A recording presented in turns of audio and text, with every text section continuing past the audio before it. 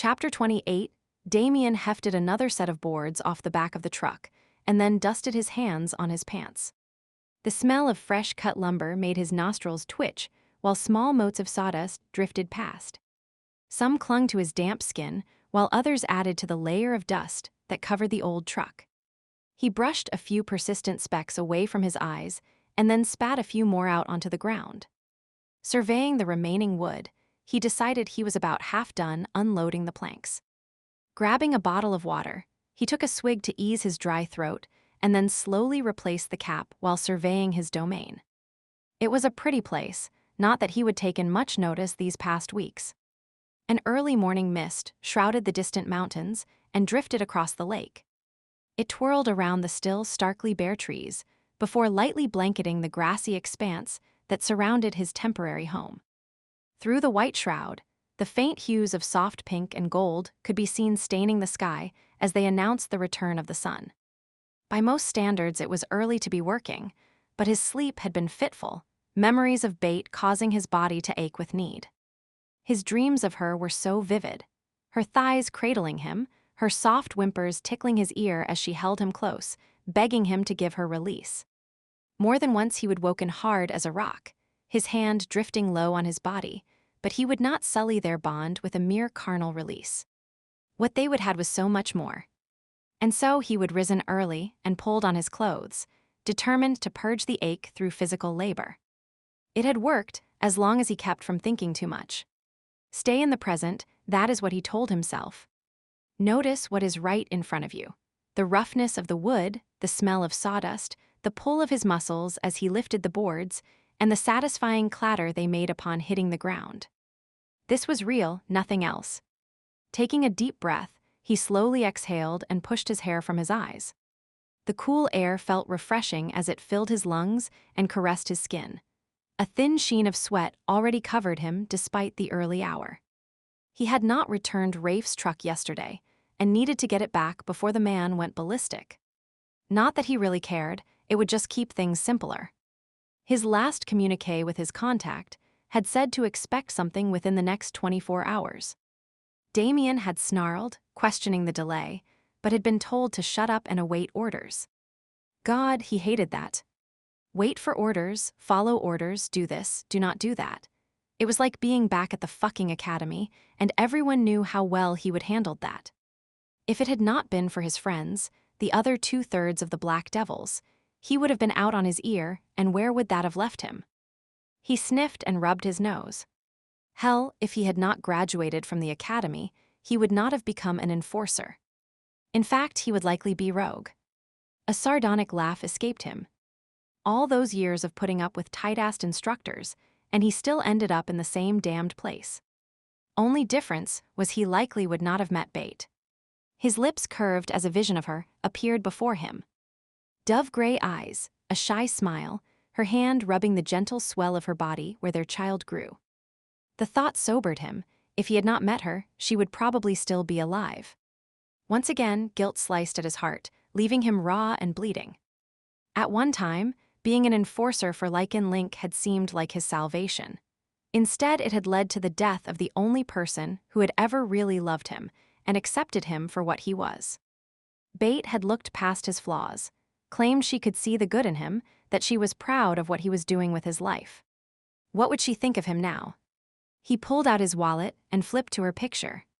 His beautiful Bate lightly, he traced his fingertip over her hair, the corners of his lips curling as he imagined her with him. She would like it here. The mist rolling over the meadows would delight her. It was easy to imagine how she would awake in the morning, throwing off the covers and then peering out the window. The weak morning light would show through her nightgown, giving him a tantalizing glimpse of her soft curves, and he would call to her, urging her to come back to bed. Instead, a giggle would escape her, and she would twirl around, calling a challenge to him before dashing outside. He would sigh, then chuckle before leaping out of bed to follow her. Once outside, he would catch a glimpse of her running barefoot through the damp grass, before the mist hid her from sight.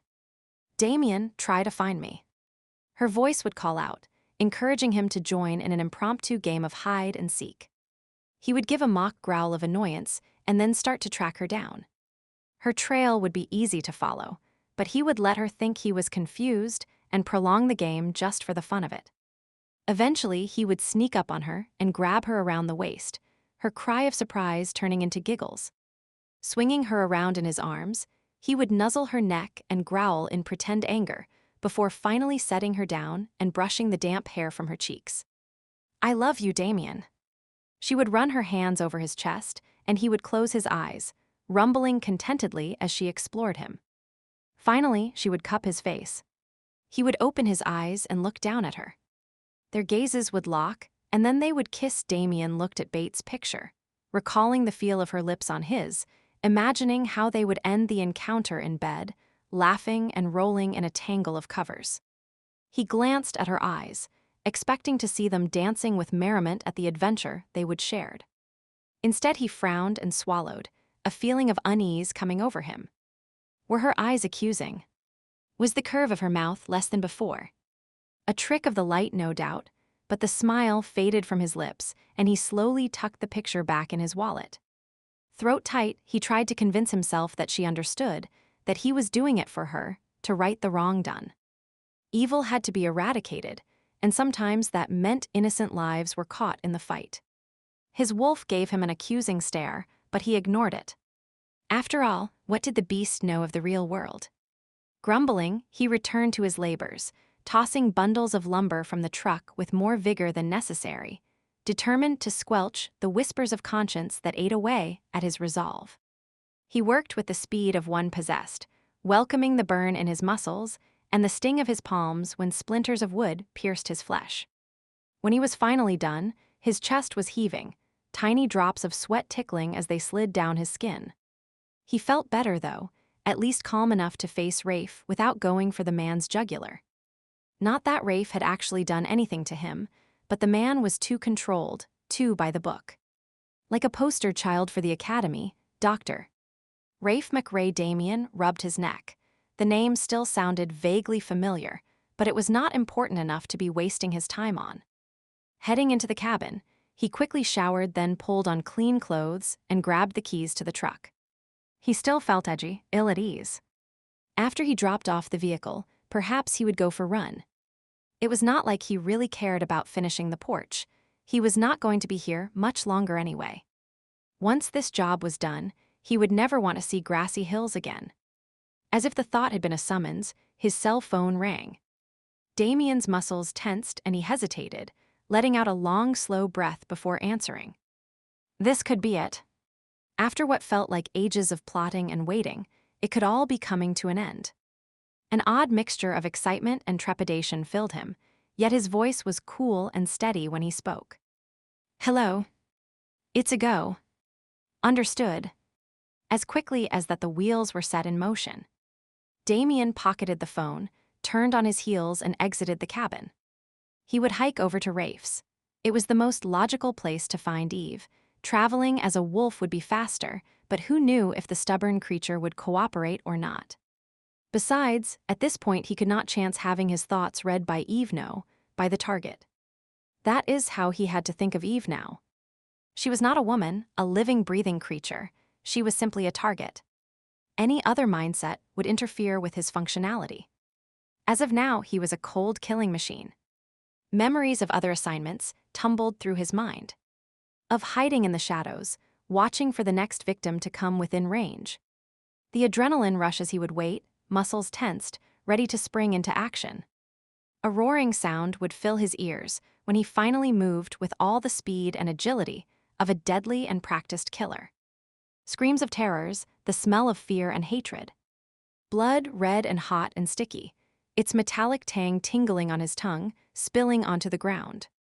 And then the silence, with only the sound of his own harsh breathing filling his ears. He would give himself a shake, his heartbeat slowing, his muscles relaxing. The rage slipping away to the dark recesses where it hid, biding its time until the next call to action. Chapter 29. Damn it. Rafe hit the desktop, giving vent to his feelings in a way he seldom allowed himself. Why would Lycan Link want him to report in now? He would made his complaint against Rogue Retrieval months ago. How could it take them this long to decide they wanted an interview? He scowled at the message on his computer screen and then spun his chair around so he could stare out his window. The rock where Eve had sat sketching yesterday was in plain view. Beyond that was the edge of the woods where he would found the scentless tracks. And now, less than 24 hours after reporting them to Reno, Lycan Link wanted him to return to his clinic, gather his files, and then fly to their head office for an interview. Given the time between connecting flights, the round trip would take up to 3 days. 3 days during which Eve would be left alone with Damien. His gut clenched at the very idea. Rafe narrowed his eyes. He did not often believe in coincidences, and this was too neat and tidy. Why would Lycan Link need him out of the way? Some undercover mission they did not want him to know about. Reno said there were no operatives in the area, but the scentless tracks would seem to indicate otherwise. It could be Damien, but something did not feel right about that scenario. Had Reno lied to him? The idea did not sit well, but it was not surprising either. As a long-time enforcer, Reno was deeply entrenched in Lycan Link. If an important mission was about to be underway, there was a high probability Reno would be aware of it. Yet, if something was going down, and it involved Lycan Link, why had not Reno tried to remove Damien from the area sooner? Reno knew Damien was on the most wanted list. If Lycan Link found Damien here, no, it could not be. And yet, he drummed his fingers on his desk while replaying his conversations with Reno in his head. He considered how the other man had almost pleaded for him to keep Damien in the area. It had seemed strange at the time, but now it made a sort of sick sense. Reno was purposely setting Damien up to take a fall. Rafe pushed to his feet and began to pace his room. Where did his loyalty lie now? With Lycan Link? With Reno, a man he would thought of as a friend? Or with Damien? While he and Damien locked horns, had not he pledged his life to helping rogues? Personal differences could not be allowed to factor into this. Should he warn Damien? Try to talk him into reporting to the clinic before it was too late. If Adrian Somerset and his henchmen tried to take Damien, it would be a bloodbath. As a doctor, was not he supposed to be protecting life? There was a knock on the door, and he turned to see Eve hesitantly peeking in. They had not spoken since their encounter during the night. I made myself pancakes for breakfast, but there is lots left over if you would like to join me. Her voice sounded confident enough, but Rafe saw how her fingers were tightly clenching the doorknob. Last time she would ask him to eat with her, he would turn her down. He was surprised that she would chance it again. Perhaps the friendlier terms they would come to last night were giving her a dose of courage. "I'd like that." He agreed, pleased to be able to momentarily postpone his present mental wrangling for something more pleasant. Great. The look of pleasure on her face erased any doubts he might have been having. Given the apparent upcoming events, they likely would not have much time together after today. An hour spent in her company could not hurt as long as they kept themselves under control. Following Eve to the kitchen, he began getting out plates and syrup while she finished cooking. There was something homey and friendly about working together to prepare a meal. He caught himself humming some nameless tune under his breath and flicked a glance at Eve, wondering if she would hurt him. Perhaps not. She was smiling to herself, but seemed intent on what she was doing. Giving his head a self-deprecating shake, he continued his self-appointed task, the tune still running through his head. After arranging the dishes on the old pine table that dominated the center of the room, he found glasses for juice and added some napkins as well. The sizzle of butter on a skillet and the scent of warm pancakes filled the room. His stomach rumbled loudly. Eve laughed. "I take it you did not eat yet." "I am not much of a breakfast person. A few cups of coffee, and I am ready to face the day." Rafe leaned his hip against the counter and watched her scrape the last of the batter from the bowl to form the final pancake. "I have noticed. The kitchen is always deserted when I get up." She kept her eyes on the skillet, but he could sense an undertone to her words. Had she noticed how he ensured he left the house before she got up, even if it meant abandoning his morning coffee fix? He sighed and decided a bit of honesty would not hurt. "I planned it that way. It was just easier." An empath's mental defenses are not always at their best first thing in the morning. I did not realize. She flicked her eyes his direction. Thanks for watching out for me. No problem. He reached out and dipped his finger into the mixing bowl, gathering a bit of the remaining batter that she would missed. She playfully moved to tap his wrist in a reprimand, and he captured her hand with his free one. There is likely a lot about being an empath that you do not know. He found himself staring into her eyes. They were wide and questioning, searching his own. Are you volunteering to teach me?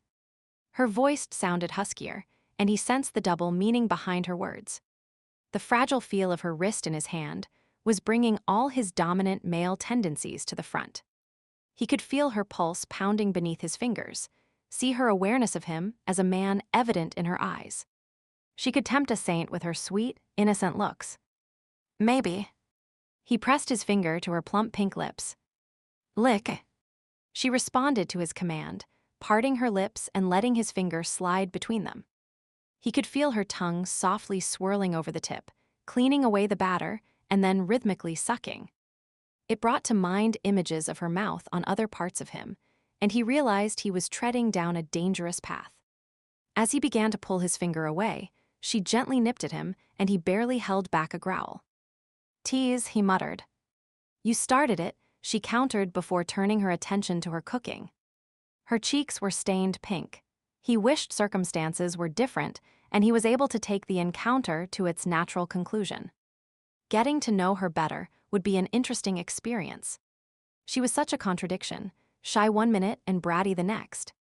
Legend claimed the Fae were known for their impish behavior, and there were times when she certainly did justice to that claim. A chuckle escaped her as she flipped the pancakes, one landing partially on top of another, bits of uncooked batter spattering here and there. I am not much of a cook. Neither am I. She cast a disbelieving look his way. Liar. Those casseroles you leave in the oven are amazing. Confession time. They are not mine. He gave an apologetic shrug. There is a lady in town who makes them and sells them frozen. I just reheat. Cheater. She tossed a dishcloth at him, and he caught it neatly, chuckling at her look of mock outrage. God, she was fun to be with. Such a change from the paperwork and intensity of counseling. The meal continued on with idle banter. Rafe asked about her Fae background, and she shared the little she knew. He was not surprised. It was typical for most empaths nowadays. They tended to be genetic throwbacks. In fact, some speculated that within 100 years, they might become nearly extinct. It was shocking statistics like that which had forced the Fae monarchy to begin to actively seek out its subjects. There is really a Fae queen. Eve propped her chin in her hand and looked at him wide-eyed, seeming intrigued by the idea. Apparently, though few know much about her. Our people tend to be secretive. But did not you say someone was trying to make a list of all the Fae? I wonder who I should contact about that. Rafe took a bite of pancake to keep himself from answering. He could hardly announce that Lycan Link was using its vast resources to help to coordinate the initiative. She did not know the organization even existed. I am not really sure. Well, are you on the list? Eve raised her brows and looked at him expectantly. Rafe hesitated, wishing he could explain, but he could not. No. I do not think so, though I cannot say for sure. I am only 1/4 Fae. Mostly human. She nodded. He got up to get more coffee, not wanting to lie to her, but knowing he could not announce he was mostly Lycan. She did not know they existed, and that was how it would have to remain. A change of topic seemed in order. So what are your plans when you leave Grassy Hills? Leave? Her eyes widened, as if she had not considered the idea. You are not staying here permanently, are you? No. She mopped up some syrup with a bite of pancake, a thoughtful expression on her face. I came here to learn to control my empathic abilities. In Calgary, there were too many people around. I was being bombarded by their feelings, unable to keep a mental wall in place and still function normally. And now, it's getting better. I can go into town and not feel I am snooping through people's minds. And the other day when I went with Caro, I was tired and had a bit of a headache, but I managed to keep the wall in place. She beamed, obviously pleased with that success. Of course, here it's so much easier with you and Damien around. Which reminds me, why cannot I ever sense Damien's feelings? Not that I am really trying to, of course, it's just something I have noticed. Rafe stiffened. Damn, he had not anticipated that question. He fumbled to come up with a reasonable response. He could not tell her the truth. That fae could only read a Lycan in its wolf form. Some people have a natural ability to block us out. She nodded. I was thinking that might be the case, or that he had some fae genetics somewhere in his background. Or something, he murmured into his coffee cup. Her question drove home the fact that it would be impossible to maintain a relationship with her. She would question why all his friends and associates were able to block her out. Not that she would purposely try to read their emotions, but minor slip-ups were a fact of life for a fae. It would be different if they were to become a permanent couple. She would be considered part of his pack, but that was not about to happen. Perhaps his summons to Lycan Link was the wake-up call he needed. It was too dangerous for Eve to stay here. Between Damien fixating on her and the possibility that she might discover the truth about werewolves, the risk was too high. No, he needed to end this, to send Eve back to her life in Calgary, or to find her another place to stay. Regret filled him at the thought, but he knew it was the only way. He set his plate in the sink, then propped his hands on the counter and stared outside. This would be easier to do with his back to her. Do you think you could handle being in civilization full-time? I had not given it much thought, actually. Grassy Hills has sort of grown on me. He could hear the smile in her voice. It made what he was about to say that much harder. I had a message this morning. It's from the clinic where I work. They need me there, and I am going to be closing the cabins. Closing them. Her voice squeaked in surprise. But tourist season is just about to start. And you have been working so hard to get them fixed up. I know it's not the best timing, but there are several patients who really need me. He turned, his emotions firmly under control, his face impassive. Eve was sitting up straight, one hand still holding a fork with a bite of pancake on it. Her mouth opened and closed, as if unsure of what to say. But I need you to leave as soon as possible. She gasped. You cannot do that. I paid you for 6 months. I'll refund you the amount. And my apartment is still sublet. I am sure Allie or Caro can put you up until you find another place in Calgary. Or, if you do not feel up to facing the crowds, there are lots of small towns in the province. You can easily find another cabin to rent. She stared at him, a range of emotions flitting over her face. Shock, hurt, anger finally, she firmed her chin and a sarcastic sneer appeared. Were my pancakes that bad that you cannot wait to be rid of me? He firmed his mouth at the childish comment. Your pancakes are fine. This has nothing to do with, well, then what? Her fork clattered as she tossed it down on her plate. Standing up, she met his gaze. Because not for 1 minute do I believe you have a sudden urge to head back to work. It does not really matter what you believe, though, does it? She studied him carefully. You are lying. I do not know why, but you are lying. Trying to read my emotions. If you are, you're doing a lousy job. No, I am not using my empathic abilities. Your body language is telling me. Barely, he kept himself from stiffening. He would spent years learning to control his reactions so as not to reveal his real emotions to clients. She was bluffing. Believe what you want. The fact still remains that I am closing up the cabins and you need to leave. She planted her hands on her hips. How long do I have? I am needed back as soon as possible. Can you be packed and out of your cabin by tonight? Fine. She turned on her heel and stalked from the room. I'll follow you to the cabin and lock up once you leave. He called after her, not willing to let her out of his sight until he knew she was safely on her way. He did not want Damien trying anything.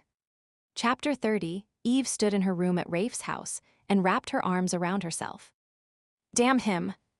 Was the man purposely messing with her, blowing hot and then cold? In the middle of the night, he would seemed friendly enough, and during breakfast she blushed as she recalled how he would gripped her wrist and pressed his finger to her lips. And then she would sucked the pancake batter from it. He would wanted her just then, as much as she would wanted him. And the conversation had flowed between them, as if they were friends. What had suddenly changed his mind? She was positive he would had no intention of closing the cabins until the moment he would made the announcement. She replayed their conversation in her head, trying to recall what they would been talking about. Had not she mentioned Damien? Surely a simple question about the man was not enough to make Rafe kick her out of her home. Yet, what other explanation could there be? There was something going on between the two men, but she did not have a clue as to what it could be. Well, she would not stay where she was not welcome, that is for sure.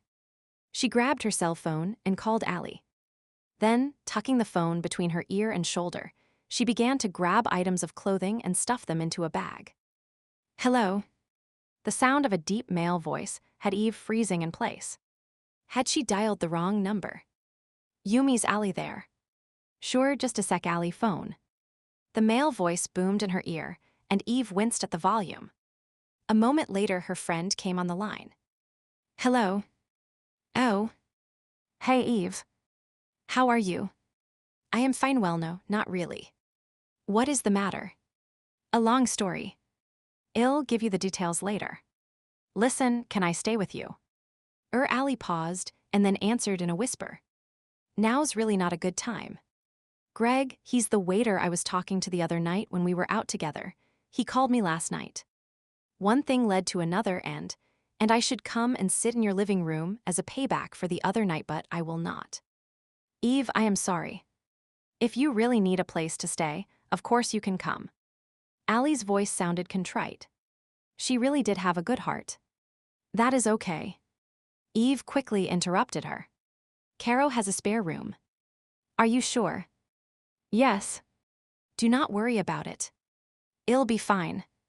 Eve ended the call with a promise to get together soon, and then shoved the phone in her purse. She would not call Caro, she would just appear on her doorstep, and if that did not work well, she would worry about it then. Slinging her purse over one shoulder and her tote over the other, she was about to tell Rafe she was ready to go when a perverse mood struck her. Why was she waiting around for him to basically escort her from his property? If he wanted her gone, she would do it on her own. On the verge of stepping out the door, she paused, recalling the second wolf she would seen last night. What if a whole pack was invading the area? Oh hell, she would have to get Rafe to go with her after all. Angry at her forced dependence on him, she stomped towards his room. She paused upon hearing him talking. He was on the phone to someone. Not really meaning to, she caught part of the conversation. Thanks, Annette. I knew I could count on you. It's one of the reasons I love you. Love? An icy wave washed over and settled like an iceberg in her stomach. She swallowed hard and continued to listen. That is right. I'll be flying in tomorrow. I have a few minor things to tidy up here, nothing important. Minor? Nothing important. Hurt battled with anger inside her, and she turned, softly walking to the front door, not wanting him to know she would been eavesdropping. She knew she cared about Rafe. She had not realized how much she would secretly hoped he reciprocated those feelings, until she heard him relegate her to the realms of something that needed to be tidied up. An actual pain occurred in her chest, and she leaned against the wall, her hand pressed between her breasts. Rafe McRae loved some woman named Annette. Tears threatened to spill, and she blinked rapidly to hold them back. She would not cry over the man, the two-timing bastard was not worth it. Realizing she was leaning on the very wall he would used when he would made love, had sex, with her, she pushed off from the surface. Being in the foyer brought back too many memories. Eve pulled open the front door and ran to her car. At the moment, all she wanted was to get away. Rafe ended his call and then lightly tossed his cell phone in his hand as he contemplated Annette's efficiency. She was going to pull all his records, have them ready for him to take to Lycan Link. Plus, she would promise to have everything in place for Damien's arrival. He would decided that he was not going to wait for Reno. The enforcer's intentions towards Damien were unclear, and he was not going to chance losing another rogue to Lycan Link's trackers. He would bring Damien and himself, even if it meant drugging the man. Pleased to have one matter taken care of, he pushed himself out of his chair. He would find Eve and take her to her cabin. The sound of a car engine broke into his thoughts. Looking out the window, he cursed as he saw the rear end of Eve's car disappear from view around the bend in the driveway. What the hell was the woman thinking of? He ran onto the porch only to look around, cursing long and loud when he realized that Damien had not returned his truck. Rafe raked his fingers through his hair and tried to decide what to do. He could shift forms and chase her down the road, but would not that look great? If he cut across country, he could arrive at Eve's cabin before she did. Of course, then he would have to explain how he got there without a truck. No, he would swing by Damien's place first. It was hardly out of the way. He would get the truck and then go to Eve's. It would only put him about 10 minutes behind her. His cell phone, still clutched in his hand, rang and he answered, trying to hide his irritation at the delay. "McRae here. Mr. McRae. This is Constable Duffy from the Grassy Hills Police Department." Rafe frowned, wondering why the local police would be contacting him. "What can I do for you?" "I wanted to inform you that we have had several reports of wolf attacks in the area." "Wolf attacks?" His stomach tightened. "That is right. A few pets have been mauled. Some livestock's been killed. We have had 2 eyewitnesses who have actually seen the animal. They say it's a big beast, black as sin." Black as sin. Damien. What the hell was going on? He forced himself to keep his voice mildly interested. "Really? That is unfortunate. No need to be concerned, though.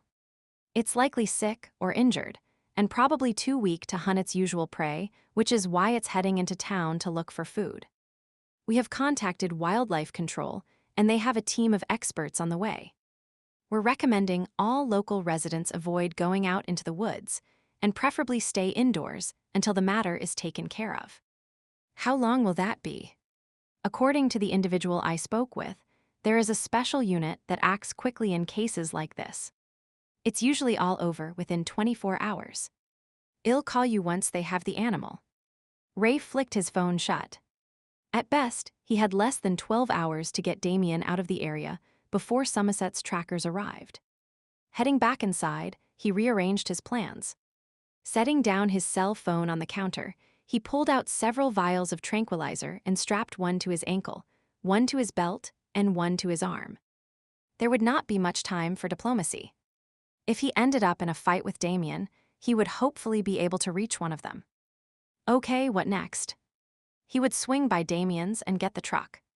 If the man was home, he would have to play it cool so as not to tip him off. First, he would check on Eve, make sure she was safe, even escort her to the main highway.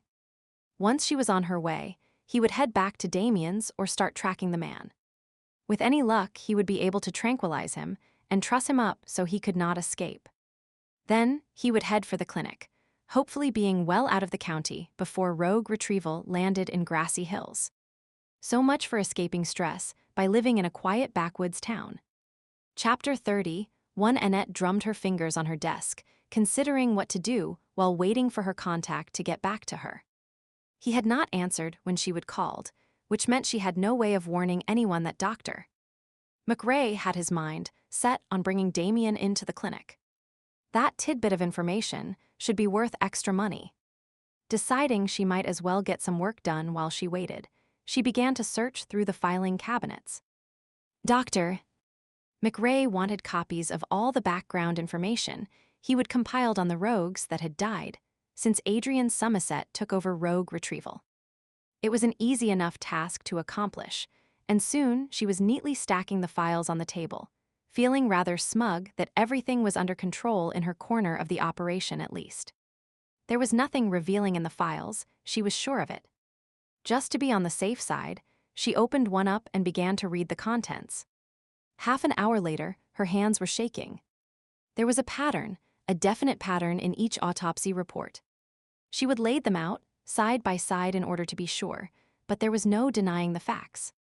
The organ weights, the internal examination reports, and even the toxicology results were identical for each dead rogue. Why had not she noticed it before? Probably because she would never had because to read one right after the other, until now. And if the pattern was apparent to her, then surely someone else would also see it. The pathologist had simply copied and pasted a set of standard results into each report. How had such sloppy workmanship been allowed within the organization? Of course, it would lead to an investigation. Her thoughts raced as a plethora of repercussions came to mind. Pressing her hand to her stomach, she forced herself to breathe calmly. There was a way out of this. There always was a way if you took the time to consider the problem from different angles. Before she had time to decide what those angles might be, the phone rang. "You have information." It was her contact. "Yes. Doctor. McRae informed me he intends to bring Damien Masterson in tomorrow." "Really?" There was a pause. "That will work in with our plans. Perhaps we can even kill 2 birds with 1 stone." 2. McRae might get caught in the crossfire. My most recent report has it that he's now associating with our latest target. It would seem he's chosen sides, and it was the wrong one. A soft chuckle accompanied the statement. "Dr. McRae." Annette raised her eyebrows. "He's never been a target. He's a quarter fae, so he qualifies." But Annette pressed her lips together tightly. She had a certain fondness for the doctor, and had always considered him more Lycan than anything else. This group would not care about her personal opinion, though. He's been asking questions about the dead rogues. That makes him a liability. "I suppose." She responded slowly. The Fae were a plague on the earth, so she had no compunction about their fate, and Rogiswell, some could be saved and some could not, but in the end they were disposable. This, however, did not sit well with her. "I hope you are not having second thoughts about our agreement." Something about his tone of voice made her pause before answering. "No, of course not." "Good. I'd hate to have to terminate our association. Things like that can be sumpsy." Annette swallowed, not liking the turn the conversation was taking. What did the man have on her? She would overdose Dr. McRae's last case with a benzodiazepine, but surely no one could prove it. She would personally edited all the existing records related to the case. Her gaze lighted on the autopsy reports spread out on the table. That could not be considered her fault, could it? She filed the reports. The contents had never been her responsibility. Just in case, she decided against mentioning her discovery. "I know more about you than you might think," the man warned softly, making her wonder if he would known the direction her thoughts were taking. "Tread carefully." The line went dead. Slowly, Annette set the phone down. Things were not going as she would planned, not at all. It had all started with that last rogue. He should have died in the field, but somehow he would survived. When he claimed to be recalling bits and pieces of what had happened, her contact had told her she had to act quickly to shut him up. With little time for research, she would grabbed onto an idea she would read in novel, and given him an overdose of the first benzodiazepine she would found by adding it to his can of soda. Unfortunately, rather than slipping into a coma as she would planned, he would had an adverse reaction and turned violent, attacking Dr. McRae. The following days had been fraught with tension, as she would waited for someone to realize what she would done. Thankfully, everyone had been focused on the doctor's injuries, and she would been able to intercept the blood scent for toxicology testing, switching vials of blood. She would even finished off the rogue with a few more overdoses, and no one had been any the wiser. It was a shame the doctor had been injured. She rather liked the man and felt badly about how that part of her plan had turned out. Perhaps that should have been her first clue. That time was almost up for this scam. But of course, she would had to try one more time. Now, her contact was making vague threats against her, and the damning autopsy reports. Annette shook her head and sighed. All good things come to an end. She wondered how her other buyer would respond to the news that she was going out of business. Picking up the phone, she called D. Chapter 32 Reno shoved a few more papers haphazardly into the filing cabinet and pushed the drawer shut with more force than necessary. The captain would have a fit when he saw the mess the office was in, but it was the man's own damned fault for leaving so much paperwork behind. A quick glance at his watch revealed that it was not even close to noon. He felt antsy, cooped up. Everything was about to blow wide open, and he should to be in the thick of things, not pushing papers around in a shoebox-sized office. With a chopper, he could be in grassy hills in no time. His gut told him being here was wrong, and he would always listen to his gut. Why was not he doing so now? Hell, he knew the reason. He was trying to be a good leader. Following the rules, towing the line, setting an example. The captain had taken him aside, told him if he planned on taking over the Coldings pass pack, he needed to be less of a loose cannon.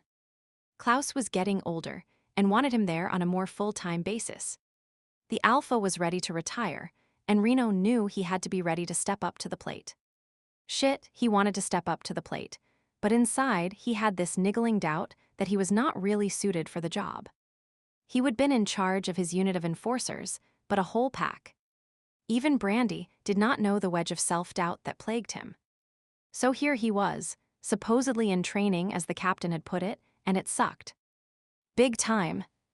Reno scanned the room, wondering what else he could do to keep himself busy, and sat down at the desk, lining up the stapler, the pen holder and tape dispenser.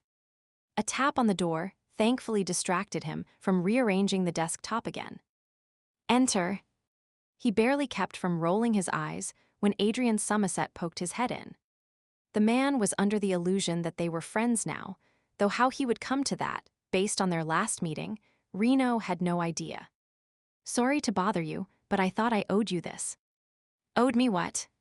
Reno eased back in his chair, prepared for a long and pointless conversation. A heads up about Masterson. Damien. What about him? He slowly leaned forward, forcing himself to keep his hands relaxed.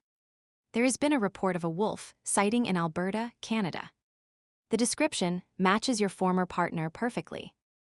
And there've been sightings before, especially in a wilderness area like that. He kept his eyes lowered and pulled open the desk drawer, idly searching through the contents, not wanting to give any indication that his anxiety level had just skyrocketed. This one comes with a set of complaints from the locals. Savaged pets and farm animals, people afraid to leave their homes. Somerset sighed. It's a classic case of a rogue, completely out of control. Reno looked up, keeping his expression bland. He knew what was coming, but asked anyway. And you are telling me this because I am sending my trackers to bring him in. The man, at least, had enough grace to look regretful. I am sorry to have to tell you this. I know he was your friend. Reno gave a brief nod, his jaw firmly clenched. I appreciate the information. Somerset looked at him for a moment, apparently unsure if he should stay or go, but then shook his head and walked out. Slowly, Reno stood, walked over and pushed the door shut, sealing out the faint sounds of the hallway. He ran his hands through his hair, and then moved to stare out the window. So it had come to this. Reports of a wolf out of control, Somerset's trackers on their way to apprehend Damien. Damn. He recalled the first time he would seen Damien. Young and cocky, with a chip the size of Texas on his shoulder. Right away, Reno knew he had what it took to become a top-notch enforcer. Mind you, they would locked horns often enough, and he would had to beat some sense into the boy, but eventually they would become partners, and then friends, and finally, within the soulless walls of Lycan, they would forge their own bond. Packmates, brothers, call it what you will, they would had something special between them.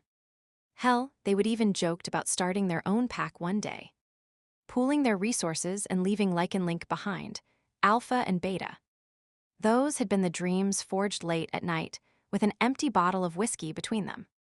And then he would met Brandy, and Damien had found bait. Damn, life had been good then. Reno cleared his throat and scrubbed his face. No point in getting maudlin. This was how it had to be, right? Idly, he watched a group of newly recruited enforcers in the compound below. They were running in a square formation, dressed in regulation sweats. Their feet moved in perfect synchronization. Even their breathing seemed to be in tune with each other. A sergeant jogged along beside them, barking orders. Like fucking mindless robots, doing Lycan's bidding at the drop of a hat. Reno's stomach twisted again, and a sour taste rose in his mouth. Was that what he was becoming? Doing as he was told, not thinking for himself, spending his days behind a damned desk while his former partner, his brother, was out there facing who knew what alone. A snarl ripped from him, and he pulled out his phone. "Brandy. Meet me at Hangar 5. I am commandeering a chopper, what is that? We're heading to Grassy Hills." Her enthusiastic whistle nearly burst his eardrum, and he grinned as he shoved the phone in his pocket. Not caring if there were meetings scheduled for the afternoon, he grabbed his jacket and left the office. As he walked down the hall towards the elevator, a familiar voice hailed him. It was the captain. "Reno. I just got in and was heading to the office to see how you were handling things." "Captain." Reno paused to let the man catch up to him. "I was not expecting to see you so soon. How did your investigation go?" "Fine. It was a dicey case. The Alpha cut it close, but given that there was a last-minute reprieve, it was determined that he followed protocol for the keeping as outlined." The captain shook his head. "I would not want to have been in his shoes at the time, though." The pack was Kane's, Sinclair's was not it. They would reach the elevator, and Reno jabbed the button to summon the next car. "That is right. He's a good man. High Council is impressed with his performance so far, and rumors have it he might be on the list to eventually take a seat." Reno grunted. A seat on High Council was a plum job given to only the most capable and learned of alphas. Sinclair was young to be considered for the short list, but it would likely be years before his name rose to the top. The captain shoved his hands in his pocket and gave Reno an assessing look. "I only got back half an hour ago and have not even checked in yet. How is our plan going? Any problems?" "Actually, the captain held up a hand while glancing about. "Not here. Meet me in the office in 10 minutes. You can apprise me of what has been going on." Reno shook his head. "Cannot do that. I am heading to Grassy Hills. Damien is there." That was not part of the plan. The captain frowned. "Too bad. I am going anyway." "Reno, what did I tell you about leadership? Setting an example. Following protocols. What kind of an alpha are you going to be?" Fielding's brows lowered, a hint of warning in his voice. The elevator chimed, and the door slid open. "Guess I'll be the kind that does not give a rat's ass about that crap. I'll do what my gut tells me is right for my family, and for my pack." Reno stepped inside the elevator and jabbed the button for the ground floor. Captain Fielding grabbed the door, preventing it from closing. He looked Reno up and down, and then gave a brief nod. "About time you realized it, boy. Now go kick some ass." And with that, he stepped back. As the door slid shut, Reno could hear the older man chuckling. Chapter 33. Eve spent minimal time gathering her possessions from the cabin she would called home for the past few months.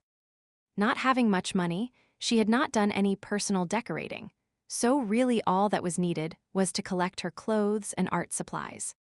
Some things were still at Rafe's place, but she was too upset with him to go back and get anything. Perhaps she could convince Caro to drive to Grassy Hills and collect her stuff. It likely would not take much effort given how Caro drooled over the man. Of course, Rafe might not be there. He would said he was closing the cabin sunless, it was simply a ruse to get rid of her. Once she was out of the way, he could move that woman, Annette, right in. The idea heightened her anger, while at the same time causing her stomach to churn. She compressed her lips and told herself she really did not care that Rafe was replacing her so quickly. All his talk of building mind bridges had been a pack of lies. He would wanted her and made up some elaborate story about the Fae, but the minute someone better appeared on the horizon, she was out on her ear. By keeping up her mental tirade, Eve was able to complete her tasks quickly and without tears. In fact, she was just stuffing a few last-minute items in a bag when she heard the unmistakable sounds of Rafe's beat-up old truck pulling into the yard. A quick peek out the window revealed that it was indeed him, and she cursed. If she would been a bit faster, she could have avoided the man altogether. She wondered why he was even here, but then decided he might want to lock the place up. Damn, could not he even wait until the dust settled from her leaving? Hefting her bag, Eve stepped out on the porch just as Rafe was climbing the steps. From the set of his shoulders and the look on his face, She could tell he was not in the best of moods. Well, too bad for him. She was not feeling exactly like Miss Mary Sunshine herself. Why are you here? She spoke with purposeful rudeness, ensuring he knew exactly how pissed off she was. His gaze was hot and angry as it flicked over her. Checking on you.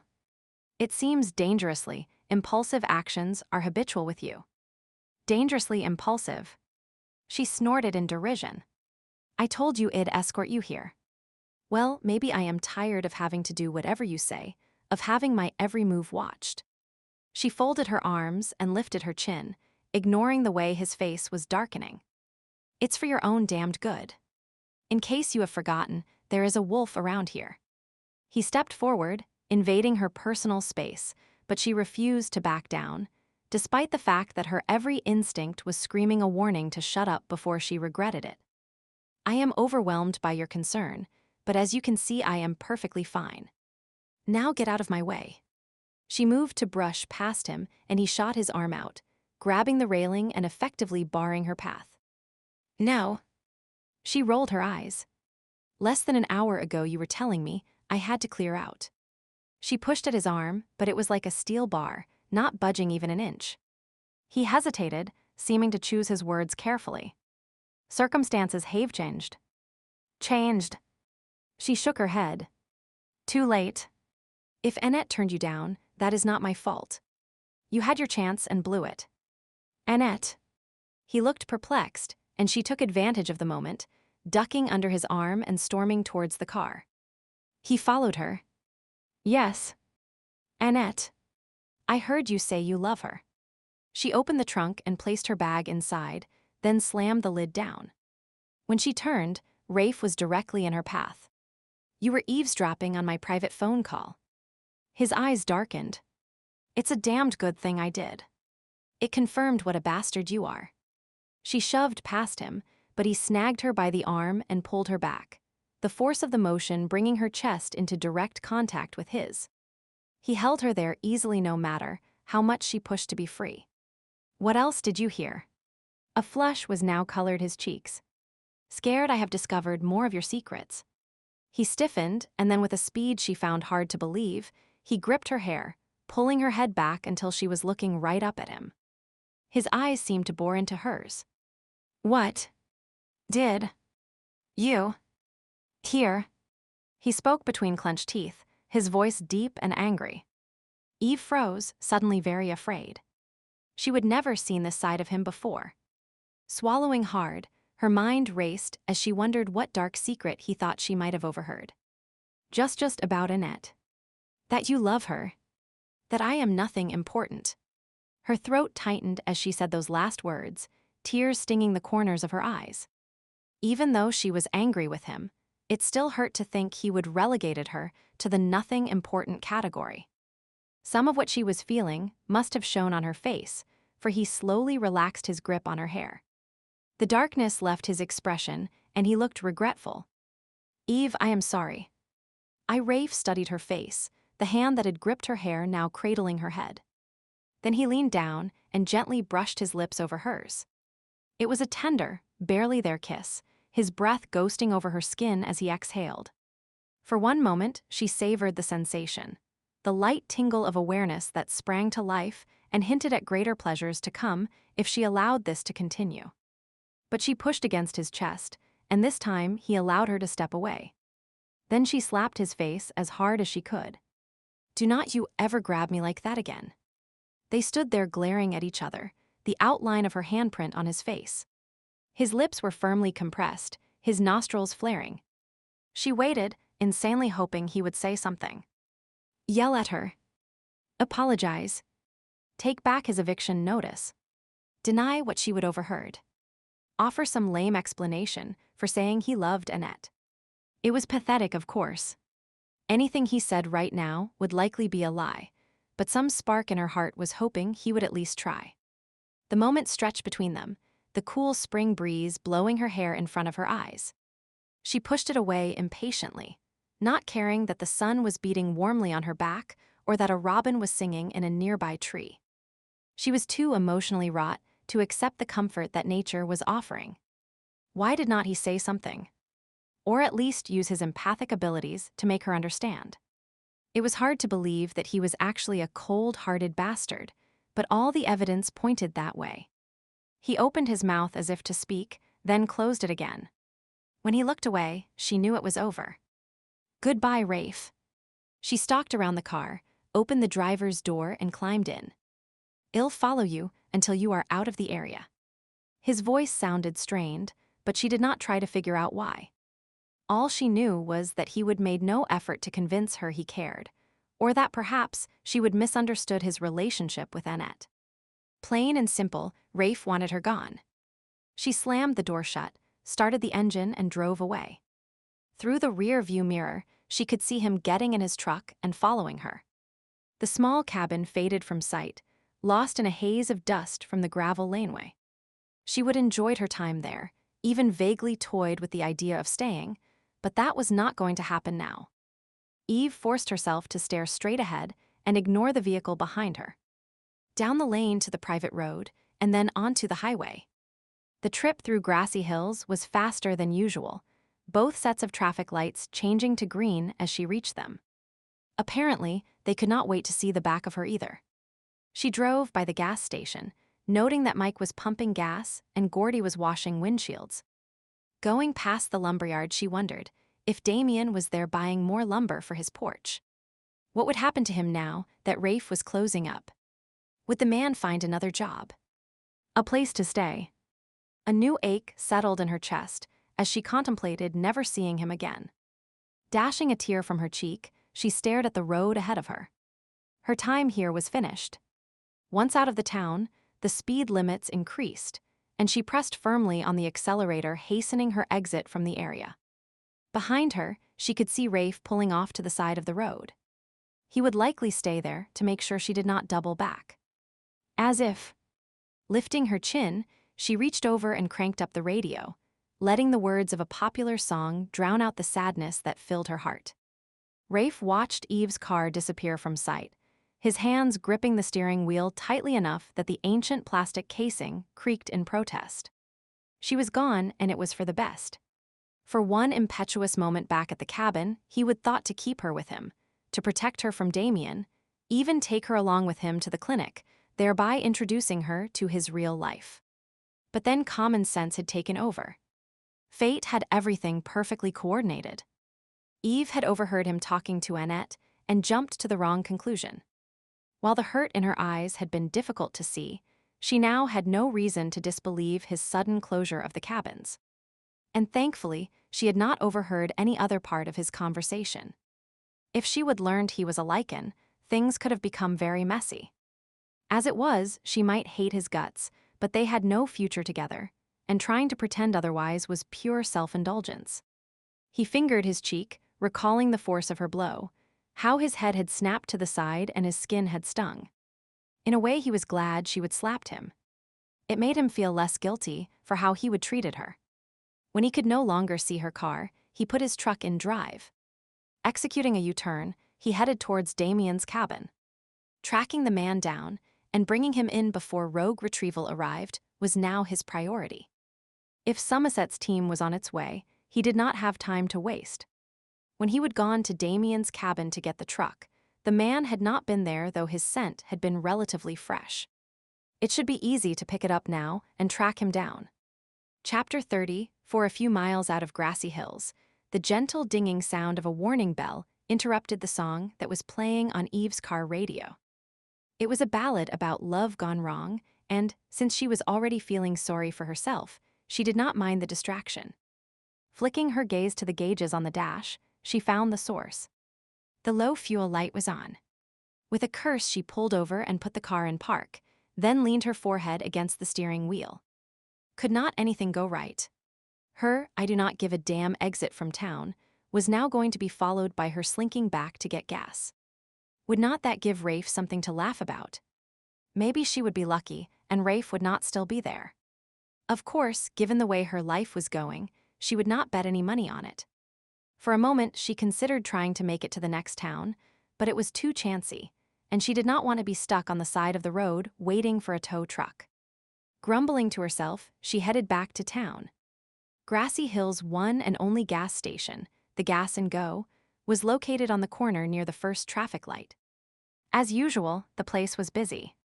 "Sorry, Eve, business is booming today," Gordy called out to her as he cleaned the windshield of the car on the other side of the pumps. Of course, in Grassy Hills, busy meant 4 other cars were there, but she nodded in agreement. "I have not seen you around much lately." "You been away?" "No, just busy." She was not going to say she would been at Rafe's, hiding from a wolf. "I saw you leaving town a few minutes ago, but now you are back." "That was a mighty short trip." He tossed the question at her as he began to check the tire pressure. "No, I realized I was short on gas. Actually, I am returning to Calgary." "Time to move on." She blinked against the sting of tears and tried to appear delighted with the prospect. "Oh." Gordy stopped what he was doing and stared at her. He appeared about to ask her another question, but the driver of the car he was servicing called his name, and he turned to deal with the patron's request. Eve sighed in relief. She definitely did not want to talk about her reasons for leaving and hoped Gordy would remain occupied until she was gone. Gently rubbing the palm of her hand, it still stung from that slap, she furtively looked around for any sign of Rafe. Thankfully, it appeared that he had not lingered in town. Facing him again was the last thing she wanted to do specially after slapping him. She would never slapped anyone before, had actually scoffed at the very notion when she read about it in a book, but the way he would grabbed her and growled, and then kissed her as if that would make everything better. No way. She felt herself tensing up at the memory and forced herself to relax a bit. After all, she was completely happy with that fact she would not be seeing him again. Her life had been progressing very nicely before they met, and it would again. Brushing her hair back, she assumed an airy pose. "Men. Huh? Who needed them?" Giving a sniff, she tried to distract herself by studying the other vehicles getting gas. One was a police cruiser. Constable Duffy was leaning against the driver's door, talking to Mike Privet, the owner of the gas station. Mike was nodding, a serious expression on his face, and Eve speculated what the topic of conversation might be. A local crime wave. Excessive littering and jaywalking. Life in Grassy Hills was pretty calm.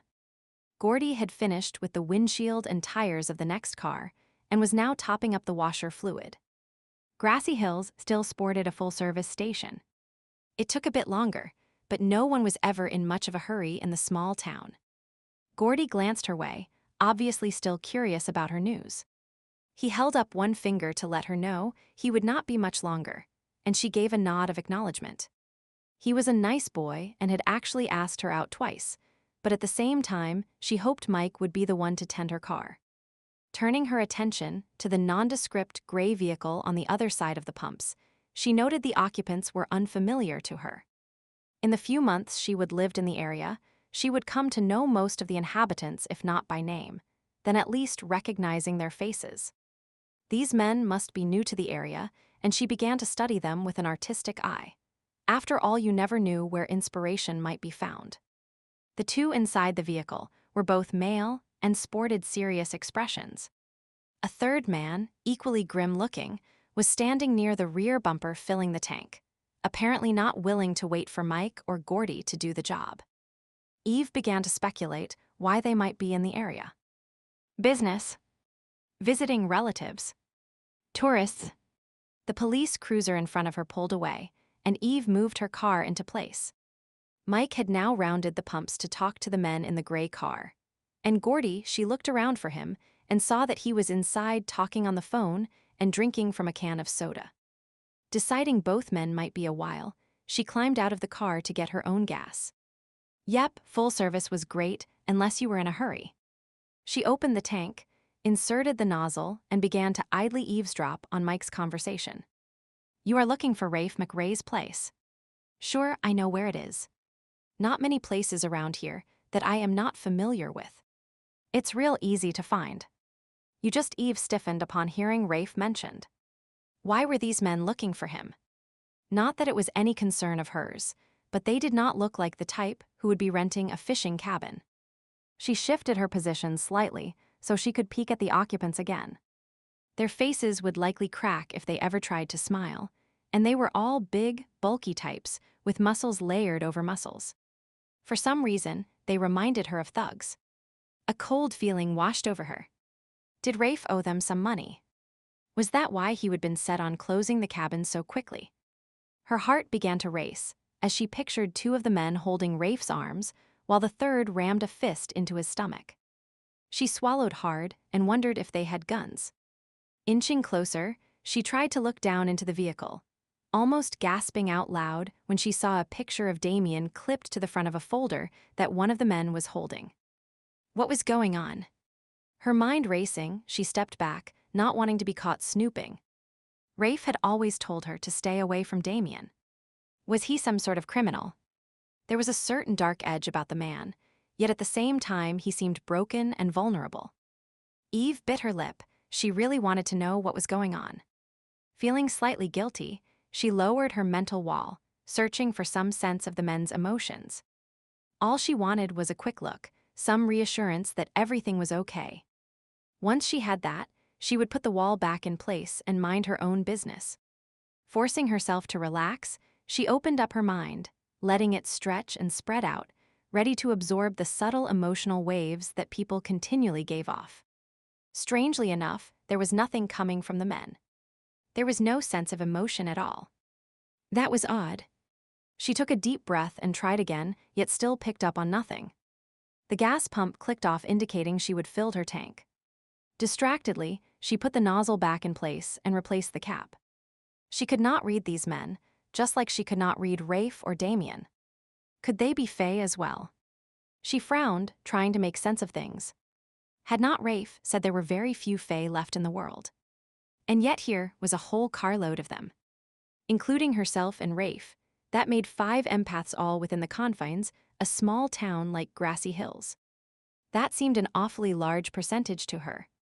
She reached into her car and pulled out her purse so she could pay for the gas, still trying to puzzle through the situation. Why would Rafe have lied about the prevalence of Fae in the population? And why did those men have Damien's picture? Had Rafe lied about Damien as well? Was Damien in fact another empath? But what made him dangerous enough that 3 large men were needed to deal with him? Question after question swirled through her mind. "Hey, Eve. How is it going?" She gave a start when Mike spoke to her. The grumpy-looking stranger was climbing back into his car. He must have paid while she was lost in thought. "I am fine, Mike." Eve nodded towards the car that was now pulling out of the lot. "Tourists. Friends of Dr. McRae's, or so they say. Mind you, they were not overly friendly." Mike shrugged and dismissed them. "Did you hear the news?" "What news?" She watched as Gordy appeared and began to check her tire pressure while blatantly listening in on their conversation. He blushed when he caught her looking at him, and she gave him a small smile before looking away. "No point in encouraging the boy. Duffy told me there has been a loco wolf sighted in the area. Everyone is supposed to stay inside until it's caught. Some special group of wolf hunters will be coming into town to capture it." "Really?" She tried to appear surprised. That must be what Rafe had meant when he said a wildlife group would take care of the rogue. "Yep. You better stay inside with your doors locked until they catch the animal." Eve agreed, paid for her gas, and thanked Mike and Gordy for the service. Once behind the steering wheel, she pursed her lips. She should head out of town and continue her journey to Calgary, but she really wanted to know what was going on with Rafe and Damien and the 3 men. For one moment she hesitated, drumming her fingers on the steering wheel, and then turned the vehicle towards Rafe's. In her rear-view mirror, she caught a glimpse of Gordy watching her, a surprised expression on his face. Likely he thought she was heading the wrong way for someone going to Calgary. Eve followed behind the gray car, staying far enough back that she could just barely keep it in view. When it turned down the private road to Rafe's cabins, she slowed and then pulled off the road. What should she do now? Despite the spring rain, a car traveling down a dirt road still kicked up a trail of dust. There was no way she could continue to follow them surreptitiously. Butch grinned as an idea came to mind. Did it have to be secretive? Could not she boldly appear and knock on Rafe's door? She would left some of her finished art pieces and painting supplies there. Why not claim she would belatedly remembered that she needed them? Once inside, Rafe would have a hard time not introducing her, and who knew what clues she might overhear. Pleased with her plan, she headed towards Rafe's. Frustratingly, her grand idea hit a snag about half a mile later.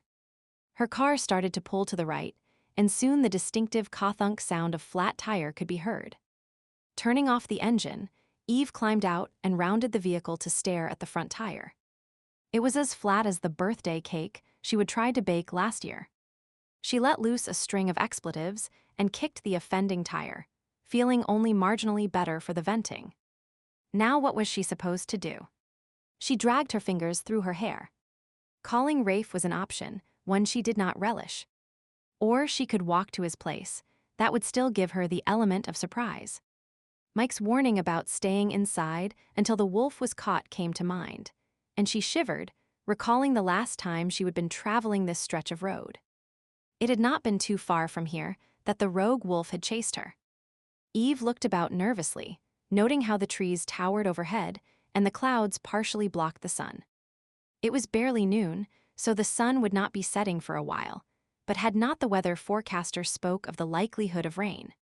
Perhaps walking was not such a good idea after all. Rubbing her arms with her hands, she stared at the flat tire. She would never changed one before, and had not the vaguest notion of how to even begin. Her car was old, and who knew when one of the wheels was last taken off? Even if she could figure out the instructions to operate the jack, chances were she would not be strong enough to undo the bolts.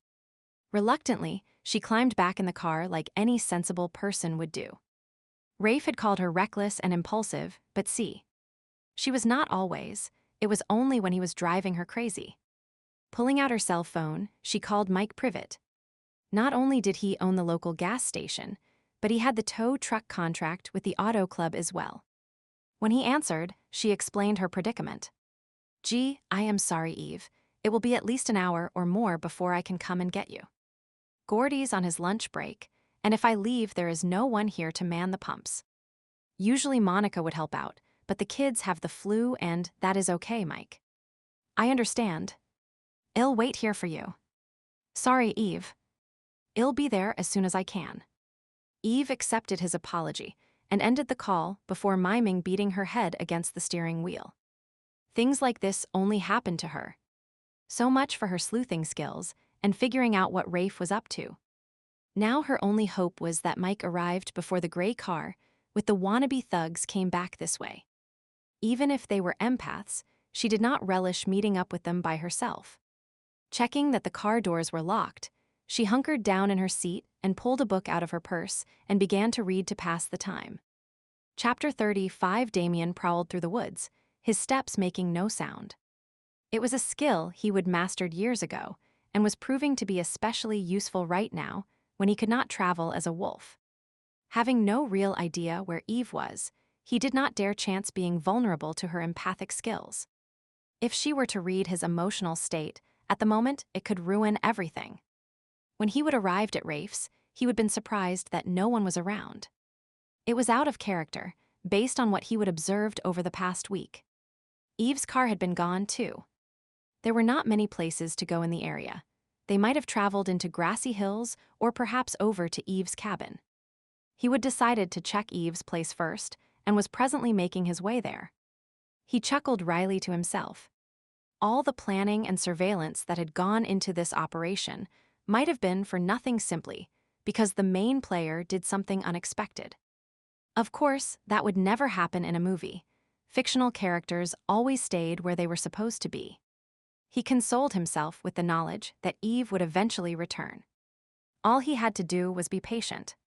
Unfortunately, wherever she went, Rafe was always close by. The man was determined to protect her, and that could not be allowed. It was a point he would considered several times and had even mentioned during his last check-in call. The solution that was suggested had been simple. Take him out. Easier said than done, Damien mused. Rafe was not a trained enforcer, but he would done his time at the academy and kept himself in peak condition. It was possible to best the man, just not as simple as those pen pushers would like to believe. A distant sound, unnatural to the woods, reached his ears, and he paused, cocking his head to the side in order to hear better. The drone of a vehicle on the road. He slipped behind a tree and crouched down low, so he was hidden from view. The woods grew on gently rolling land, and he was presently on a slight swell, the road dipping down below, giving him a vantage point from which to watch. Soon a gray car came around the bend, 3 men inside. A slight breeze was blowing his way, and he was able to pick up on their scents. Lycans, but not ones he knew. They were not likely to be friends of Rafe's. From what he had gathered, the man was not advertising his location. Enforcers. No, he knew most of them. Perhaps rogue retrieval. While not unexpected, their arrival still brought a curse of his lips. So it had finally come to this.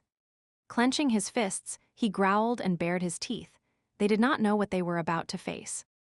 As the car disappeared from view, he got to his feet. If rogue retrieval was here, there was no time to waste. He would have to find Eve quickly. He picked up his pace, putting less emphasis on silence and more on speed. What would he do if they approached him? Simply fall in with their plans or go down fighting? It was a point he would consider on sleepless nights. Intellectually, he knew cooperating with them would be more fruitful, but his gut protested the very idea. Had not Reno always told him to go with his gut? Reno. Did the man know what a screwed-up mess his former partner was now in? Life and death, revenge and honor and duty. They all twisted around in his soul, and he would yet to decide which path to take. It had been so simple at first. 10 months after Bates' death, he would finally been tracked down.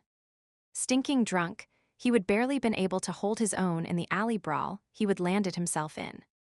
6 gang members had him cornered, planning on having fun with the apparently intoxicated man they would found weaving down the street. He should have been able to take them, but given the fact he was seeing double, his blows were not as effective as they should have been. A direct hit to his gut had left him doubled over and gasping for air when a shadowy shape had unexpectedly appeared. It had begun to toss his assailants about like the bags of garbage they were. Surprised shouts, followed by the sounds of flesh hitting flesh and grunts of pain, had filled the small alley. Before he would manage to catch his breath, it was all over. Gang members had littered the pavement, whimpering like a bunch of pups, while he would found himself being dragged into a van that was parked nearby. The first words his unknown savior had spoken had been laced with comforting profanity. Shit. Those punks almost kicked your ass. How fucked up are you? There was only one person who would greet him with a string of curses after a prolonged absence. With his vision going in and out of focus, he would hardly been able to believe Reno was actually there. It had brought back memories of times they would fought back to back and come out victorious, yet battle-scarred. Afterwards, they would nurse their wounds and drink a few beers while reliving the events of the day. He would begun to grin until his split lip protested. That stab of pain had brought him to his senses. What the hell are you doing here? He would snarled the words at Reno. Hiding behind an attitude, that is what Bate would have called it. Keeping you from getting killed, it would seem. Reno had started the engine and pulled away from the curb. They were in a seedy downtown area, though exactly what town, Damien could not recall. The past months were almost a blur. It must have been after 2 in the morning. Businesses were closed and traffic was light. A fine mist had made the road look shiny, and Reno had flicked on the wipers to clear the windshield. How had Reno found him? The answer had not really mattered, of course. What did matter was escaping before this family reunion went any farther. Maybe being killed is what I want. He would grabbed the door handle, prepared to leave the vehicle, regardless of the fact that it was already moving. Reno had cast a deadly look at him. You jump out of this van and turn it right around and run you over. At least with a couple of broken legs, you will be easier to track down. Damien had studied the man, wondering if he would really meant what he would said. Yeah, Reno would probably do it. With a sigh, he would let go of the handle and slumped in the corner. The rest of the drive had been completed mostly in silence. partly because he would been trying to think how to get away, and partly because he would kept losing consciousness. When they would finally arrived at their destination, a small farmhouse on the edge of nowhere, Reno had almost carried him inside. Got him. Satisfaction had laced Reno's voice as he would kick the door shut and then dropped him on a sofa. The jarring sensation of landing on the old leather cushions had momentarily returned him to his senses. He would noticed faded wallpaper and sparse furnishings before darkness had, once again, begun to encroach upon his vision.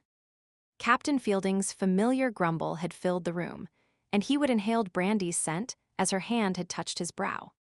Allowing their care and concern to wrap around him, he would give a sigh and passed out. As it turned out, he would had a concussion, which explained the double vision that had been plaguing him.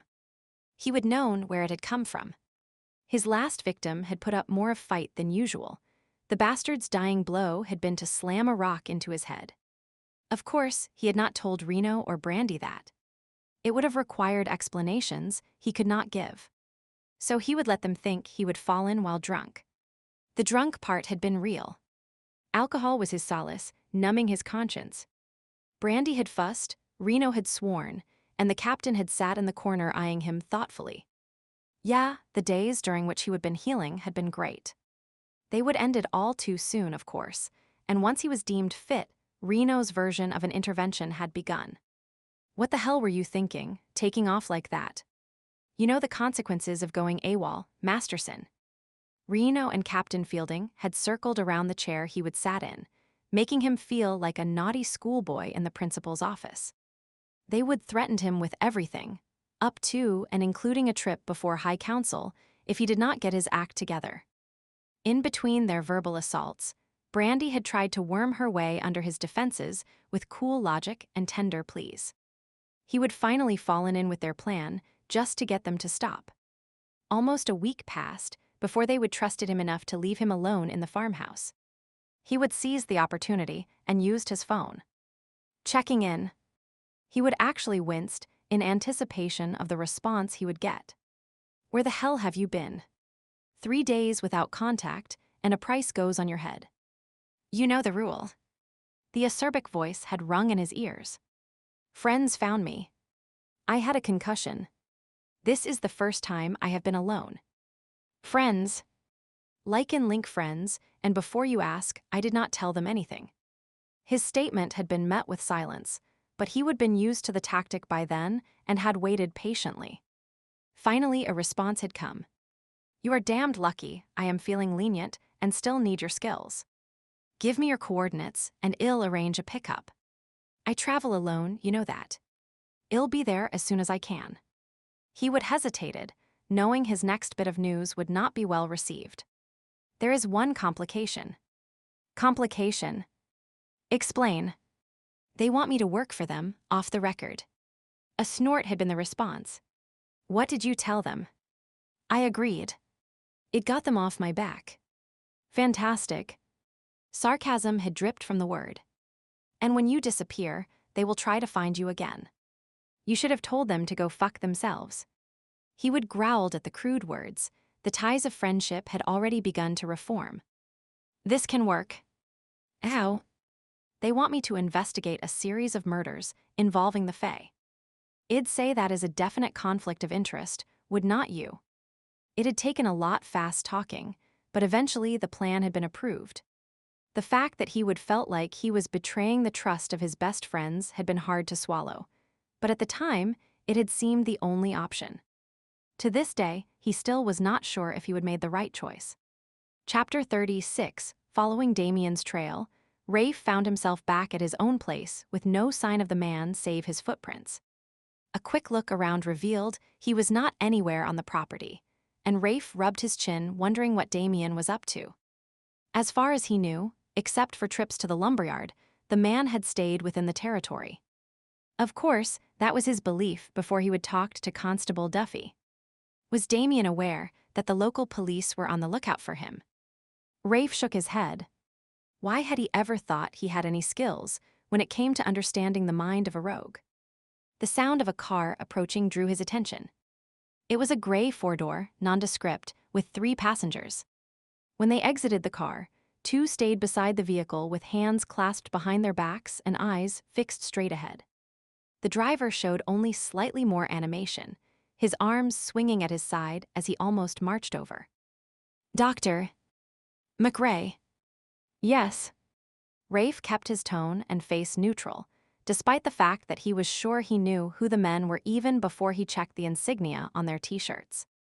"Trackers." Douglas Clement, Enforcer Second Class, assigned to Rogue Retrieval. The man reached out his hand, and Rafe shook it, resisting the urge to wipe his hand on his pant leg afterwards. "We have had a report of a rogue in the area." The tracker snapped his fingers at his cohorts. In response, one of them approached and handed over a file. After opening it, he extended it so Rafe could see. "Do you know this man?"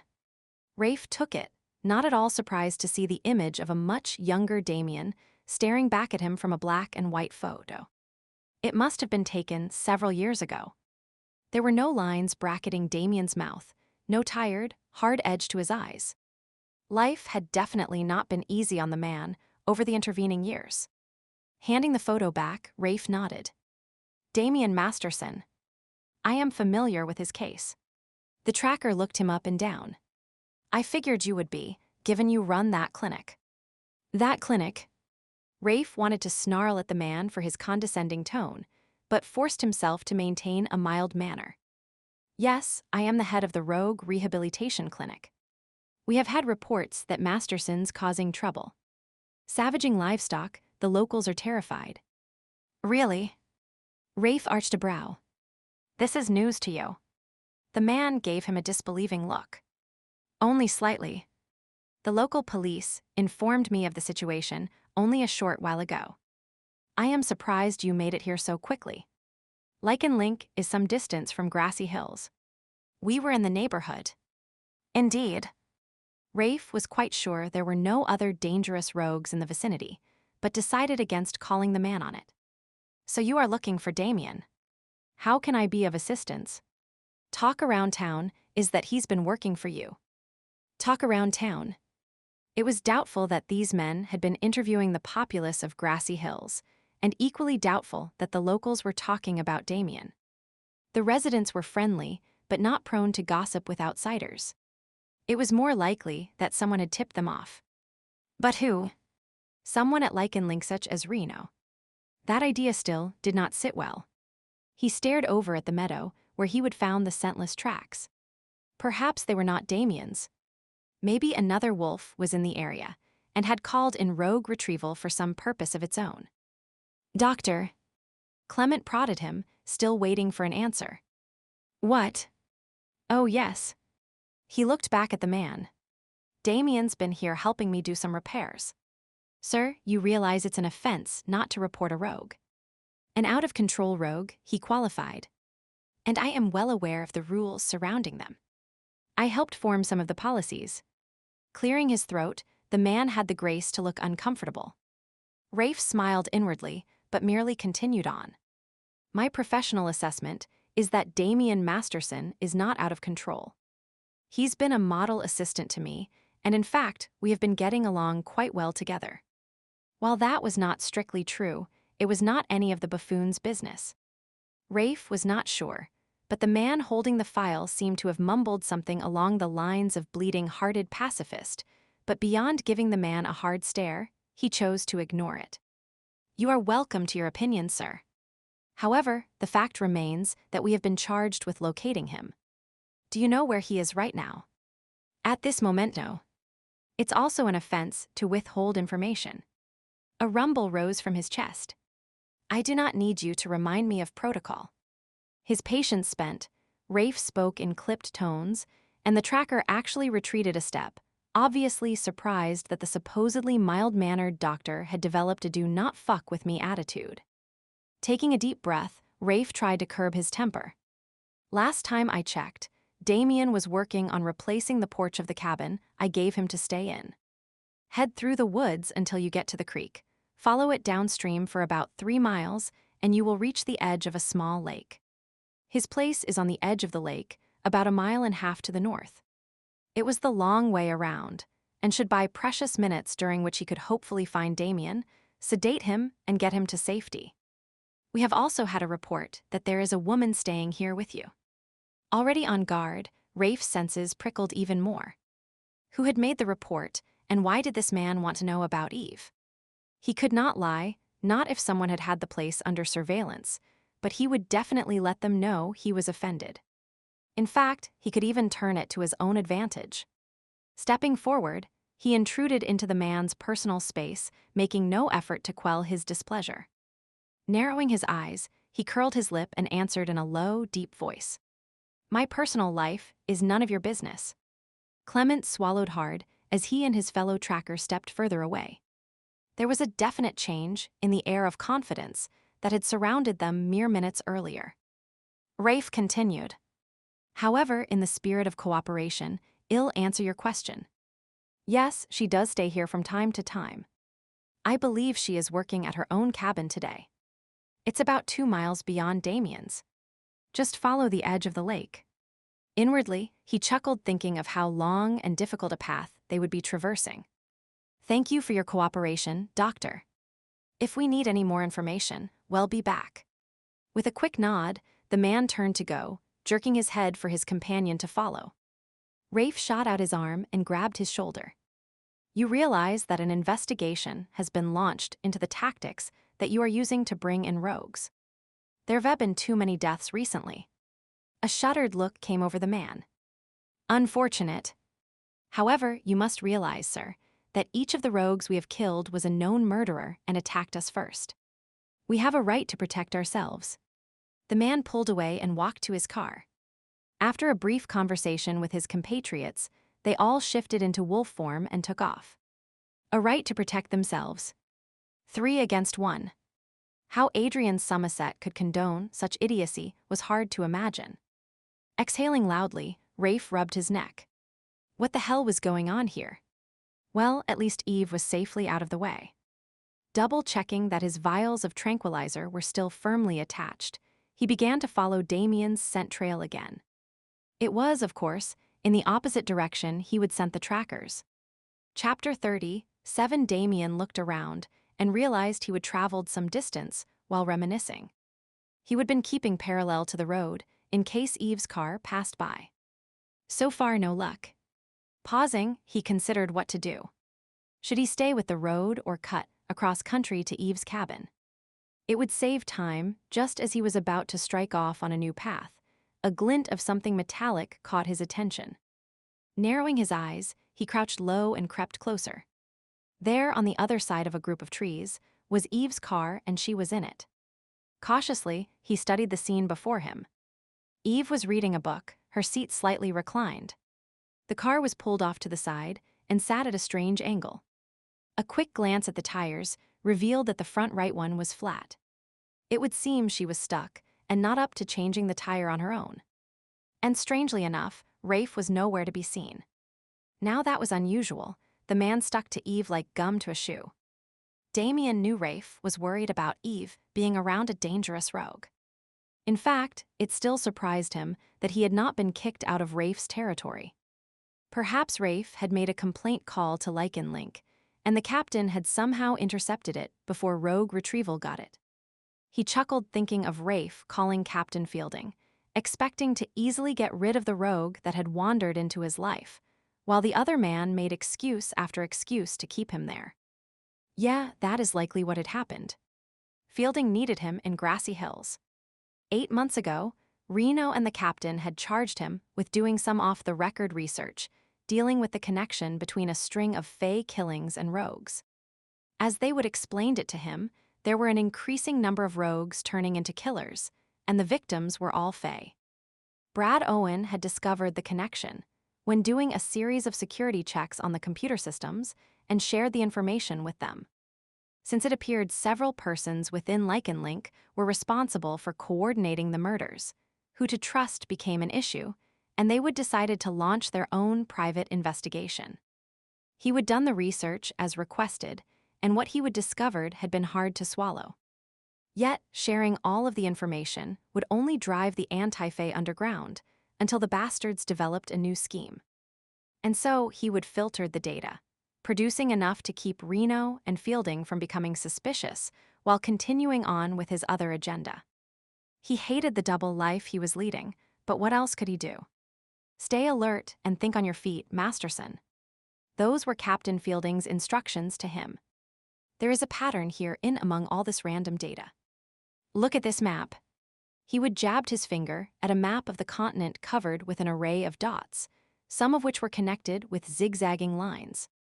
We're using this, and the location of known Fae to try to project where the next killing will be. We'll send you, and a few others we can trust, to guard the Fae we're projecting might be next on the list. Reno had explained. Hopefully, we'll strike it lucky and get it right the first time. If not, he would firmed his lips and rumbled in frustration. We'll reposition you and try again. It's a crapshoot, but at the moment it's all we have got. They are using the rogues, somehow, so that is why you are our best bet. Someone might approach you. If they offer you money to act as an assassin, fall in with it and get a message to us. The captain's last instruction had been too close to the truth for comfort. For you, Bate. I am doing this for you. Damien whispered the words as he stared down at his hands. Would they ever feel clean again, or would he always see them covered in red? The first few times, he had not been thinking beyond the need for revenge. Fighting, killing, it had given vent to the rage inside. Only after the fact had he started to question, to wonder if the path he would chosen was as right and just as he would been led to believe. He could hear Bates' voice in his head, see her looking at him, her eyes wide and reproachful. She would have been wiser than him, thinking deeply about issues. Bate had seen the shades of gray when he would only seen black and white. Closing his eyes, he swallowed hard and shook his head. He would failed Bate once. When she would needed him the most, he would arrived too late. Just as he would been too late so many other times since. Would he be too late now to change the course of events for Eve? He remained crouched for long minutes, waiting and watching. In her car, Eve turned a page and then another. Occasionally, she checked her watch or glanced about and then rearranged how she was sitting. But for the most part, her activities were unremarkable. From his screened position, Damien had a perfect view of her. He studied the curve of her cheek, the angle of her nose. Her pale blonde hair continually fell forward, and she tucked it absent-mindedly behind her ear. To look at her, one would think she was the typical girl next door. Pretty, yet not extraordinarily so. It was her smile and her clear blue eyes that drew a person to her, giving her an otherworldly allure, as if she saw things and knew secrets that no one else did. And most likely that was the case, given the fact that she was Fae. His Bate had been part Fae too, though her werewolf genes had been dominant. Still, Bate had always seemed to sense things that lay below the surface. Had not she told him, long before the fact, that Reno and Brandy would end up together? And their baby, she would known the very day she would conceived. Your seed is growing inside me. She would whisper the words in his ear, early one morning after a night of bone-melting sex. He would awaken to see her leaning over him, her long hair falling about them like a curtain. Snaking his arm around her waist, he would pull her on top of him, loving the feel of her slight weight. Really? How do you know? His brain had still been half asleep, and the part that was awake had other interests. He would kiss her while arranging their bodies, and with a contented sigh had slid into her hot, welcoming depths. Nothing was better than morning sex. You are a horn dog. She would blushed and giggled as she used the slang term. Always so prim and proper, she sometimes tried to match his use of language. It was adorable. And you love it. Encouraging her to brace herself by putting her hands on his shoulders, he would set up a gentle, rocking rhythm. So what is this about my seed? Bate had traced her finger over his brow and beamed down at him.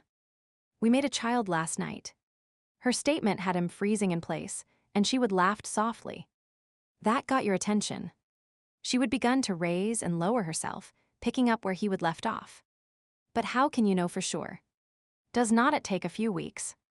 Her announcement had taken him completely by surprise. I just know. I can sense it. Our child is going to be a strong empath. A look of love and pride had glowed on her face. An empath. He would murmur the words as he would stare at her belly. Somewhere in the back of his mind, he would acknowledge that the fact would bring its own set of problems. If he would only known how soon though few knew the full extent of Bate's mixed heritage. She was half Lycan, 1/4 human and 1/4 fae. Early in their relationship, he would cautioned her about mentioning the fae genes she carried. Being partly human already meant she would face some prejudices. He dealt with that every day in his battle against the purists.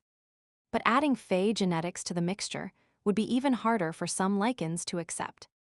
Bate had been so warm and trusting. He should have emphasized the danger to her even more.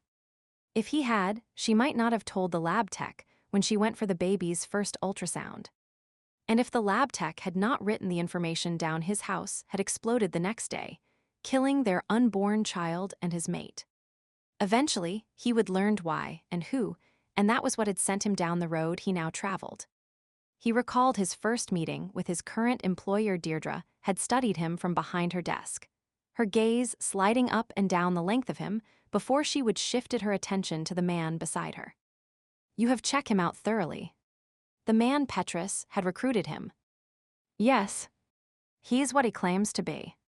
And the man rubbed his jaw, faint bruising still showing from where it had been dislocated during a misunderstanding the two of them had had.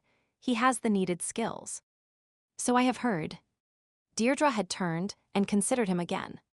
"So you like to fight?" He would shrugged and shoved his hands in his pockets, idly looking around the office that Petrus had brought him to. Gleaming wood floors, a plush area rug in front of a white fireplace. Through the windows, he could see the row of trees that flanked the long winding drive. "I do not go looking for trouble. If there is a reason, I will not back down. Ever kill anyone." She would leaned back in her chair and steepled her fingers. Her eyes were almost as black as her hair, her face as calm as if she would just asked if he would ever picked a flower. He would stiffened, not liking the direction the conversation appeared to be taking. "Listen, I do not have time to put up with bullshit. Your flunky here said you might have a job for me," she would interrupted him. "I'll take that as a yes. All in the line of duty, of course." Casting him a mocking glance, she would picked up a file from her desk and opened it. Damien Masterson, Academy graduate, ex-enforcer, was a member of the ACS. Impressive. She would flicked a look at him before continuing. "Your mate's name was Bate. She was pregnant with your first child when she was murdered." "Murdered?" He would felt the blood drain from his face. Bate had died in a house explosion, a natural gas leak. At least he would lowered his brows, his thoughts racing. Something had always seemed off about that scenario, even though it was listed as the because in the official police report. Vague snatches of conversations he would heard while in and out of consciousness in the hospital drifted by, and he felt his heart begin to pound. The child was going to be part fae. At least, that is what was reported by the lab tech. Deirdre had barely cast a glance at him as she would continued reading the report. Confidential information, of course, but somehow Lycan Link, in all its efficiency, allowed it to be leaked to members of the anti-fae coalition. "Are you familiar with them?" She would close the file and looked up at him, her lips pursed in obviously feigned concern. "Oh dear, you look upset. Did not you know?" Violent rage had filled him, and he would lunged at her, his only thought to give vent his feelings, to wipe the mocking look off her face. How dare she make jokes about the death of his family? "Petrus." She had not even flinched, merely arching a brow, and the man beside her had grabbed him just before he would launched himself over the top of the mahogany desk. With Petrus holding him back, he would stared at her, unable to believe what he would heard, yet somehow it was as if he would always known. He just had not wanted to admit revenge. Damien. Deirdre had stood up and circled around the desk, her calm voice a stark contrast to the turmoil within him. "Would you like to get revenge against those that killed your mate? To spill their blood and see them dead at your feet? To make them pay for all that they have taken from you?" He would struggle to free himself from Petrus, and at Deirdre's nod, the man had let go and stepped back. "What are you talking about?" He would eye Deirdre suspiciously as she would sat on the edge of the desk in front of him, her long legs casually crossed at the ankle. The woman was beautiful in a cold, deadly sort of way, but he would barely noticed. His attention had been fixed on what she was saying. "I have it within my power to help you avenge Bates' death." She would laugh when he would snorted, and did not seem at all put out by his disbelief. "You will be free of the fear of retribution from the authorities." And she held up a finger to stop him when he would have spoken. "You will even be paid for your work." He would roll his eyes, and she would slowly risen to her feet, stepping closer to him. Her voice became persuasive, husky and low. "Think of it, Damien. You can kill the killers. Make them suffer as Bate suffered. Even save others who are like Bate from the same fate." Her words had twined around him, appealing to the rage and guilt that filled his soul.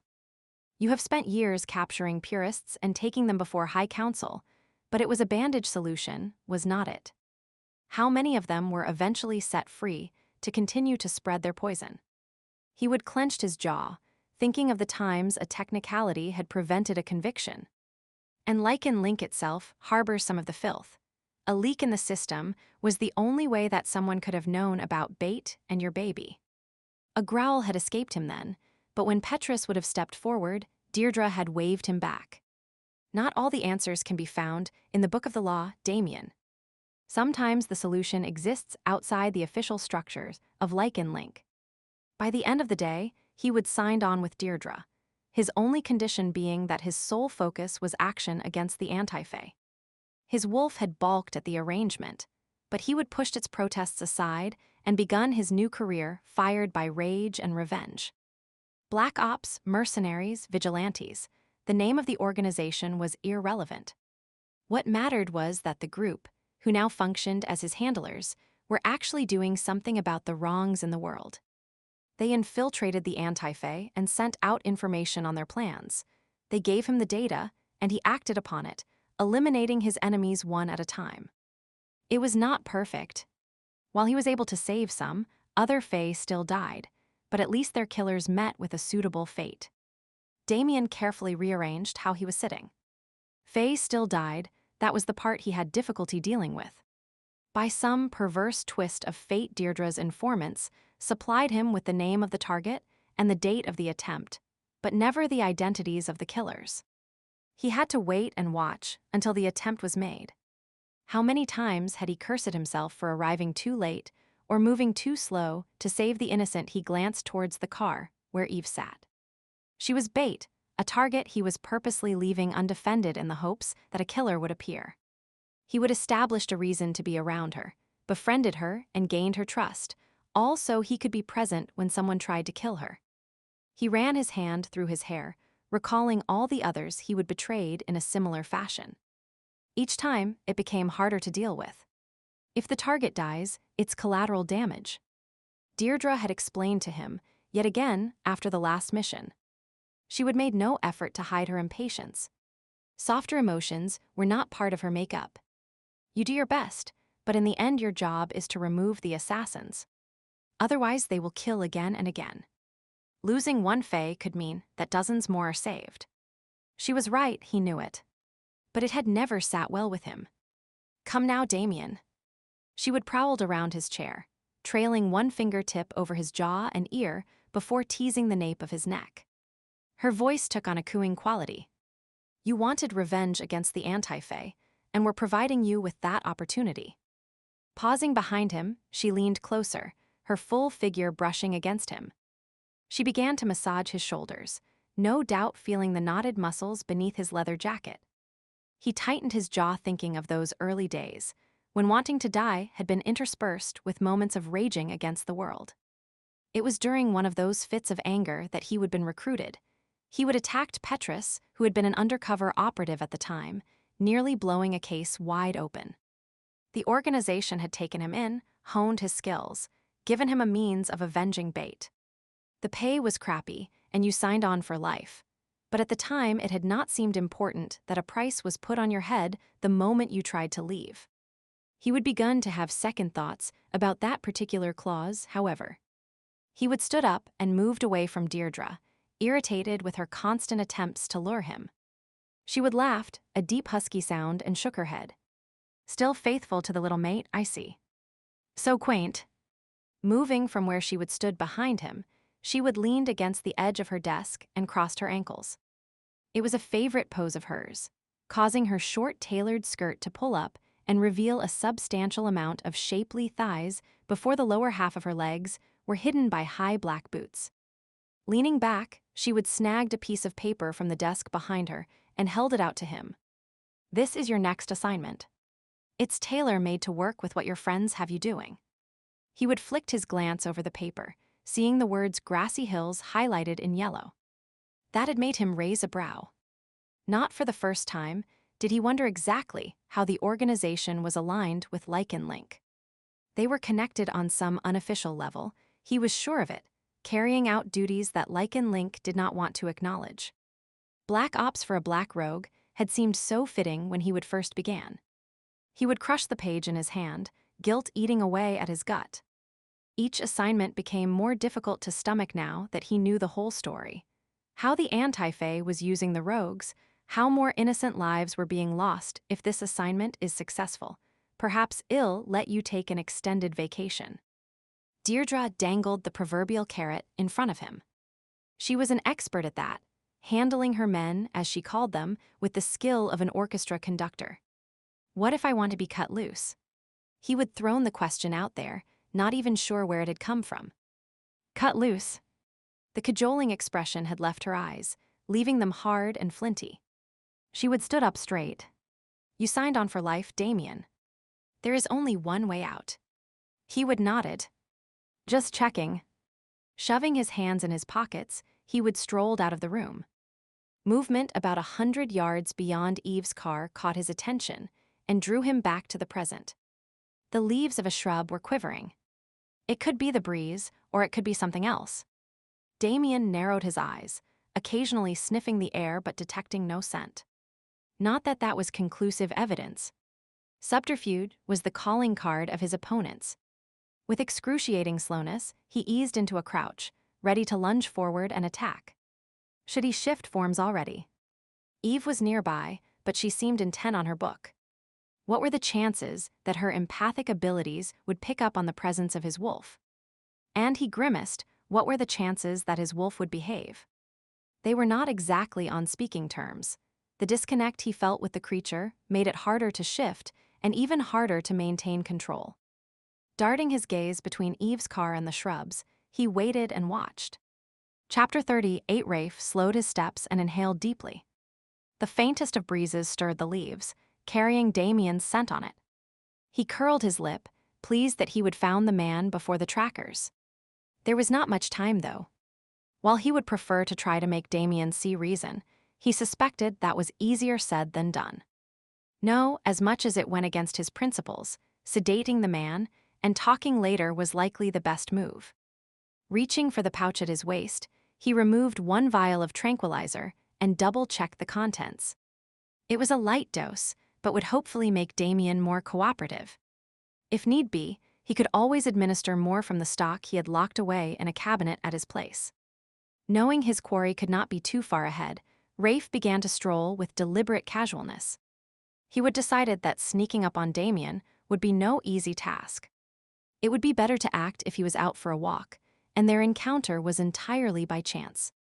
A short time later, he rounded a grouping of trees, and his step faltered. There was Damien, crouched behind a shrub, and on the road below was Eve's car. His heart gave a lurch, though whether it was from excitement at her presence or fear for her safety, he was not sure. What was she doing here? Had not he seen her on her way an hour ago? And why was Damien watching her? "Hello." A voice called out, and he swung his attention towards the source. A man appeared, pushing his way through the shrubbery not far from Eve's car. It was a hiker by the look of the fellow's gear. Rafe noted the man's sturdy boots and faded jeans, the plaid flannel jacket and knapsack slung over his back. Dull black hair peeked out from the edge of a knit cap, and a light shadow darkened his jaw. The fellow looked to be around 30. He rubbed his chin and tried to decide on his next move. Was it better to approach Damien with humans about? The rogue would not shift into a wolf if there was an audience, but there was also the possibility that he could call attention to their position, which would prevent him from administering a tranquilizer. With time of the essence, Rafe gritted his teeth in frustration at the delay in his plans and waited for an opportunity to act. Damien was still crouched low, studying the situation unfolding before them. Was his interest in the hiker, or was he spying on Eve? The professional in him identified it as fixating on a female, but his wolf had other ideas. A sense of possessiveness filled him. Eve was his. Damien had no right to be showing an interest in her. He bit back the growl his wolf wanted to make and instead clenched his fists. The vial of tranquilizer was hard and smooth in his hand. Perhaps he could sneak up on Damien right now. Hi. Are you lost? Eve's voice drew his attention from Damien. She was getting out of her car, a friendly smile on her face. I think so. The hiker chuckled. I cannot seem to find my way back to the highway. All the trees are starting to look the same. That is easy to have happen. If you follow this road, a gust of wind muffled her words, but Rafe was not interested in her reply anymore. The wind had carried Damien and Eve's, sent to him and no one else's. He snapped his gaze to the hiker as he made a sudden connection. No scent. The man must be the werewolf that had had his home under surveillance. Without thinking, he snarled and shifted into his wolf form. At the same time, Damien must have realized the hiker was not who he was pretending to be either, for he also gave a growl and transformed. Chapter 39, Eve was turning to point the way for the hiker, when movement in the woods caught her attention. As she turned her head to look, something hard hit her in the back. Before she could do more than give a shout of surprise, her body slammed into the ground. Bits of gravel dug into her hands and face, while pain shot up her arm as one wrist took the brunt of her weight. For a second, she lay there stunned and struggling to breathe. A heavy weight was pressing her down, and a low, deep growl sounded near her ear. Instantly, she knew it was the wolf who had been stalking her. How the creature had moved so fast, she had no idea. It seemed to have come out of nowhere. Before she could even think of moving, it grabbed at her arm. Its teeth pierced her flesh, and it began to savage her arm, shaking its head, her arm nearly ripping out of its socket from the force of the animal's movement. A scream of terror and pain ripped from her throat, and she tried to roll over, tried to crawl away, kicking and writhing in an effort to escape. The animal snarled, bits of saliva landing on her face, its claws tearing through her clothing, scoring her skin. Her heart was pounding painfully, the sound thrumming in her ears, mixing with the grotesque noises emitting from the beast. A dark fog was coming over her, as a sense of evil invaded her brain. She was going to die, be mauled to death. That was the creature's intent, to tear her limb from limb and leave her body strewn all over the ground. Yet just as she would made that gruesome conclusion, a roaring filled the air, and something knocked the animal from her. As its teeth tore out of her flesh, she was rolled over by the momentum and found herself facing even more horror. 3 wolves stood mere feet away from her, 2 black and 1 dark brown. Oh God, there must be a whole pack of the creatures in the area. They were massive brutes, muscles rippling under thick coats. For a moment they seemed to stand in a 3-way face-off. She could sense the hatred between them, and then, in a rush, they clashed together. Fierce growls filled the air as the creatures fought, lunging and twisting in a tangle of fur and claws and teeth. With her eyes fixed on the fight, Eve began to scuttle backwards, sobs of pain and terror escaping her with each panic-filled breath. Stones skittered under her heels and abraded her skin as she pushed herself along on her rear, her only thought being to get away from the battling beasts. Her progress seemed excruciatingly slow for the amount of effort she was exerting. At any moment, she expected the animals to roll onto her, and she would be caught up in the fray. Inch by inch, she dragged herself farther from the fight. She had no idea where she was headed, and when her back came in contact with her car, she gave a startled cry.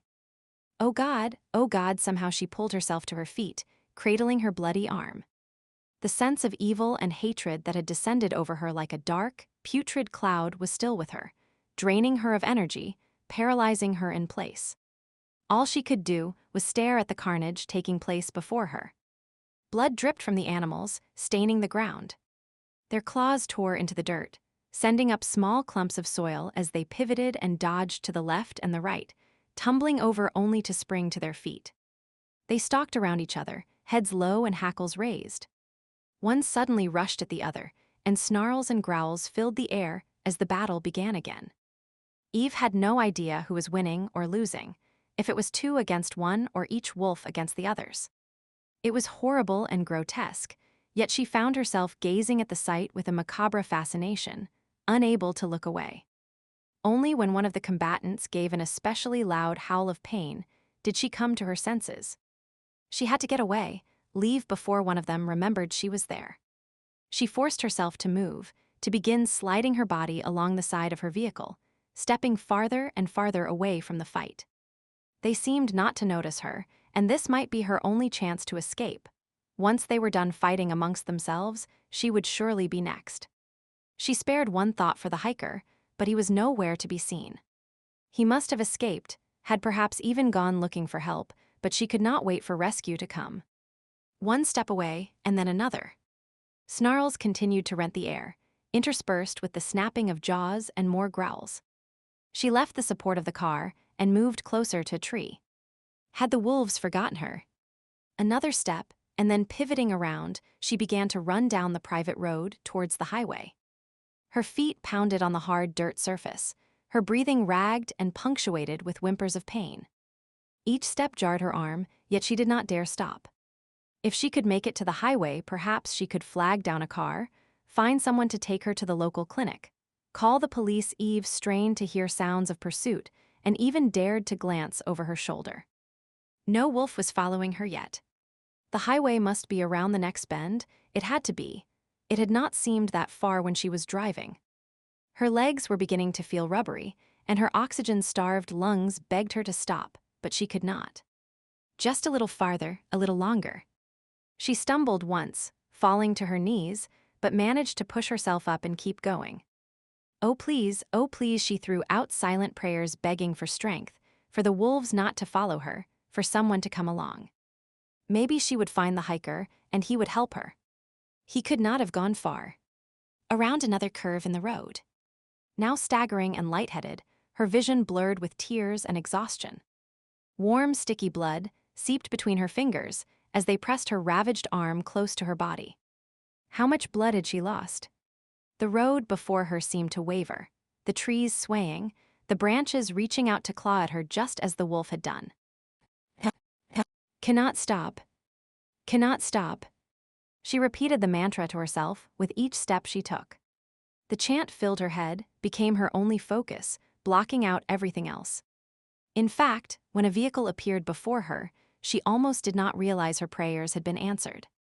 As the large white tow truck came to a halt in front of her, she blinked at it wearily, weaving back and forth, hardly able to register its presence. Eve. What happened? A concerned voice spoke her name, breaking through the fog she would sunk into. Gordy. It was Mike Privet's apprentice. She threw herself against his chest and burst into tears. He wrapped his arms around her and patted her shoulder awkwardly. Now they're there, Eve. No need to cry. Did you hurt yourself trying to change that tire? He guided her to the truck, and she allowed him to help her inside. I'll take you to your car, no.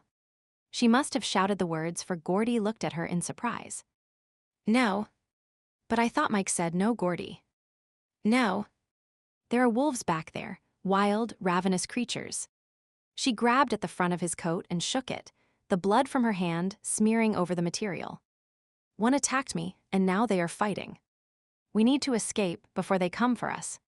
Reaction was starting to set in, and she was beginning to shake from head to toe, making it difficult to talk. Wolves? Really? I heard Constable Duffy talking about them earlier today, but I thought there was only one. Gordy pulled off his coat and wrapped it around her, concern etched on his boyish face. Here, use this. It will help you warm up. We need to tell the police. Get wildlife control out here. Her hand was shaking too much to manage the seatbelt, so Gordy reached around her to fasten it. Do not you worry. Everything will be all right. Gordy patted her hand and then rounded the truck to climb in on the driver's side. First, we'll get you away from here. Find someplace safe and quiet where you can calm yourself down. She nodded. Getting away to someplace safe sounded like an excellent idea. Just put your head back and close your eyes. I'll take care of everything. Gordy fiddled with the dash, and soon warm air began to fill the small cab, and gentle music came from the radio. All right. Eve took a deep breath and tried to compose herself. She was safe now. Gordy would take her to the local medical clinic and call the police. Leaning her head back, she closed her eyes for a moment. Blood loss and terror were making her feel woozy, and she could not get rid of the cold sense of evil that had filled her earlier. Rest, that is what she needed. Just for a few minutes, so she would have a clear head when talking to the police. Chapter 40. Damien had the killer's throat in his jaws. The thrill of the fight, the need for revenge pounded through his veins and filled his mind, narrowing his focus to this one crucial moment. The bastard struggled weakly, its blood already dripping into his mouth, tainted and foul with evil. This time he was completely victorious in preventing the death of a fae, unlike those other occasions. Now the murderer would die instead. He would done it before, slain an anti-fae. All he had to do was bear down, and another member of the group would be gone. Yet even as he began to sink his teeth in, doubts arose, and he paused. Reno wanted a captive, someone to question. If you let one go, it could kill again someday. He could hear Deirdre's voice. Her practical, matter-of-fact explanations had seemed so reasonable at first. They will murder other innocent fae and more unborn children if you do not stop them now. Once again he braced himself and prepared to crush the beast's throat, but this time a hand fell heavy on his shoulder. Let it go, Damien. You do not want to do that. Rafe must have shifted back to human form and was now kneeling beside him, sweat and blood dripping down his face. A war waged within him, the need for revenge battling cool logic, duty, and friendship. I know I can count on you to get the job done, Damien. Reno had clapped him on the back just before they would parted. Eliminate the witness and do your job, Masterson. This is what you wanted, remember. Deirdre wouldn't arch a brow, not understanding why he was hesitating. In the back of his mind, Bates' image wavered in and out of focus. Her final words to him rang in his ears. The pain of her loss squeezed his chest, yet at the same time she looked at him with wide, reproachful eyes slowly. Reluctantly, Damien released the wolf, and the animal fell to the ground, its breathing a noisy wheeze. Backing away, he gave his fur a shake and then concentrated on transforming. It was not a simple task as of late, but at the moment, his inner animal cooperated, perhaps, pleased with the choice he had just made. Various wounds had him wincing as he straightened. Pushing his hair from his eyes, he looked down at Rafe, who was now examining the wolf. A sense of déjà vu washed over him. For a while during the fight, it had been like having Reno at his side again. The doctor handled himself like a man, with more than a little experience when it came to brawls. You must have some rowdy patience. He wiped his mouth on the back of his hand and stared at the smear of blood there. Rafe nodded, a wry smile twisting his lips. I do. He looked at the prone animal. Injured, but not in any danger of dying. I'll just ensure it stays docile while we call Lycan Link to come and get it. With that, he pulled a syringe, seemingly out of nowhere, and efficiently injected the beast. About calling someone, Damien tried to decide on how to answer, but before he came up with a reply, 3 wolves appeared on the crest above them. Shit. Rafe cursed and rose to his feet. Rogue retrieval. They are looking for you. Damien stiffened. The next wave had arrived. He began to calculate the odds. 3 against 1. Well, maybe against 2, depending on what side Rafe chose. Calm down. They are looking for a rogue that has been terrorizing the area. I think we can safely tell them that the culprit is here, given the way he Eve. Rafe gave a start and spun around, scanning the area for her. Damien did the same, his heart lurching when he realized she was nowhere to be seen. Before either of them could even think of starting to track her down, the trackers arrived and encircled them with practiced skill. As one, they shifted to human form. The man, who was apparently in charge of the group, took a belligerent stance. No one is going anywhere. Snorting impatiently, Rafe tried to push past him, I have more important things to do right now, Clement, than dealing with you. He said, no one is going anywhere. The second tracker pulled out a gun and pointed it at Rafe, while his partner did the same to Damien. They cocked the weapons with deadly efficiency, their faces expressionless. Damien and Rafe froze in place, exchanging worried glances with each other. Eve was out there injured and likely frightened half to death, and they could not do anything about it. Both of you sit over there. Clement gestured towards Eve's car. Reluctantly, Rafe did as requested. Aiden, stand guard. Samson, check on our friend here, while I call in and try to figure out how to handle this. Clement began to pace, a cell phone pressed to his ear, while the one called Samson checked on the black wolf. Rafe frowned, noting that, when the man pushed the animal's fur aside, it was gray underneath. Dyed hair on a wolf. He hissed his observation to Damien, who nodded. That is their typical method. The killer impersonates a local rogue, and the rogue gets blamed. In this case, I believe it was supposed to be me, and then rogue retrieval appears to do a cover-up. Typical method? You mean this has happened before? You are in the middle of an elaborate anti-Fae scheme. Damien leaned his head back and shut his eyes. Lines of tension, starkly revealed by the angle of the sun, made him appear older than he actually was. Rafe absorbed what Damien had said. Anti-Fae. He was not unaware of the movement. It was a sect of the purists that was more concerned with eliminating the Fae than humans. The group took the ancient legends found in the Book of the Law, that Fae and Lycans were banned from associating, as a divine truth. In fact, they added an extra piece to the tale.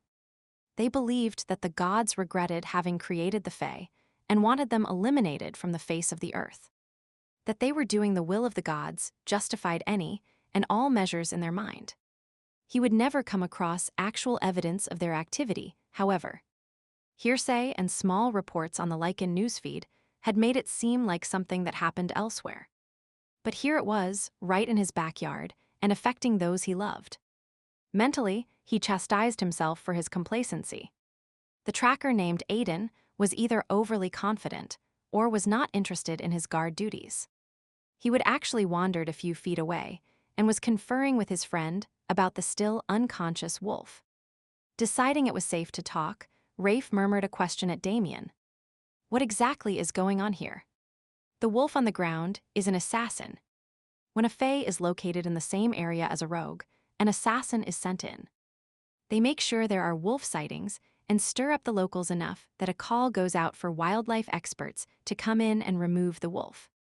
And the wildlife experts are actually our rogue retrieval teams, since satellite branches of Lycan Link monitor the police calls within the area.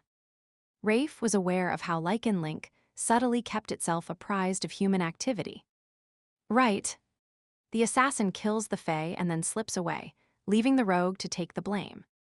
And the rogues cannot defend themselves because rogue retrieval kills them first. Rafe growled and shook his head. I did not think Adrian Somerset had it in him to pull this off. Somerset is not in charge. He's a dupe who has not a clue about what is going on. No one's exactly sure who is in control, but we do know that the anti-Fae have infiltrated several departments within Lycan Link. Rafe eyed the 3 trackers. Are all the trackers in on it? Or only a select few? Damien shrugged. My best guess is a core group of 6. It seems that a combination of that group has been sent out on each case that involved the murder of a Fae. Why not take the trackers in for questioning? Reno and Captain Fielding were hoping to catch one of the assassins as well. The more different levels of the group they pull in, the greater the chance of being able to put enough pieces together to lead them to those pulling the strings. Rafe slid a sideways glance at Damien. So you are not really a rogue. Reno planted you here. Damien gave a brief huff. Something like that.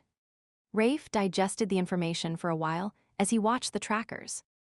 Clement was still talking on his cell phone, and the other 2 were standing with folded arms, likely awaiting orders. He nudged Damien and jerked his chin towards their captors. Damien nodded. This might be our only chance. The odds suck though since they have guns. Maybe or maybe not. Rafe felt the 2 vials of tranquilizer he still had with him, and then surreptitiously showed them to Damien. "You always carry drugs on you." Damien looked at him askance. "Exactly what kind of doctor are you?" He ignored the latter question. "I was going to use them on you." "Me?" "Long story. I'll tell you later. If we can administer this, our odds will increase." Damien's eyes lit with interest. "I like how you think. Question is how." Rafe frowned. He had not proceeded that far in his reasoning. A bug flew by, and an idea came to him. "Do they teach you about bees when you train to be an enforcer?" "Bees?" "No." Damien cast him a questioning look. "Good. Then they probably do not know much about them either." Rafe handed 1 vial to Damien, and then carefully slipped the syringe from the container he would kept. "This is a completely insane and improbable scheme." A grin split Damien's face. "Sounds like my kind of plan." Rafe chuckled softly, noting how the lines of weariness disappeared from the man's face. "I hope you're good at acting. Follow my lead." With that, he gave a loud cry and jumped to his feet, rubbing one arm and waving his arm about wildly. "Damn, that hurt." Aiden and Samson hurried over, their guns at the ready. "What is going on?" "Bees." "We must be sitting near a hive." Rafe swatted at the imaginary bugs, and Damien leapt to his feet doing the same. "I do not see any." Aiden narrowed his eyes and looked about suspiciously. "There is one on your shoulder." Damien shouted a warning and moved to brush the non-existent bug from Aiden's shoulder. As his hand passed near the man, he quickly jabbed the syringe into the tracker and then tossed the empty casing away in one smooth move. "And on your neck." Rafe repeated the move with Samson. "Hell, I got stung." Aiden jerked away. "Me too." Samson grabbed the back of his neck. Clement stormed over. "What is the problem?" "I got stung by a bee." Aiden was holding his shoulder, his eyes watering. "Do not be such a wuss." The leader of the group gave the man a shove. "We have got work to do. I just received instructions to kill Masterson and McRae." "What about the bodies?" "And the Fae?" Samson queried, still rubbing the supposed sting on his neck. "We're to let the Fae go this time. She will be put back on the list of targets. We'll have to take these 2 with us and dump the bodies somewhere." Clement eyed the wolf on the ground. "We'll take that one with us too. Show him to the local cops so they know the wolf problem's been taken care of." Aiden nodded. "Sounds good. Maybe we should kill these 2 closer to where we left the car," Samson suggested. "We cannot leave the bodies here while we go get it in case someone comes by, and they will be heavy to carry." Clement agreed and pocketed his phone, then hefted the wolf in his arms. "I'll carry this one. You follow behind. Keep them in front of you, and be careful. Masterson's got tricks up his sleeve you have never even heard of. Do not worry about me. I am only a simple doctor." Rafe held up his hands, but the trackers did not seem to appreciate his humor. They gave him a shove, and he and Damien set off, following behind Clement while their guards trailed behind. Rather than following the road, Clement traveled cross-country. Rafe tried to calculate the distance, the weight of each guard, the amount of tranquilizer, and the length of time before it took effect. With any luck, they might just make it before getting a bullet in their brains. Chapter 40. One Eve rested her head against the door of Gordy's truck. Her eyes closed as she tried to ignore the waves of pain from her mangled arm. She did not dare look at it, knowing the mere sight of the torn flesh would likely make her sick. As it was, her stomach was threatening to go into reverse each time the truck hit a bump in the road. She clamped her lips together tightly and tried to take deep, calming breaths. She could not wait to be someplace safe and warm. Her clothing was blood-stained and smeared with dirt and bits of saliva from the wolf. Just the idea that the filth was touching her made her shiver. The feeling of evil continued to cling to her, and likely would until all remnants of the horrid experience were washed away. It felt as if they would been traveling for quite a while. Surely the Grassy Hills Medical Clinic was not that far away. She turned her head to look at Gordy. He seemed focused on the road and was humming away to the music on the radio. Something classical, though she was not sure what the name might be. Are we almost there, Gordy? You hurting, Eve? Yeah. She bit her lip and nodded. There are some painkillers in the glove compartment. He reached over and opened the little hatch. His awkward angle caused the truck to swerve on the road. An approaching vehicle blared its horn as they veered into its path. Eve gave a gasp of surprise, and Gordy swore. Jerking the wheel, he brought the vehicle back under control. Sorry about that. He handed her a small bottle he would somehow manage to snag. These will make you feel better. Eve took the bottle and turned it round and round in her hand. There was no label on it. What are they? Just painkillers. Take one. It will make you feel better. The truck hit another bump, and her arm protested vigorously. Deciding one pill would not hurt, she awkwardly removed the cap one-handed and swallowed a pill. It stuck in her throat, causing a bitter burning sensation. She coughed and tried to create more spit in her mouth to wash it down. I think there is some soda left in the can in the cup holder. Gordy suggested. Gratefully, she grabbed the container. She downed some of the tepid liquid, trying not to think that Gordy had also been drinking from the can. About to take one more drink, but they hit a bump in the road, and the soda splashed all over her. Gordy made a tusking noise and grabbed a napkin from a stash he had somewhere and began dabbing at the spill one-handed. I can do it. You drive. Eve took the napkin and finished the cleanup, wanting Gordy to keep two hands on the wheel after their near accident a few minutes earlier. It was small spill, but a damp spot still marred her shirt. Giving it a final dab, she set the wet napkin aside. Gordy picked it up and tossed it out the window. That is littering. She chided. It's soft paper. It will compost. Gordy shrugged and cast an inquiring look her way. That pill still stuck in your throat. I am better now, thanks. It will take effect real soon. By then we should almost be at my place. Gordy negotiated a turn, and they began to travel down a gravel road. Your place? I thought you were taking me to the clinic. Eve sat up straighter and looked out the window, taking more careful notice of her surroundings. Trees grew thick on either side of the road, the tips of the branches almost brushing against the sides of the tow truck. This was definitely not the way to the Grassy Hills Medical Clinic. The clinic is not open today. But I have my first aid certificate and a fully equipped medical kit at the house. Gordy glanced at her briefly. I can splint your wrist, clean up those wounds, and bandage them for you. And if you need stitches, I can do that too. Stitches? She sat up straight. Getting stitches from someone who was not a doctor, and without a local anesthetic, definitely was not one of the things she wanted to experience in life. Gordy chuckled. I am just teasing you. Laughter's the best medicine, you know. Oh. Eve eased back in the seat, not really appreciating his humor. She added that to her list of reasons she would never accept his offer of a date. I always wanted to be a doctor, you know. Gordy glanced her way and grinned. I love medical stuff, but I could not get into med school. I have studied a lot on my own, though. All the shows on TV with doctors, I understand what they are saying. How about you? Me? No. I am more interested in art. I know.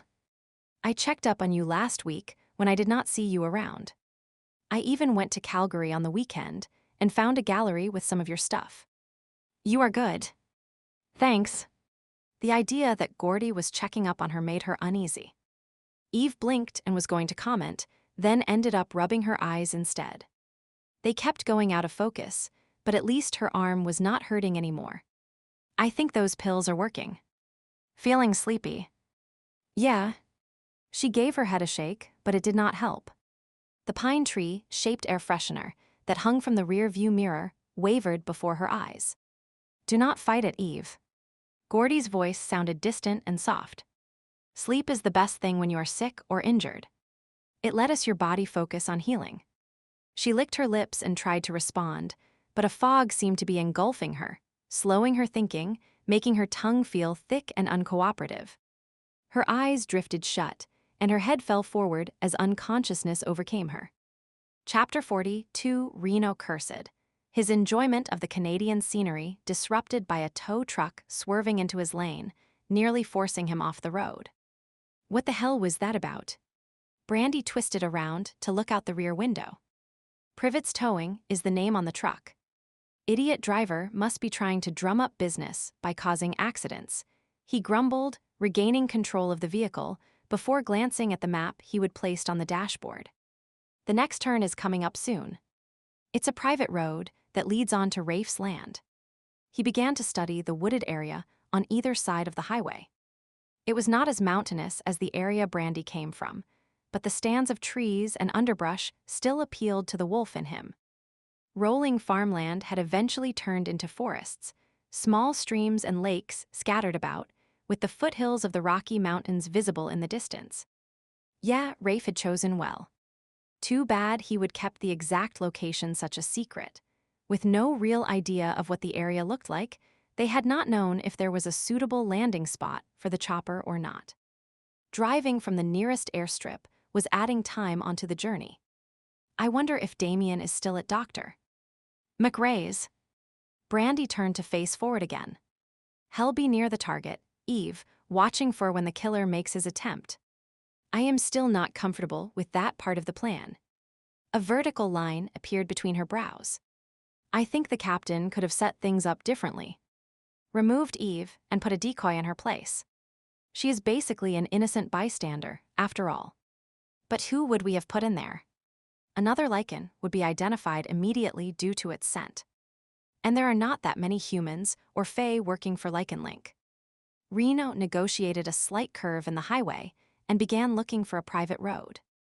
Besides, if they have had Eve under observation, and based on what Rafe told me, they have, then they would notice if we did a switch.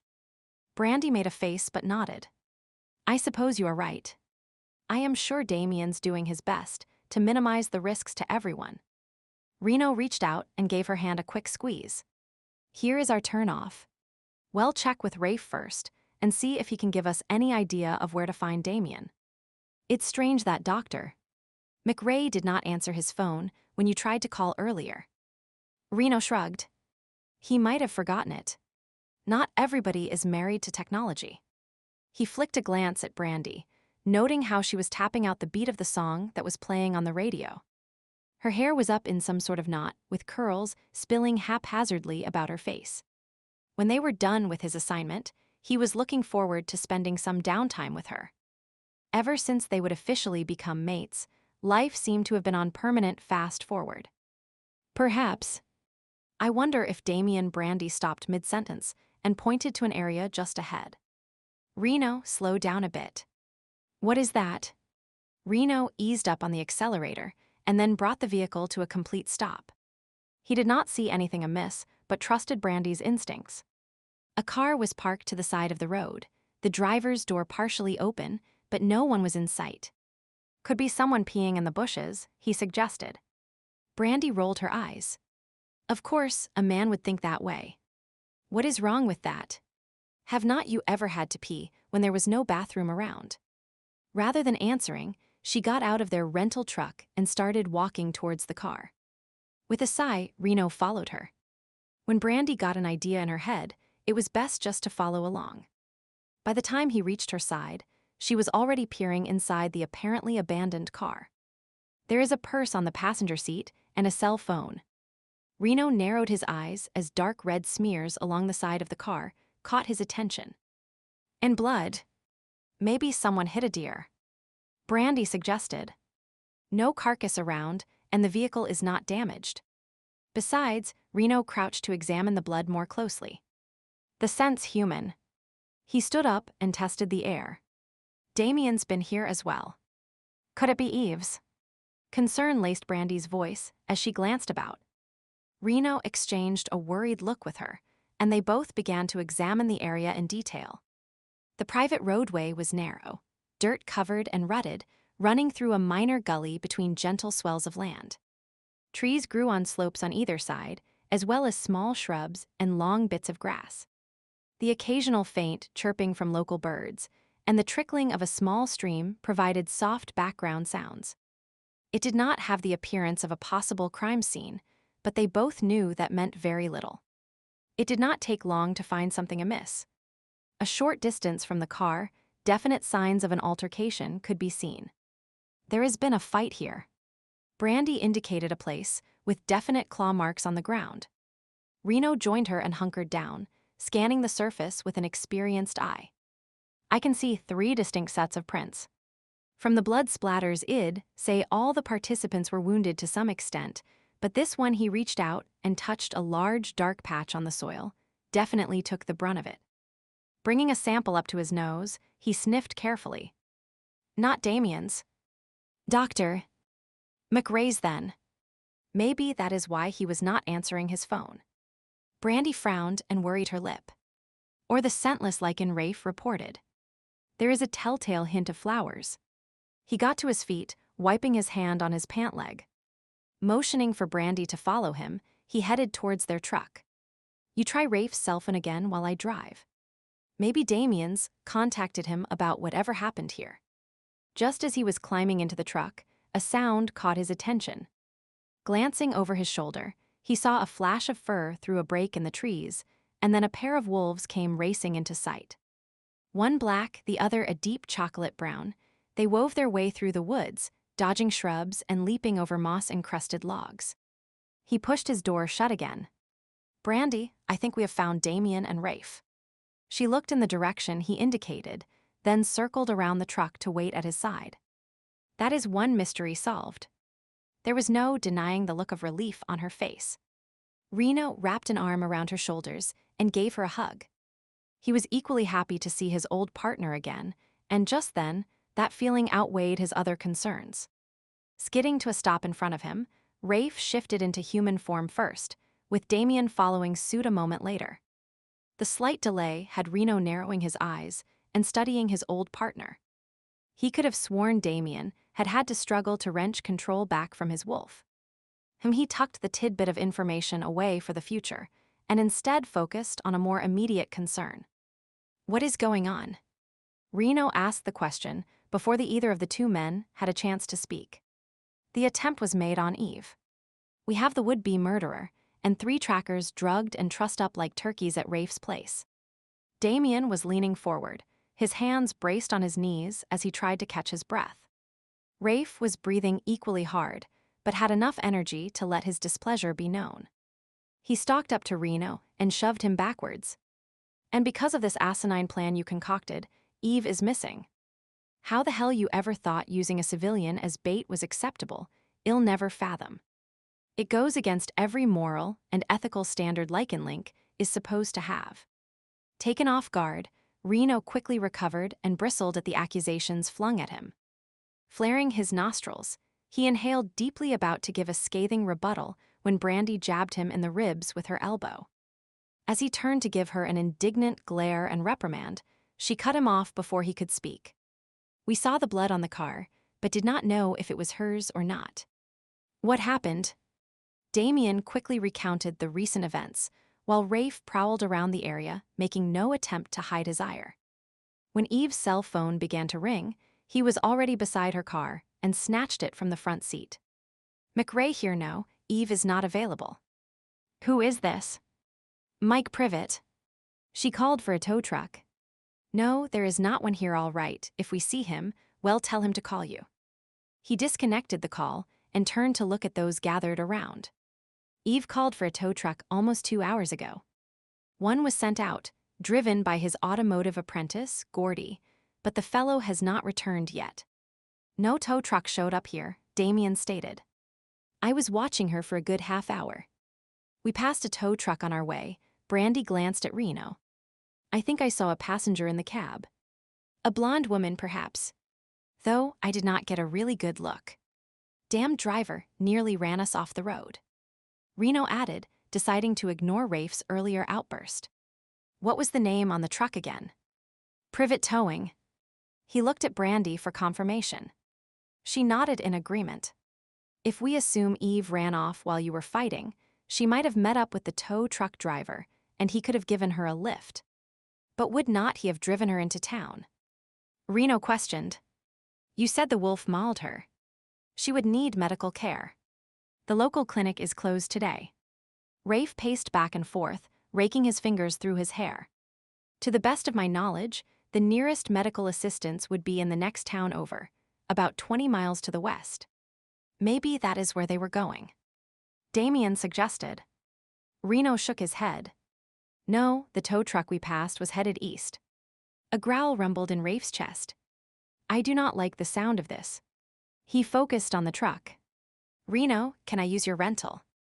I am going to start heading east and see if I can catch up with them. Sure thing. Reno tossed the keys to him. Well, stay here and see what we can find out about this Gordy person. Do you know his last name? No, but I think he's relatively new to the area. I seem to recall someone mentioning he moved here to do his apprenticeship. Rafe tossed the information over his shoulder as he headed towards the truck.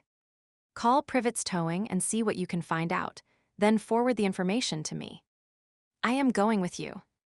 Damien said. We need you here, Reno pointed out. You said you have the assassin and the others up at Rafe's place. You can handle it. McRae pumped them full of tranquilizers. They will not be going anywhere. Damien rounded the truck and grabbed the passenger door. Cell phone. Either of you got one? Brandy called out the question. Rafe patted his pockets and then swore. Never mind, here is mine. Well, use Reno's. She tossed it to them, and Damien neatly caught it. With that, the two men climbed in the truck and quickly turned the vehicle around before heading towards the highway. Reno rubbed his neck and gave a small smile. Time was Damien and I were a team. Seems sort of strange to have him heading off with someone else. Brandy gave his arm a squeeze. He's not the same man he was 18 months ago. You know that. You said as much when you found him in that alley. I know. Guess I am just feeling a bit nostalgic. He sighed and pulled out his phone.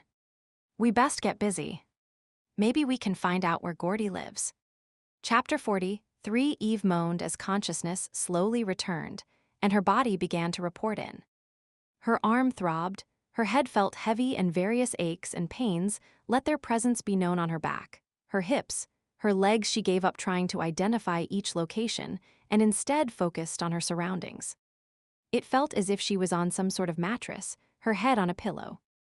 The material beneath her cheek was rough and had an unfamiliar scent. Faint sounds could be heard in the distance, a drawer opening and closing, footsteps, water running. Cautiously, she cracked her eyes open, blinking to clear her blurry vision. The room she was in was dimly lit and not at all familiar. An old dresser stood near the doorway, blue curtains covered the window, and a calendar featuring street rods hung on the wall. Not her place or Rafe's, that was for sure. She considered sitting up, but her stomach was feeling queasy, so she gave up on that idea. Resting her head on the pillow, she tried to figure out what was going on. She had been attacked by something, a wolf, that was it. And someone, Gordy, from the gas station, had been taking her to the clinic. This did not look like any clinic she would ever been in. Yet if she was not at the clinic, then where? Her thinking was sluggish, and the dots did not seem to want to connect. A soft sigh escaped her lips and she gave up, content to drift in a half-awake state. How long she lay there she was not sure, but eventually the door opened and a man popped his head inside the room. You finally woke up. Gordy stepped into the room and walked over to the bed, a friendly smile pinned on his face.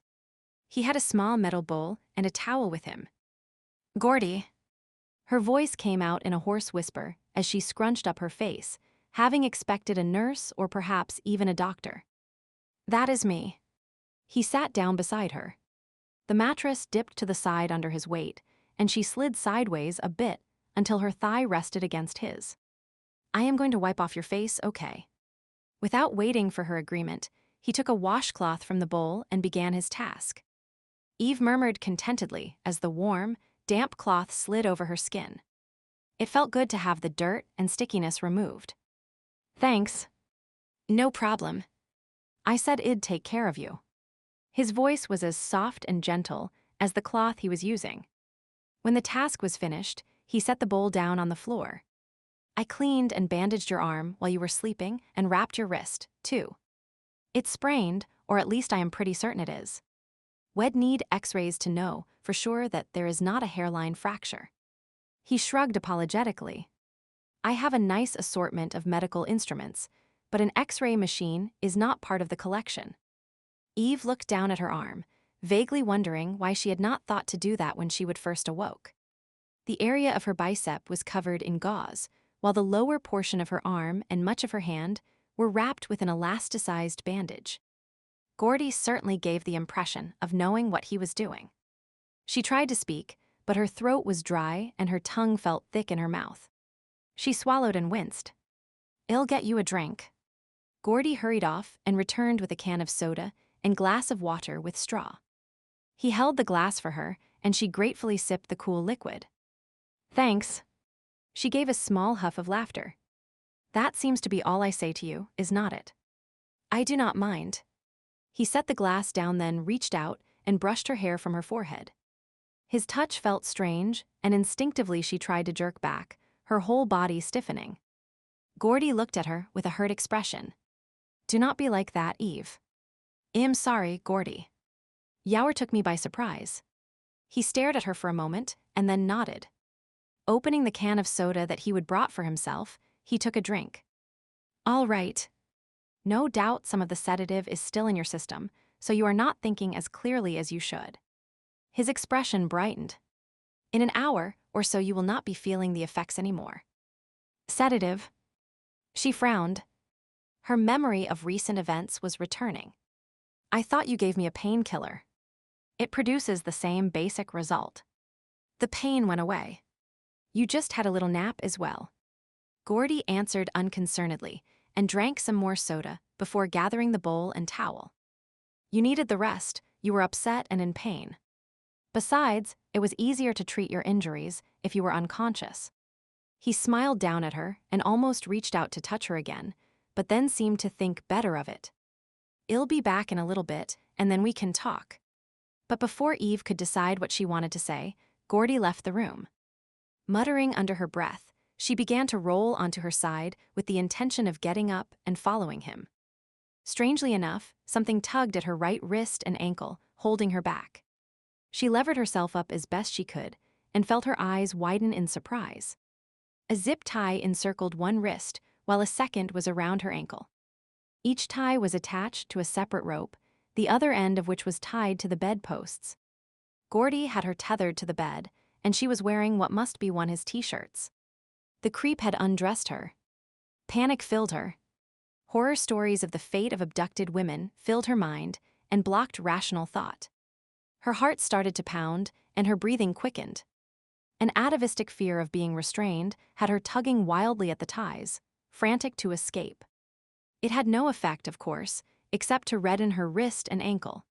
When she tried to stretch down towards her ankle to untie it, she discovered Gordy had made the rope attached to the zip tie on her wrist short enough that she could not reach that far.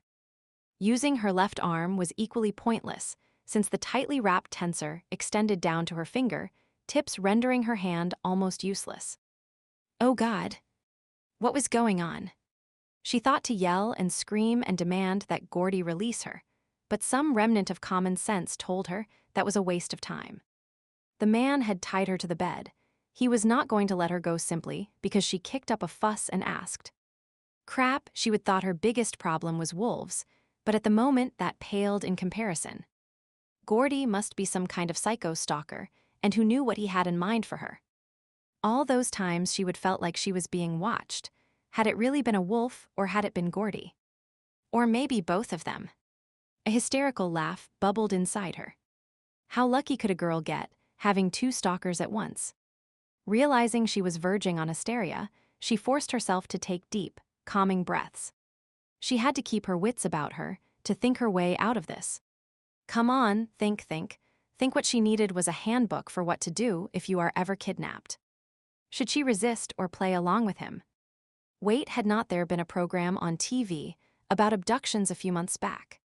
It had been vaguely interesting at the time, but not something she would ever thought she would need to use. Stay calm. Yep, that had been one of the tips. And cooperate. Okay, it was coming back to her now. Get the kidnappers to like you, lull them into a sense of security. Watch for weaknesses and patterns. Try to learn what you can about your captors without being too obvious. She exhaled slowly, feeling somewhat better now that she had some guidelines to follow. She tried to think of a reason to get Gordy back in the room.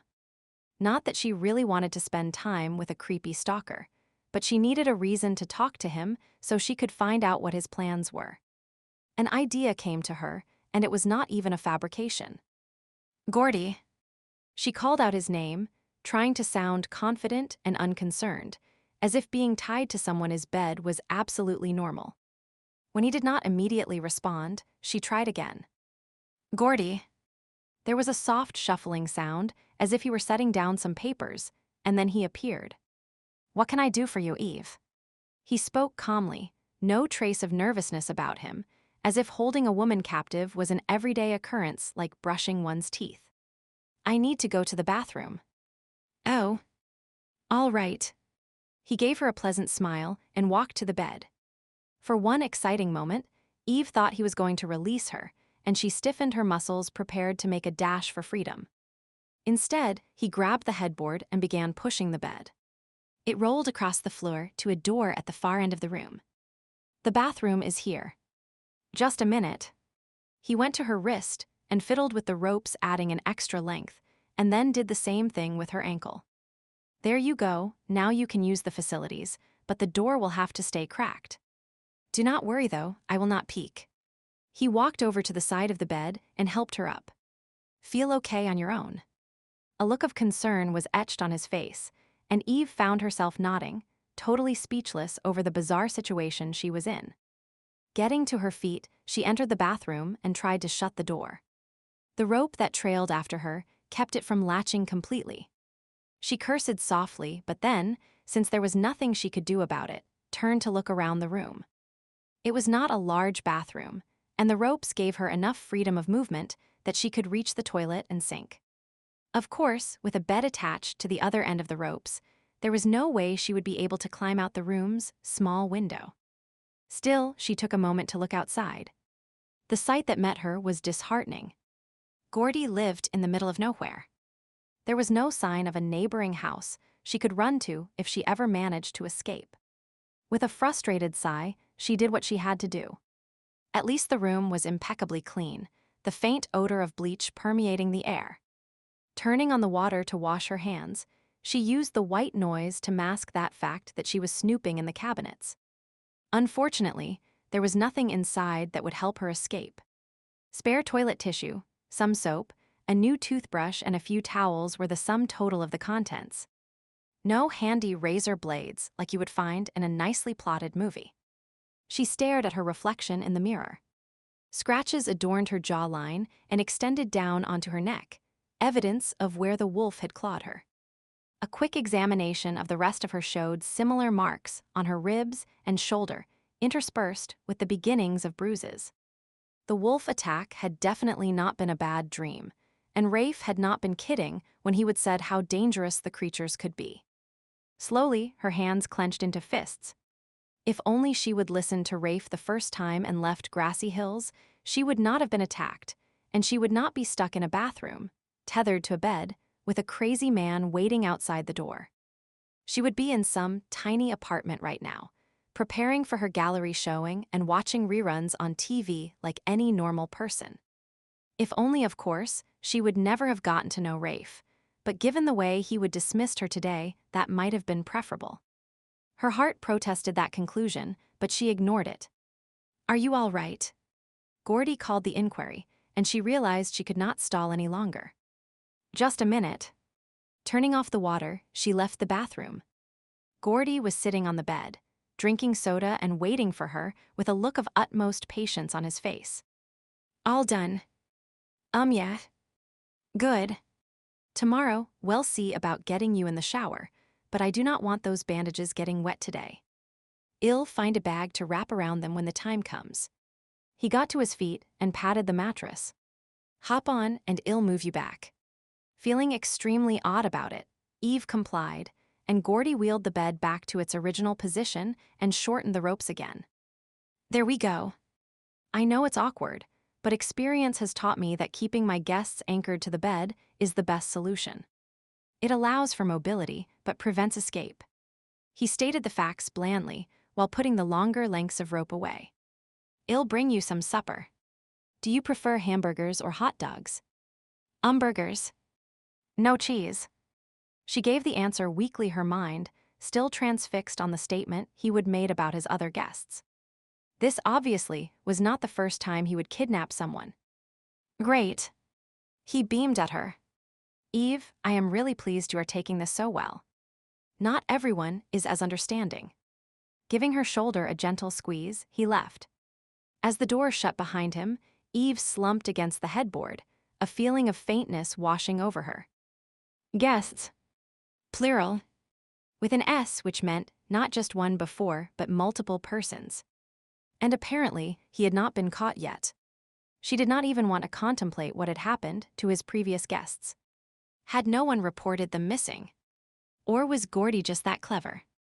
And speaking of reporting someone missing, no one was going to miss her. The realization made her stomach clench. Rafe thought she was on her way to Calgary. Caro thought she was happily living with Rafe, and had the hiker even reported what had happened. The fact that he would run off rather than trying to help her did not bode well.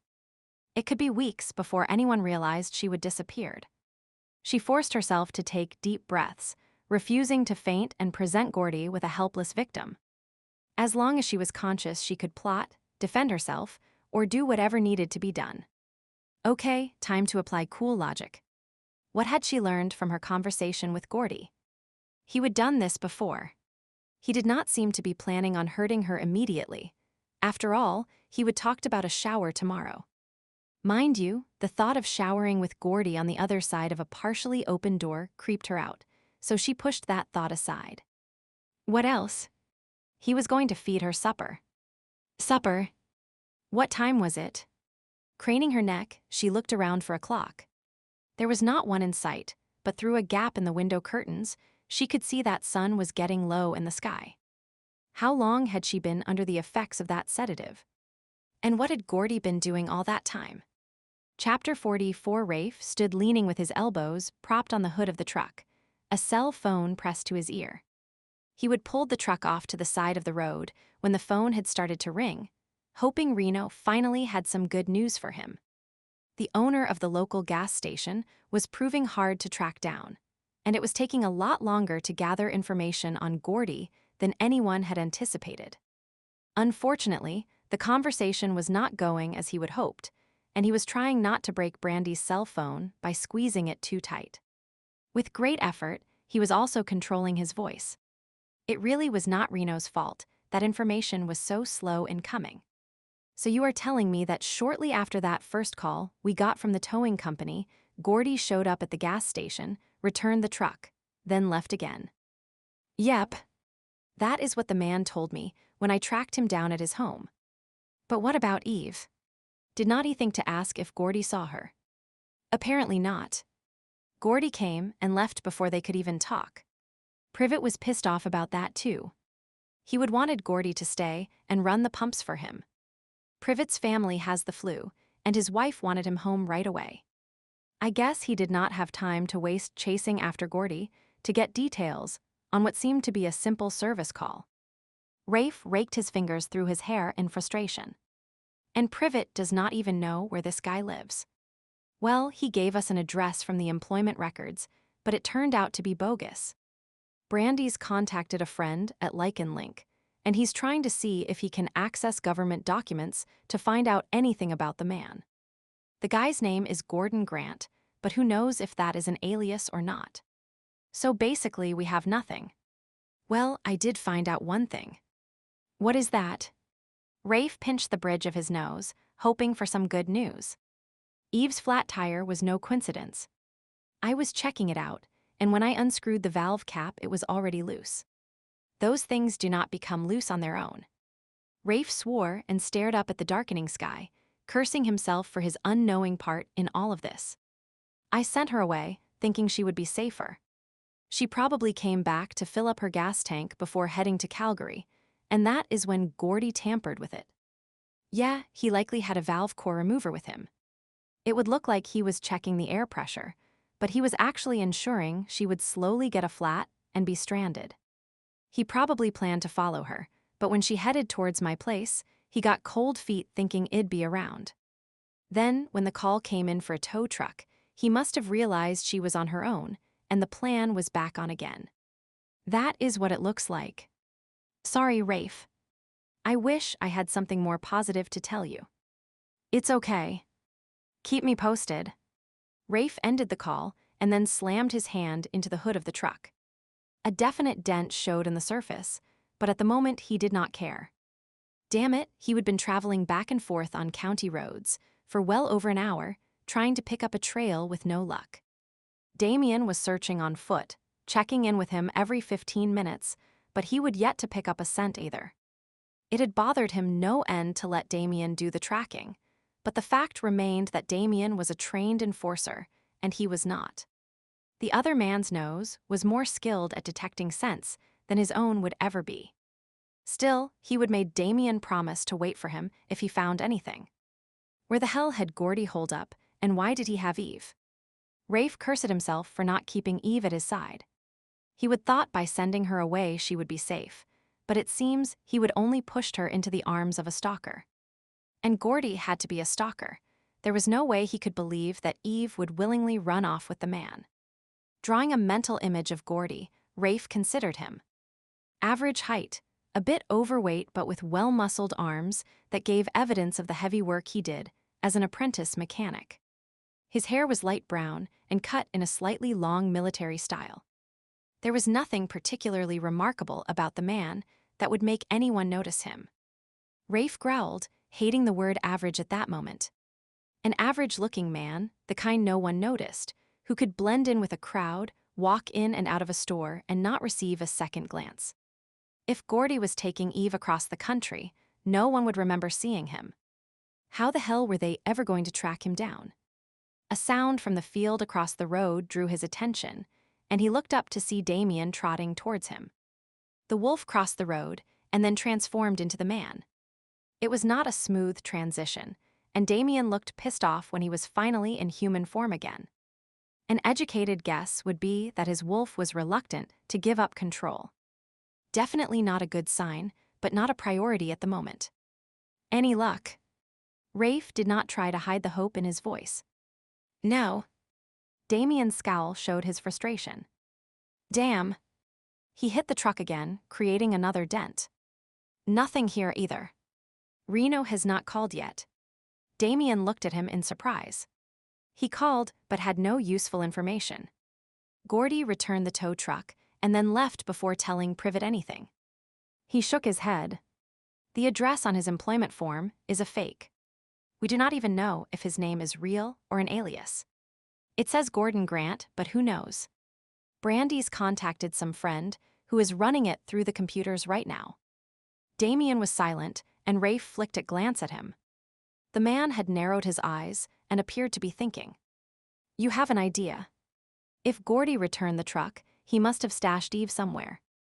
If we can figure out the elapsed time, from when he first abducted her to when he returned the tow truck, we can make an educated guess as to where he might be. I'd say about an hour and a half, given the time that Reno gave me. Damien nodded. He hunkered down and began to make a rough map in the dirt, along the side of the road. Gordy abducted Eve here, not far from her car. Damien made a large X. Let us say half an hour from the point of abduction to where he hides her, then half an hour back to the abduction spot. He traced a line to another location, put a large stone there to represent where Eve was hidden, and then retraced the line back to the X. That is 1 hour. But then he passes by the point of abduction and heads straight into town. Another line was added, and another rock put in place to represent the town.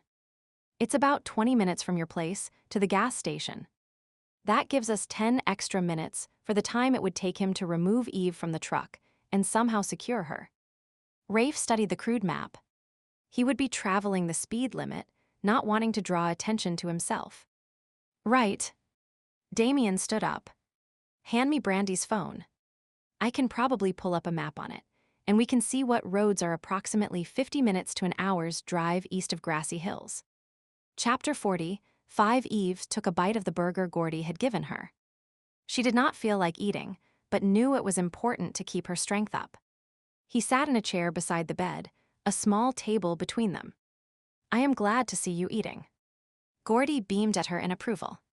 "Not everyone is that sensible." Not sure what to say, Eve nodded and kept chewing. The burger was a tasteless mass in her mouth, but she forced herself to swallow it. "I knew the moment I saw you that we were meant to be together." He continued conversationally. "I tried to give you time to figure it out on your own, but today, I knew it was the right time." "Why today?" "I just knew." He gave a soft laugh, and the corner of his mouth curled upward. "You see, I am Fae as well. Almost full-blooded." There was a hint of pride in his voice as he made the statement. Eve stared at him in surprise. Another Fae in grassy hills. What was this? A convention. You are surprised, are not you? There are so few of us around. He reached out and caressed her knee. Eve tried to subtly shift out of reach, but was already as far as the ropes would allow. "I have been watching you, picking up on bits and pieces of your feelings. You have improved in keeping your wall in place, but today it was slipping." Gordy frowned, as if a thought suddenly came to mind. "You will have to learn to be more careful. I do not want you sharing your feelings with anyone else." His hand on her knee tightened painfully, and Eve gave a protesting squeak. "Sorry." He let her go and took a sip of the ever-present can of cola. "I get so lonely sometimes. It's hard to wait. But today, I knew you felt the same. That you were feeling alone and needed me, just as much as I needed you." "I am lonely." She wondered where he would gotten that idea. He nodded. "Oh yes. I could see it in your face, sense it inside you." Lonely and lost and hurting, a distant look came over his eyes, and Eve had the feeling he was not really seeing her anymore. It was sort of creepy, and she cleared her throat, hoping to snap him out of it. Gordy blinked and stared down at his plate. "I miss the feeling of having a bridge with someone. Of being completely connected to them, knowing their every feeling." He looked up at her, his eyes wide. "I need someone with me, inside my head. You understand that, do not you?" She wondered if this was the addiction that Rafe had spoken of. If it was, then she was dealing with a Fae addict, and she was going to be his next fix. Eve swallowed hard and tried to keep her expression neutral as she fished for more information. "So you have formed a mental bridge with someone before?" "Many times. They have not always cooperated with me, though. They try to block me, to put up a wall for privacy." He shook his head. "I cannot allow that. The bridge is there so we can be as one on all levels. So when they put up a wall..." She raised her brows, waiting for him to fill in the missing piece. He shrugged, taking another drink from the can in his hand before answering. "I miss them when they leave." Even though she did not want to know the answer, Eve knew she had to ask. "Where do they go, Gordy?" "Away." He stood and picked up his plate. "Do you want any more?" "No." "Thanks." Eve handed him her plate, suddenly feeling rather sick. Away likely meant dead, and he probably killed them. She had to find a way to escape before it was her turn to leave. "I'll bring dessert. Do you want more to drink?" She shook her head. Her glass of water was still almost full. Gordy picked up his own empty can and left. The door was slightly ajar, and Eve strained to see into the rest of the house, but really only got a glimpse of a short hallway and a bit of the kitchen at the far end. Cases of soda were stacked beside the fridge, and she could hear Gordy humming along to classical music as he dealt with the supper dishes. Classical music and soda. Sort of a weird combination. But then again, an empathic auto mechanic, who wanted to be a doctor and kidnapped women in his spare time, was not exactly run-of-the-mill either. Eve rearranged where she sat on the bed, the springs of the mattress squeaking softly as she moved. A nasty thought crossed her mind. Was this Gordy's bed? Had he shared it with the other women he would kidnapped? It was bad enough that she was wearing his t-shirt, but being in a bed where he would, the very idea made her skin crawl, and unthinkingly she tried to leap off it. Unfortunately, the ties on her ankle would not allow that. Instead, she half fell forward, one foot suspended, just shy of touching the floor. She caught herself with her injured arm on the small table Gordy had pulled up beside the bed, and a cry of pain escaped her as the table scraped along the floor, hitting the chair Gordy had been using. Not surprisingly, the noise drew attention, and Gordy hurried into the room, a worried frown on his face. Eve was balancing herself on one foot while trying to push herself upright without further injuring her wrist. "What were you doing? Are you trying to leave?" There was coldness to Gordy's voice, and Eve felt every nerve-ending prickle in alarm. "No. Of course not. I was trying to stand up. My leg was cramping." She tried to keep the fear from her voice, to think calm, innocent thoughts as she lied. He scowled, and Eve panicked, sure he did not believe her. Thinking quickly, she tried to distract him. "I hit my wrist. Can you check it?" His expression immediately changed, and he hurried over, concern lacing his words. "I hope you have not aggravated the injury. Common medical advice is to keep a sprain elevated and to rest the injured joint." After helping her onto the bed, he checked the injury. "Your wrist is still swollen, and there is some bleeding from these bites." He frowned and shook his head. "I hope the animal was not rabid. I am not sure I can get rabies vaccine over the internet." "Rabies? Oh God," she had not thought of that. "Gordy, I really think I need to go to the hospital. What is the matter?" "Do not you trust me?" His face clouded over, a dull, ruddy flush appearing on his cheeks. "No. No, it's not that." She hastened to reassure him. "It's just that you said you do not have an X-ray machine, and now you mentioned rabies." His expression softened. "Do not worry, sweet Eve." He cupped her face, and she fought not to pull away, not daring to upset him again. "I'll check my suppliers and research symptoms for rabies. You are too important to me to let anything happen to you." His thumb brushed over her cheek, and then he softly trailed his fingers down her neck before stepping away. "I'll apply more antibiotic cream and change the bandages on your arm. Give me a few minutes to finish with dessert." Eve clenched the fingers of her good hand as she tried to keep her voice calm. I do not really feel like eating dessert right now." "No. Then I'll eat yours." He gave her an indulgent smile before leaving the room. Eve slumped back against the headboard and exhaled slowly. Dealing with Gordy was like walking a tightrope. One wrong word, one wrong move, and he seemed on the verge of going psycho. How was she ever going to get out of this alive? She cradled her sore arm and rolled her head to the side, studying the room. There was nothing she could use as a weapon. The window was small, and with a bed attached to her ankle, there was no way she could get through it. If she could cut through the rope's butt, there were no scissors or knives conveniently lying about. One thing did catch her attention, though. The table beside her had a small drawer, and it was now slightly ajar from when she would fallen against it. Eve glanced through the doorway and listened carefully. It sounded as if Gordy was still busy in the kitchen. Reaching out, she cautiously pulled on the handle. The drawer silently slid open, revealing a collection of newspaper articles, all neatly paper clipped together. She drew them out, scanning the top one. It was the same article Caro had shown her, about a murdered woman in the next county. With shaking hands, Eve flipped through the other pages. They were from newspapers across Canada and the YOU.S, all reporting the deaths of women. Some were reported as murders, some as suspicious deaths. All said there were no suspects. Eve checked the dates of the articles. The first was over 3 years old, the following one from a year later. The next 3 were around 4 months apart, then 2, and each successive murder seemed to be getting closer and closer together. It had been a week since the last woman was killed. Eve returned the clippings to the drawer, quietly shut it, and then sat with her hand pressed to her mouth. There were almost a dozen reports in that drawer. It was too much of a coincidence not to believe Gordy was responsible. He had to have killed all those women. She began to tremble with fear. Gordy was a murderer, a cold-blooded killer. He used female fae and then disposed of them like an old magazine, and she was the next issue. The need to scream, to give vent to how she was feeling bubbled inside her, and she pressed her fist to her mouth, biting down on her knuckles to keep from acting on the impulse. She had to stay calm to keep her mental wall in place. Gordy could not be allowed to know how afraid she really was. It might tip him off that she knew he was quite likely a murderer.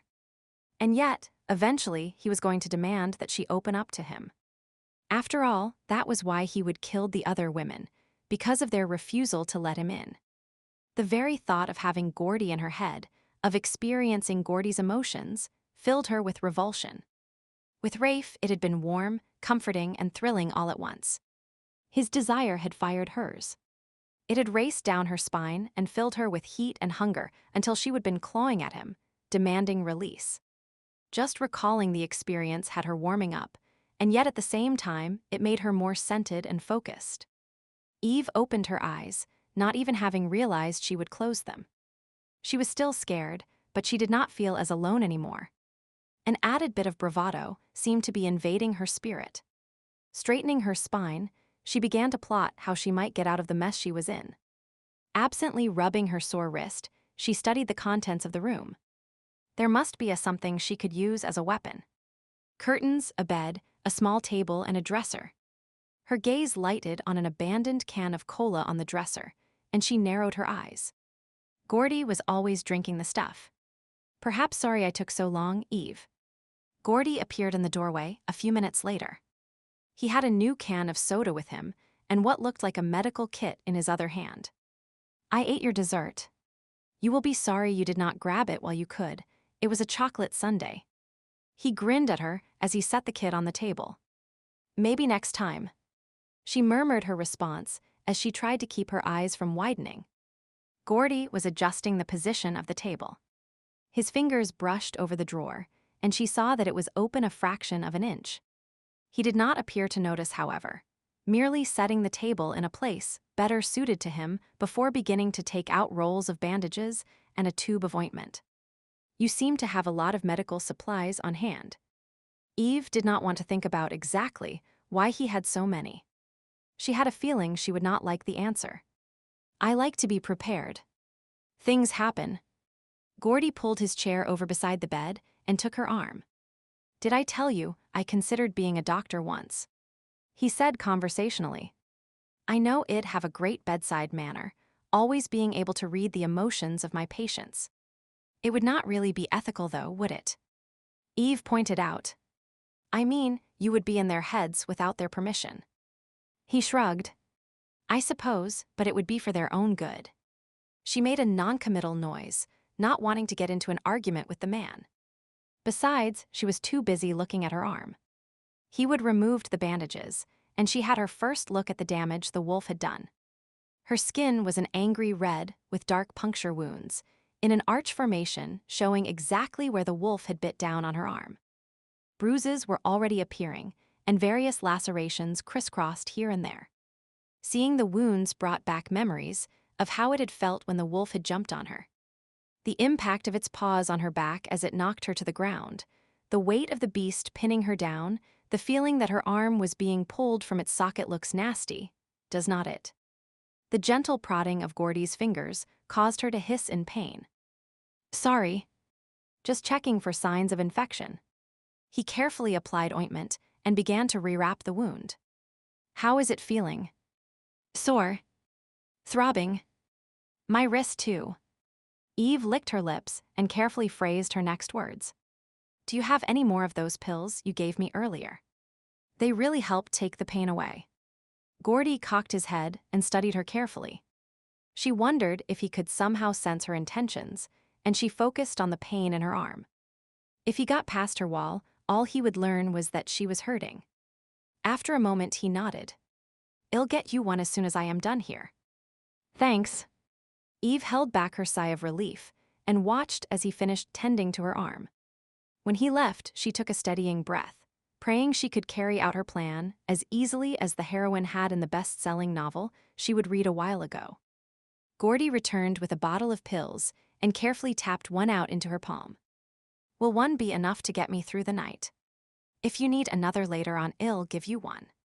Gordy put the cap on the bottle and tucked it in his pocket. Okay.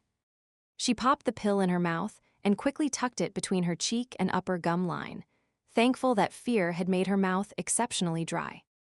Carefully, she took a sip of water, trying to keep the moisture away from the sedative. The next part was the hardest.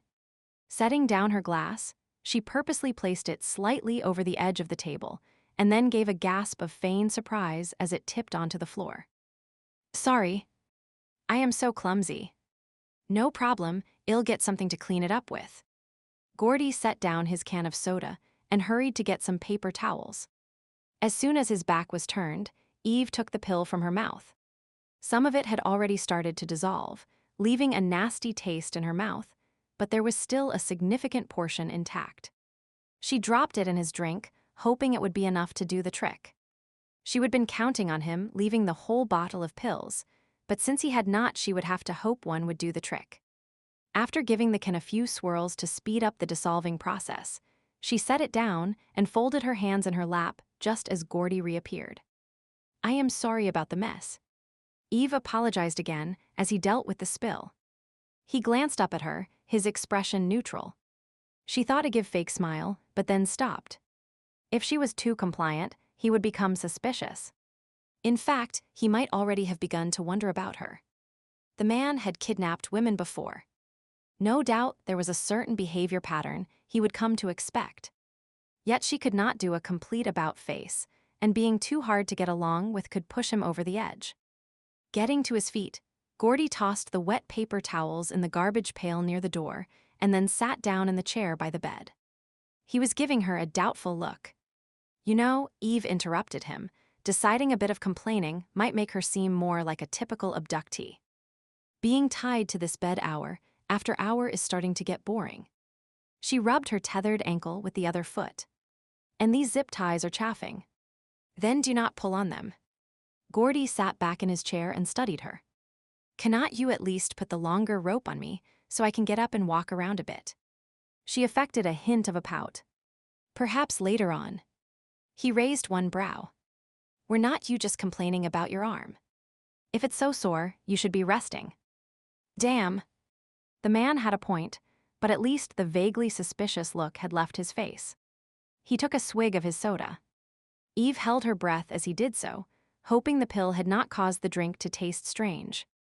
Apparently, it had not, for Gordy made no comment. Eve relaxed slightly. Now all she had to do was to keep Gordy talking until he finished the drink, and then wait for the sedative to do its job. She tried to calculate how long the pill had taken to affect her and then compare her body weight to Gordy's, but soon gave up. Mental calculations had never been her strong suit.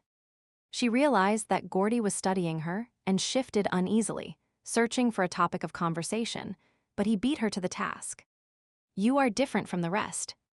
Gordy leaned forward, his elbows on his knees. "Different? How so?" Eve wondered if this was a good thing or a bad thing. "The others all agreed to go out with me first, and only started protesting after Wed formed our initial bridge. But you are different. Because I did not agree to a date. That and the way you are acting now. The others all cried and begged and fought against me." He cocked his head to the side and looked pleased. "But you are accepting this, are not you? You realize fate has brought us together." Fate? Was that whom she had to blame for the mess she was now in? You do not have to explain, Eve." Gordy got to his feet and moved to sit beside her on the bed. Eve inched away as far as the tether on her leg would allow. Gordy merely put his arm around her waist and drew her back. She fought not to cringe at the feeling of warmth from his hand as it rested on her waist. This close, his scent filled her nostrils, a strange combination of gasoline and bleach that made her want to wrinkle her nose and cough. So shy and proper. Gordy crooned the words gently. "Have you ever formed a bridge with another empath?" She hesitated. Mentioning Rafe would likely not be a good idea. Did Gordy even know Rafe was an empath? Or perhaps Rafe had a good enough wall in place that Gordy was not even aware of him. And would Gordy realize she would already formed an initial bridge with Rafe?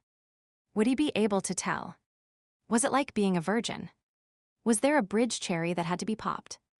Rafe had not mentioned anything, but never mind. "It's easy." All you have to do is let me in. He leaned closer, his breath whispering over her cheek. She shivered, but not with desire. Relax, Eve. He twirled a lock of her hair around his finger. Oh God, what to do? Gordy, am getting sleepy. The pill you gave me, one kiss, Eve. Just one. He placed his hands on her shoulders and leaned closer. Eve tried to lean away and unexpectedly found herself falling onto her back. Gordy gave a pleased grunt and followed. He loomed over her, and Eve began to panic. She pushed at him with her good hand, but he did not budge. Please, Eve. A tiny taste of the heaven that will be ours. Gordy trailed his lips along her jaw. It felt wet and sloppy, and she jerked away. No. I do not want this. Gordy, a strange look came over his face. His eyes seemed unfocused. That is what the others always said. I thought you were different, Eve. He glared down at her, his mouth twisted in an angry sneer. His fingers tightened on her shoulders. Oh, damn and double damn. I did not mean it that way, Gordy. She tried to backpedal, to keep him from going off the deep end. Then show me. He pressed his mouth to hers. Instinctively, she struggled to get away, keeping her lips tightly sealed. Gordy lifted his head and grabbed her face. His fingers bit into her jaw as he tried to force her mouth open. Let me in, Eve. His voice slurred as he spoke, and she hoped the sedative was starting to work, but obviously not fast enough. She could feel him probing her mentally, trying to get past her defenses, to bridge with her emotions. Jerking her head this way and that, she bucked and pushed at him, but to no avail. Gordy crushed his mouth to hers, his tongue trying to wedge between her lips. His body pressed down on her, holding her in place. He was heavy, so heavy. His weight felt like it was squeezing the air from her lungs. She fought to breathe, to escape, and then, with a sigh, he collapsed on top of her. Shocked, Eve lay there, hardly able to believe that pill must have taken effect. Gordy. She said his name, but there was no response. Gordy. She tried again, this time shaking him a little. He gave a heavy sigh and a mumble before lapsing into silence again. Elation filled her, and she would have liked to have taken a moment to savor her victory, but there was no telling how long the pill would affect him. With great difficulty, she managed to squeeze out from under him. However, she was still stuck because of the tethers. Eve studied the zip ties, noting how the teeth locked together. A shim was not that what she would seen being used in that police drama she liked to watch. Of course, she did not have a shim tucked in the collar of her shirt. Nibbling on her lip, she surveyed the room, but nothing came to mind except pulling open the small drawer in the table. She took out the newspaper clippings. Maybe the paper clip would work. Bending the malleable metal into an appropriate shape, she set to work. Her wrapped fingers made the task more difficult than it should have been, but in less than 10 minutes she was free. Who said TV was not educational? Now that she was able to move her good arm more freely, she was able to shimmy down to the end of the mattress. After removing the zip tie on her ankle, she allowed herself a moment to rub the chafed flesh before climbing off the bed. She had no shoes or clothes save Gordy's t-shirt, and spent precious minutes searching for them before a grumbling noise from the bed had her giving a start of fear. Gordy's eyes were still closed, his mouth slack, as he lay half on and half off the bed. How long was the sedative going to last on his larger body weight? As loath as she was to stay in his t-shirt, did she dare continue to search? Nervously biting her lower lip, she glanced around the room one last time. There was still no sign of her own clothing. She could not delay her escape any longer. Keeping her eyes fixed on her abductor, for some reason she felt she could not turn her back on him, Eve backed away, bumping into the dresser and then the wall. Reaching out with her hand, she fumbled for the door knob. Once it was in her grasp, she wrenched the door open and darted into the hallway. Running through the house, she had a vague impression of small rooms and simple furnishings, but her eyes were now focused on the kitchen at the end of the hall. It was not that far away, but fear made it seem a great distance. Her legs felt heavy. Each stride was an effort like in some horrible dream where you could not run fast enough from the unspeakable horror that chased you. Her bare feet slapped against the cool vinyl, classical music swirled about her, hiding the harsh sound of her breathing. The kitchen was just feet away when there was a thump behind her. Was Gordy awake already? She skidded into the kitchen, scanned the room wildly, and then dashed to the door. Yanking it open, she stumbled down the steps and into the yard. All was quiet outside, no sound of traffic or twittering birds.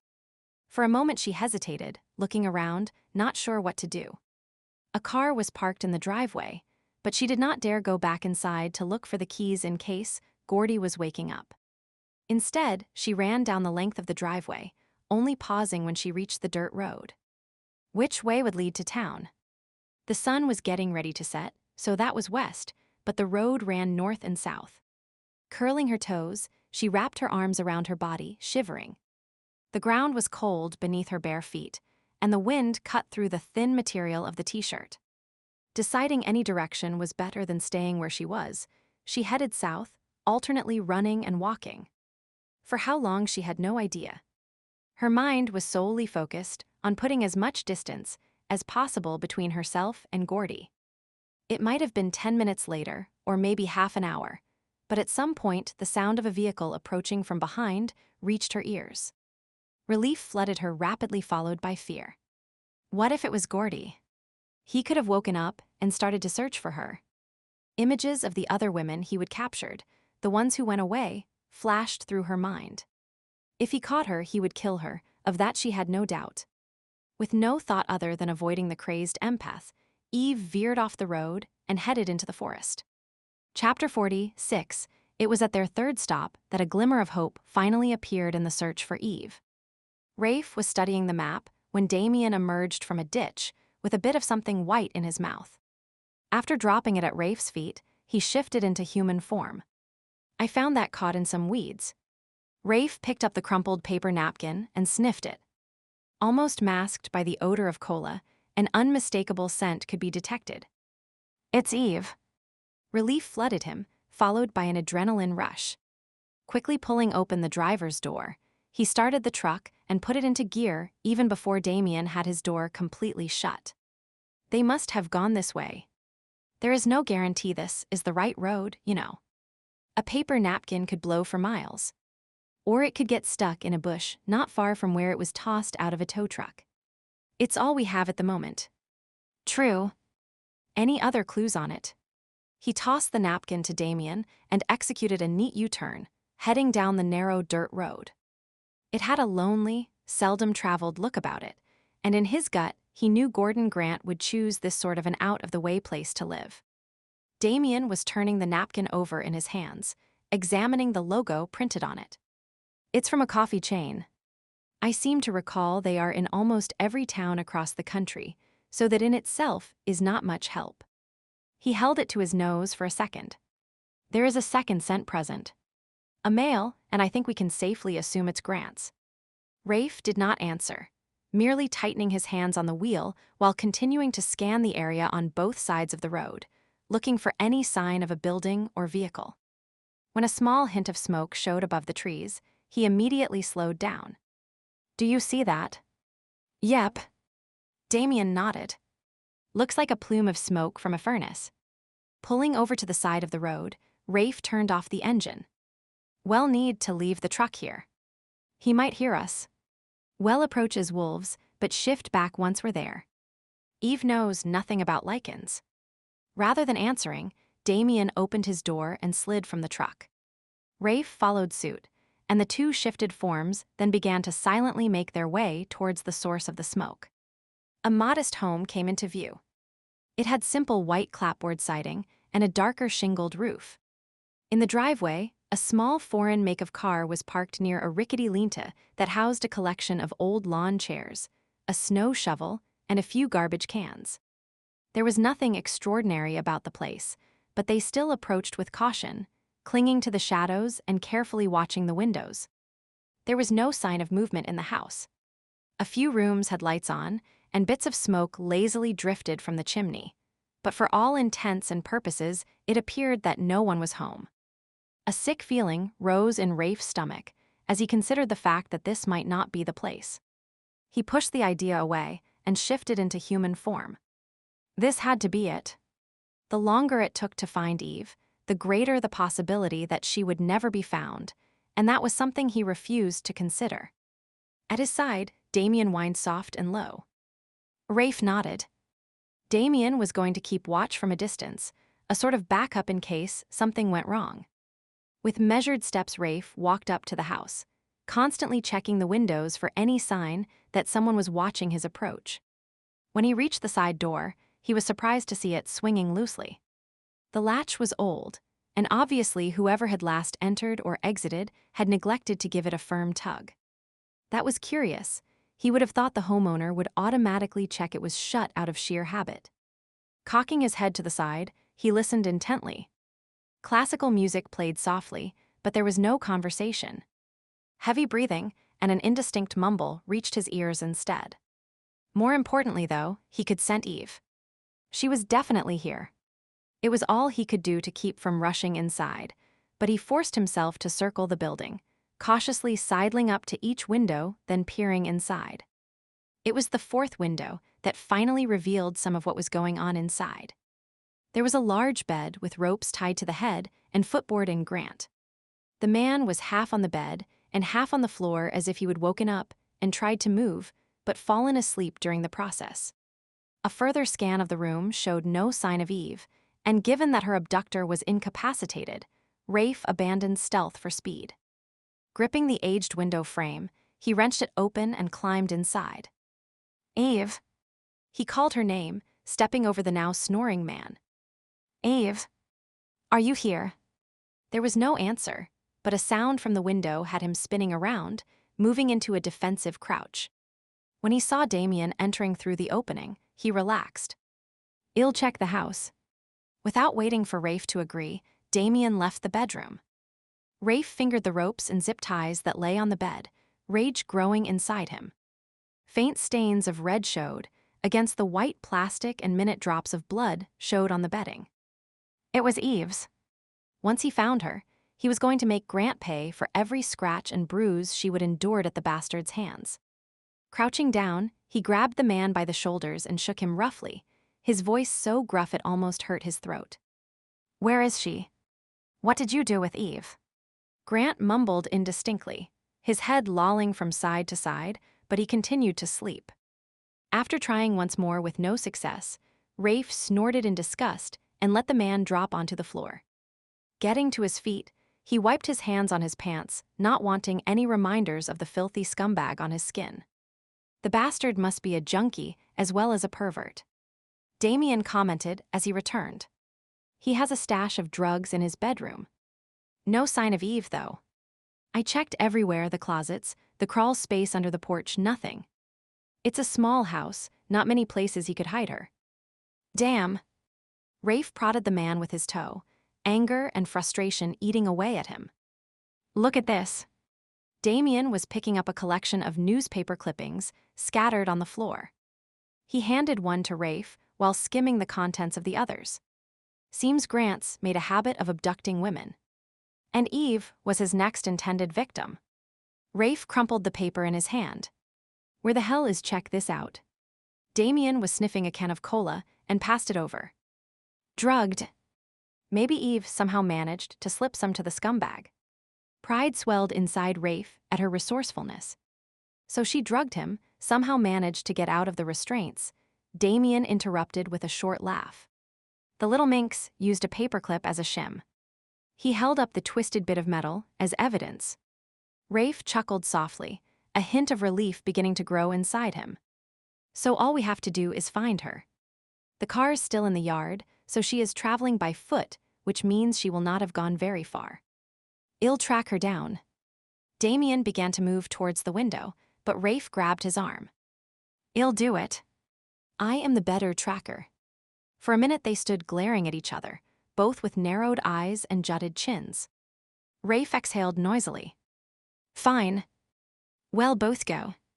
Damien had a point, but he would be damned if he was going to let the other man play the hero. Eve was fey like him, and she was his. Damien nodded. I'll tie up the bastard and call Reno. Then we'll start searching. We seem to be making a habit of working together lately, Rafe commented, moving to examine the items on the top of the dresser beside the window. Yeah, go figure. They exchanged glances, and a wry grin tugged at the corner of Rafe's mouth. While they might not exactly like each other, no one could deny they worked well together. It made him feel slightly guilty about what he was about to do, but not enough to change his mind. As Damien expertly tied the man's hands and legs, Rafe shifted forms and leapt out the window. The sound of Damien swearing followed him, but he did not stop. He needed to find Eve, and he needed to do it now. The partial bridge he would formed with her was tugging at the edges of his mind. She was terrified, and her wall was slipping, letting hints of her emotions free. He could sense the panic swelling within her, the pain that was throbbing through her body. Nothing was going to keep him from her. Nothing. Chapter 40, 7. Eve swatted the tree branches that tugged at her hair, swearing once or twice as she stumbled over exposed tree roots. The soles of her feet were cut and bruised, and her arm vigorously protested the many times she would have been forced to use it to keep herself from falling. About the only good thing about being in the woods was that so far no one seemed to be following her. Whether it had really been Gordy or not, she had no idea, but the possibility had been enough to send her into a headlong flight. Now she was thoroughly lost, tired, and cold, with absolutely no idea what to do about the situation she found herself in. For possibly the 100th time, she stared at the setting sun. It was her only guide, the only thing that let her know she was heading west rather than wandering in aimless circles. Unfortunately, it was dropping quickly in the sky, and a mist was forming over the land as the night air met the warmer ground. Once darkness fell, she would have no idea which way to go. She would try tuning into the earth. Rafe had told her about the affinity Fae supposedly had with nature, but the comforting hum was missing. There was no murmuring from the trees, no sense of energy being offered to her. Strange how she would become so used to the sensation. Now, she just felt alone and abandoned, as if creation had even turned its back on her. Perhaps it was because she was so emotionally distraught. Maybe it was plugging up her receptors or something. Whatever the case, the thought of spending the night alone in the woods, with the temperatures hovering around the freezing mark, had her throat tightening with unshed tears. She refused to cry, but that did not mean the feeling was not there. It was already cold, and she could not imagine how she would survive in just a t-shirt. What she needed was some form of shelter, a convenient cabin or even a cave, but nothing appeared to be in the offing. She snuffled and wiped her nose on the hem of the t-shirt, shivers beginning to rack her body. Her legs were covered with scratches from the bushes she would stumbled into, and despite the encroaching darkness, she could see the smears of blood and spatters of mud that covered her. If she ever made her way out of this, the first thing she was going to do was to take a hot bath. The warm water would sting in the cuts, but she would welcome the small pain as a sign that she would survive this ordeal. Survive. That is what she had to do, but how? Not knowing what else to do, Eve kept walking. Step after step after step. Occasionally, a stone would cause her to wince in pain, but mostly her feet were too cold and numb to notice anymore. Mist floated about her, casting the trees into ghostly shapes and creating an eerie atmosphere that did nothing to improve the downward spiral of her spirits. She wrapped her arms around herself, hoping to hold in her body heat, but it was not enough to stave off the chilly dampness that was creeping into every inch of her body. She was so tired. Pausing to lean against a tree, she wiped a stray tear from her cheek. "Not allowed, buddy," she told the errant drop. For a minute, she closed her eyes and tried to imagine she was someplace else. Somewhere warm and comforting. An image of Rafe's home sprang to mind. The fireplace would be crackling merrily, and the two of them would lounge on the rug in front of it. He would wrap his arms around her and hold her tight. She would trace her finger over his mouth and then stretch to brush her lips over his. Their eyes would meet, and she would allow her mental wall to relax. A bridge would form with practiced ease between their minds, and she would know how he felt, sense his love and concern. It would fill her with warmth, and she would push her own feelings towards him, wanting to give as well as receive a sound intruded on her pleasant reverie. The mere snap of a twig, but in the silence of the woods, it echoed like a gunshot. Eve's eyes flew open, and she looked around, her heart pounding. Was it Gordy? Had he finally come after her? She searched for signs of movement and thought she saw a flicker of something in the distance. It was indistinct, barely noticeable through the swirling mist, but there was no doubt in her mind as to what it was. Wolves! Her mouth opened in a silent scream as memories of the creature attacking filled her mind. The weight of it knocking her to the ground, the pain of its teeth piercing her flesh, horrible snarls filling her ears. Was she caught in some horrid dream where one terror faded away only to be replaced by another? Pushing off from the tree, she started to run, her only intent to put as much distance as possible between herself and the terrifying beast. She ran blindly, stumbling and crashing into trees. Her breathing was harsh, yet the sound of the wolf chasing her was even harsher. It must be near. It was as if she could hear the beast inside her mind. The creature was angry and worried, and Eve shook her head, pressing a hand to her temple. Somehow the wolf seemed to be inside her head, her mind picking up on its feelings. And Rafe was there, present and yet not. A mental image came to mind, his face morphing into that of animal. He was the wolf, and the wolf was him. Oh God, was she going crazy? Eve! She could hear his voice now, sense him close at hand, but surely that could not be. She glanced over her shoulder and was totally shocked to see Rafe actually there. She skidded to a halt, stumbling into a tree and then holding onto it to keep herself steady. For a moment, indescribable joy filled her only to be twisted into fear when a black wolf appeared behind him. Rafe, look out! Eve screamed the words and moved to lunge forward, her only thought to somehow protect the man she loved. Her foot, numb with cold, caught on a tree root, and her ankle twisted, sending her crashing to the ground. As her injured arm took the brunt of the fall, a sharp pain shot up her arm and darkness descended. Chapter 48. Rafe rushed forward, landing on his knees beside Eve's prone body. He hovered his hand over her, almost afraid to touch her. She was covered in dirt and scratches, bits of leaves stuck in her hair, smears of blood stark against her pale skin. 2 tear tracks showed on her cheeks, and his heart broke as he recalled the terror he would felt emanating from her. Gently, he reached out and brushed strands of fair hair from her face. She was so pale and cold, her lips almost blue, dark shadows under her eyes. He wanted to gather her to him, to cradle her body and infuse her with his warmth. Instead, he donned his professional mask and proceeded to examine her with clinical detachment. A bracelet of bruises could be seen around her one wrist and ankle. Her feet were cold and badly cut. Neither leg was injured beyond surface scratches, but one arm definitely was. Blood had dried where it had seeped through the gauze, and a bandage bound her wrist. Her fingertips were swollen where they peeked out beyond the elasticized material, but the coloring was good. Unwrapping it could wait until he was somewhere with better lighting.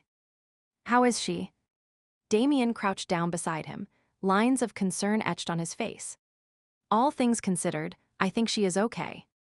Rafe eased his arms under her. I am going to carry her. You head back and get the truck, meet me halfway. Damien nodded, but did not immediately go. Instead, he stared down at Eve, a myriad of emotions passing over his face. Hesitantly, he reached out and brushed his knuckles over her cheek, then let his hand drop to his side. Closing his eyes, he swallowed hard. Rafe fought not to growl possessively and pull Eve away from Damien's touch. The man was obviously going through his own personal hell. When Damien opened his eyes, Rafe stood, adjusting Eve in his arms. You all right? Yeah. Just memories. Fucking bad memories. Damien slowly got to his feet, his hands clenched into fists. A heavy sigh escaped him, and then, after a moment, the air shimmered, and a black wolf stood in his place. Without a word, the animal ran off, disappearing among the thick trees. Rafe watched him leave, wondering what the future would hold for the man. There were more demons in the man's life than he cared to contemplate. And whatever the man had been up to these past months was causing some major battles with the animal inside. There was still a hesitation when Damien had wanted to shift, a sign his wolf continued to fight him. Did Damien even realize how close he was to the edge of losing complete control? Eve murmured in his arms, and Rafe pushed Damien's problems to the side. Damien was not his concern right now. Eve was. With sure strides, he made his way towards the roadway. The sooner he had her someplace warm where her wounds could be properly tended, the better. An hour later, Rafe watched Eve resting in his bed. With Brandy's help, he would washed and dressed her in one of his shirts, then applied antiseptic and bandages. He did not think her wrist was broken, but it would have to be x-rayed in the morning. And the bites on her arm, while deep, showed no signs of infection.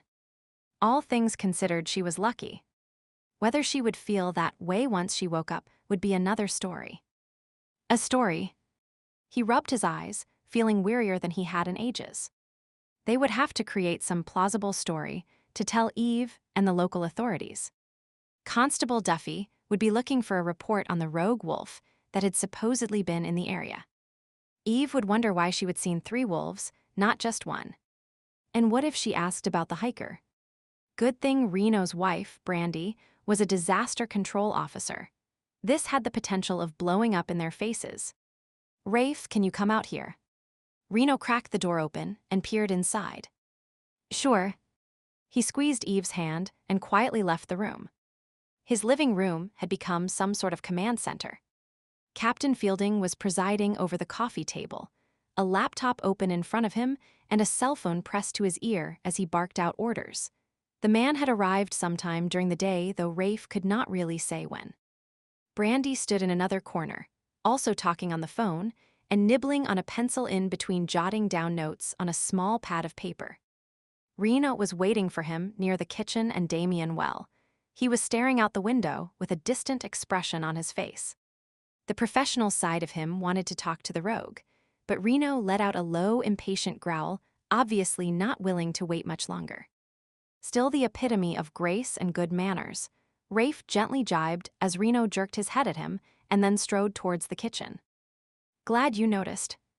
Reno gave an amused huff before getting down to business. Can you give the bastards, you and Damien, trussed up another dose of tranquilizers? It would make transporting them easier. Rafe raised a brow. He was already treading on ethically thin ice, administering meds for non-medical reasons. On the other hand, he thought of how they would plan to cold-bloodedly murder Eve simply because she was Faye heading to a locked cupboard. He took out several vials of tranquilizer and handed them over. Here. Reno nodded. Good. I was hoping you were not going to go all prissy on me. If the comment had come from anyone else, Rafe would have grabbed their collar and shown them exactly how unprissy he was. But Reno was just well Reno. Did you find out anything more about Grant? Yeah. Turns out he's in our database, or actually the Faye database. Faye? Rafe stiffened. Yep. There have been complaints registered against him.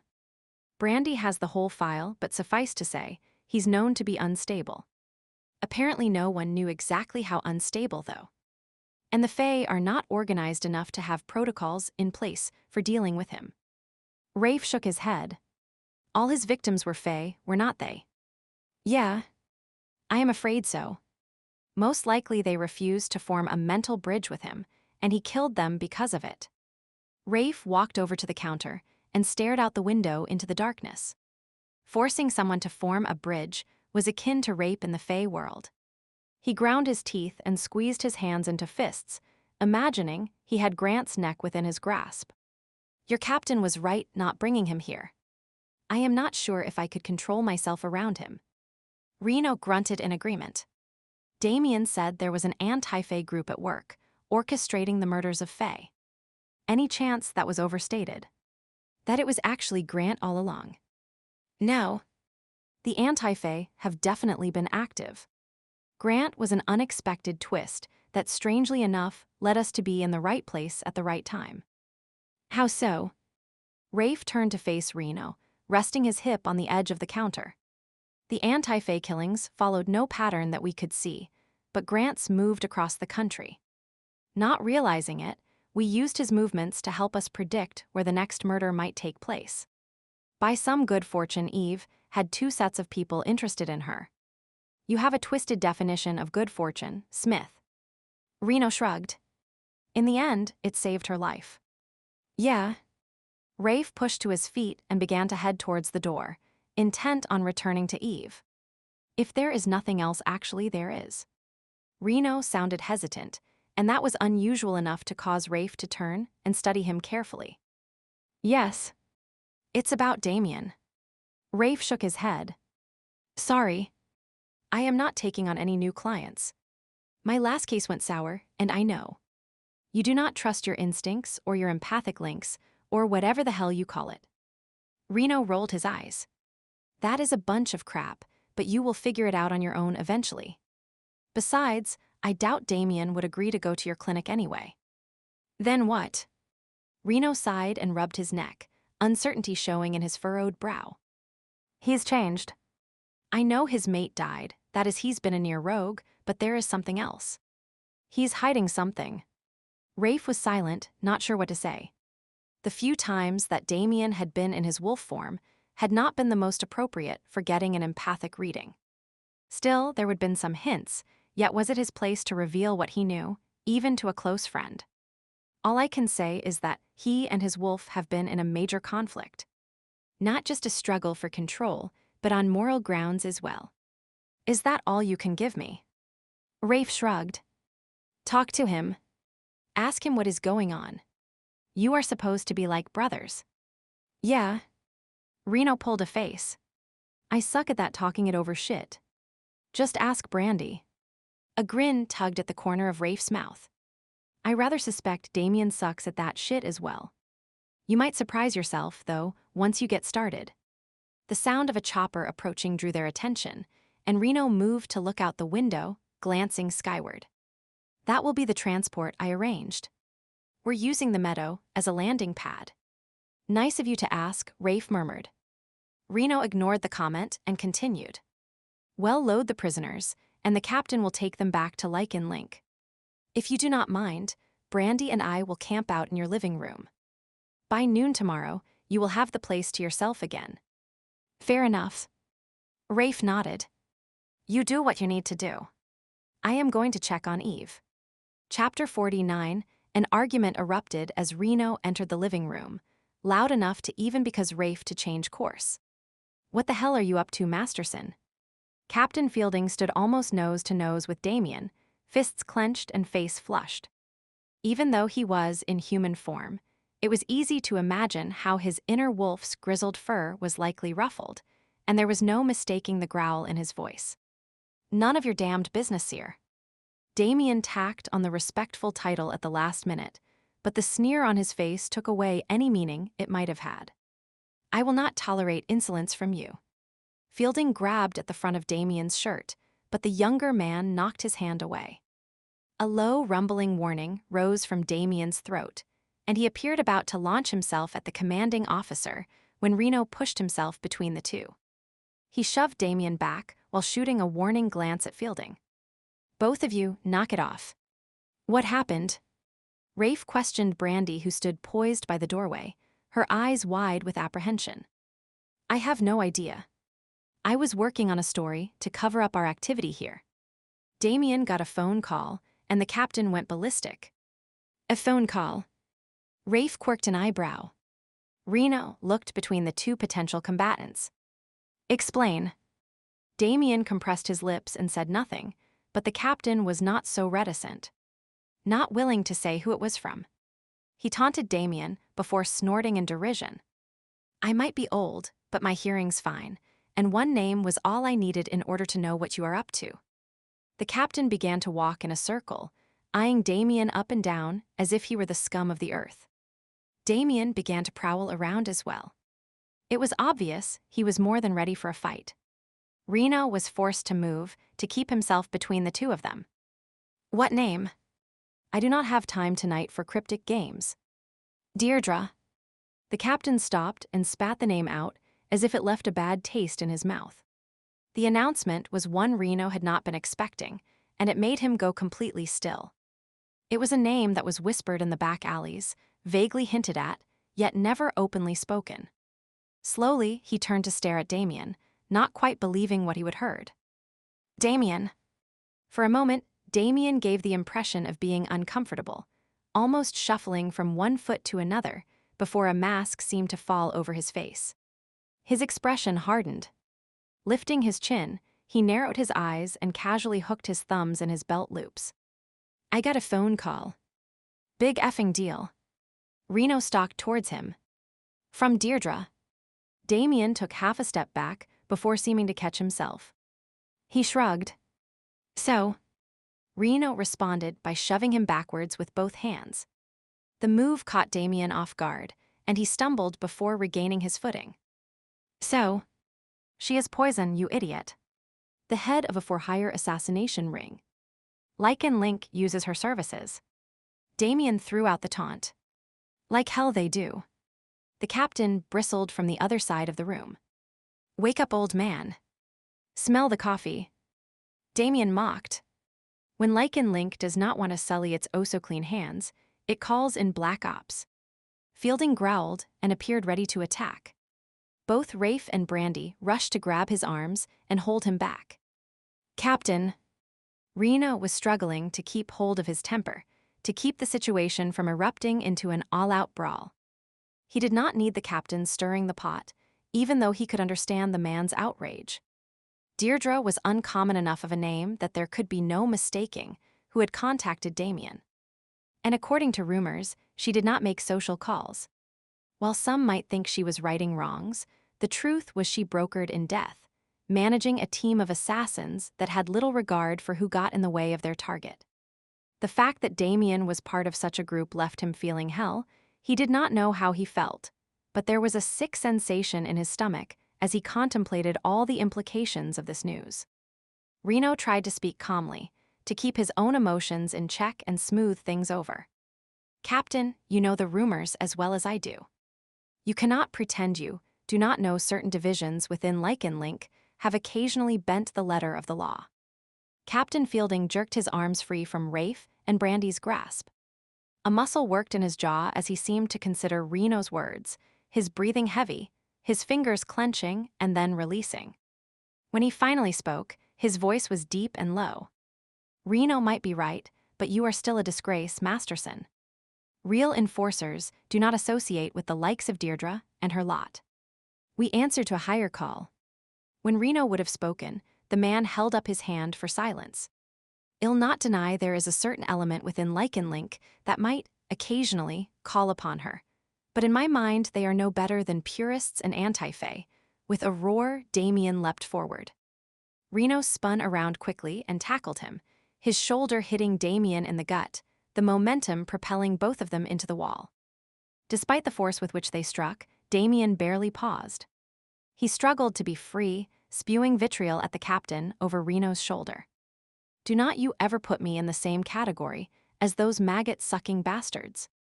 They killed my mate, and you are no better. The captain shot back, once again being restrained, this time by Rafe and Brandy. Assassinating for money. You are a disgrace to the term enforcer. We enforce the book of the law, not take matters into our own hands. You have betrayed the sacred oath you took when you became an enforcer. Disgust twisted the captain's face. We gave you a chance when you went rogue. Do you have any idea how many hoops Reno jumped through to save your ass? And when he did find you, he twisted my arm, saying you would be perfect for an undercover job, yet this is how you repay him. Thank God McRae is here. He can drag your sorry soul to his rehab clinic and keep you there until I can get charges laid. McRae. Rehab. Damien pushed away from Reno and shot a scathing glance at Rafe. And the shoe finally drops. I cannot believe I was so stupid. And here, I thought you might really be a nice guy who got caught up in this mess. He shifted his gaze to Reno. Did you put him up to this? Decide to use me for your undercover op, and then lock me up in a padded cell once I'd served my purpose. The accusation cut Reno to the quick. No, of course not. We're like family, Brandy added. Like hell we are. I do not need you. Any of you. A sneer twisted Damien's mouth, hatred blazing in his eyes as he looked at those gathered around him. There is no fucking way I am going into rehab. You dare talk about betraying my oath. A loud banging on the door interrupted him and had everyone turning. 3 enforcers stood in the entryway, arms folded behind their backs, eyes straight ahead awaiting orders. A 4th man, his insignia proclaiming him to be the leader of the group, looked uncomfortable at having interrupted, but determined to carry out whatever assignment had brought him there. "Excuse me, sir. Reporting in that the chopper you ordered is here, sir." Reno gave the man a nod, before returning his focus to the matter at hand. "You," he glared at Damien, "wait for me in the kitchen. We have some talking to do. And you," he rounded on the captain, "have some prisoners to take back to headquarters." When the captain would have spoken, Reno growled, "You might outrank me, but right now I do not give a rat's ass. You are out of line and need to cool down." It was obvious Captain Fielding was not accustomed to being chastised by a subordinate, but he did not argue. Instead, he stormed out of the house, jerking his head for the enforcers to follow him. 3 did, but the 4th stayed. "Yes." Reno raised a brow, not wanting to talk to the man. He had enough to deal with at the moment. "Begging your pardon, sir, but I need to speak to Dr. McRae." "That is me." Rafe stepped forward. "I am sorry, sir, but I was asked to give you this message."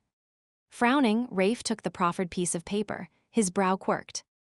The enforcer folded his arms behind his back, his expression neutral. "They tried to call, but were not getting an answer. I am to wait for you." Now looking truly puzzled, Rafe unfolded the message and scanned the contents, then slowly crushed the paper in his hand while swearing under his breath. Turning, he leaned against the wall, eyes closed and slowly shaking his head. "Dr. McRae." Brandy approached cautiously, laying a hand on his shoulder. "What is it?"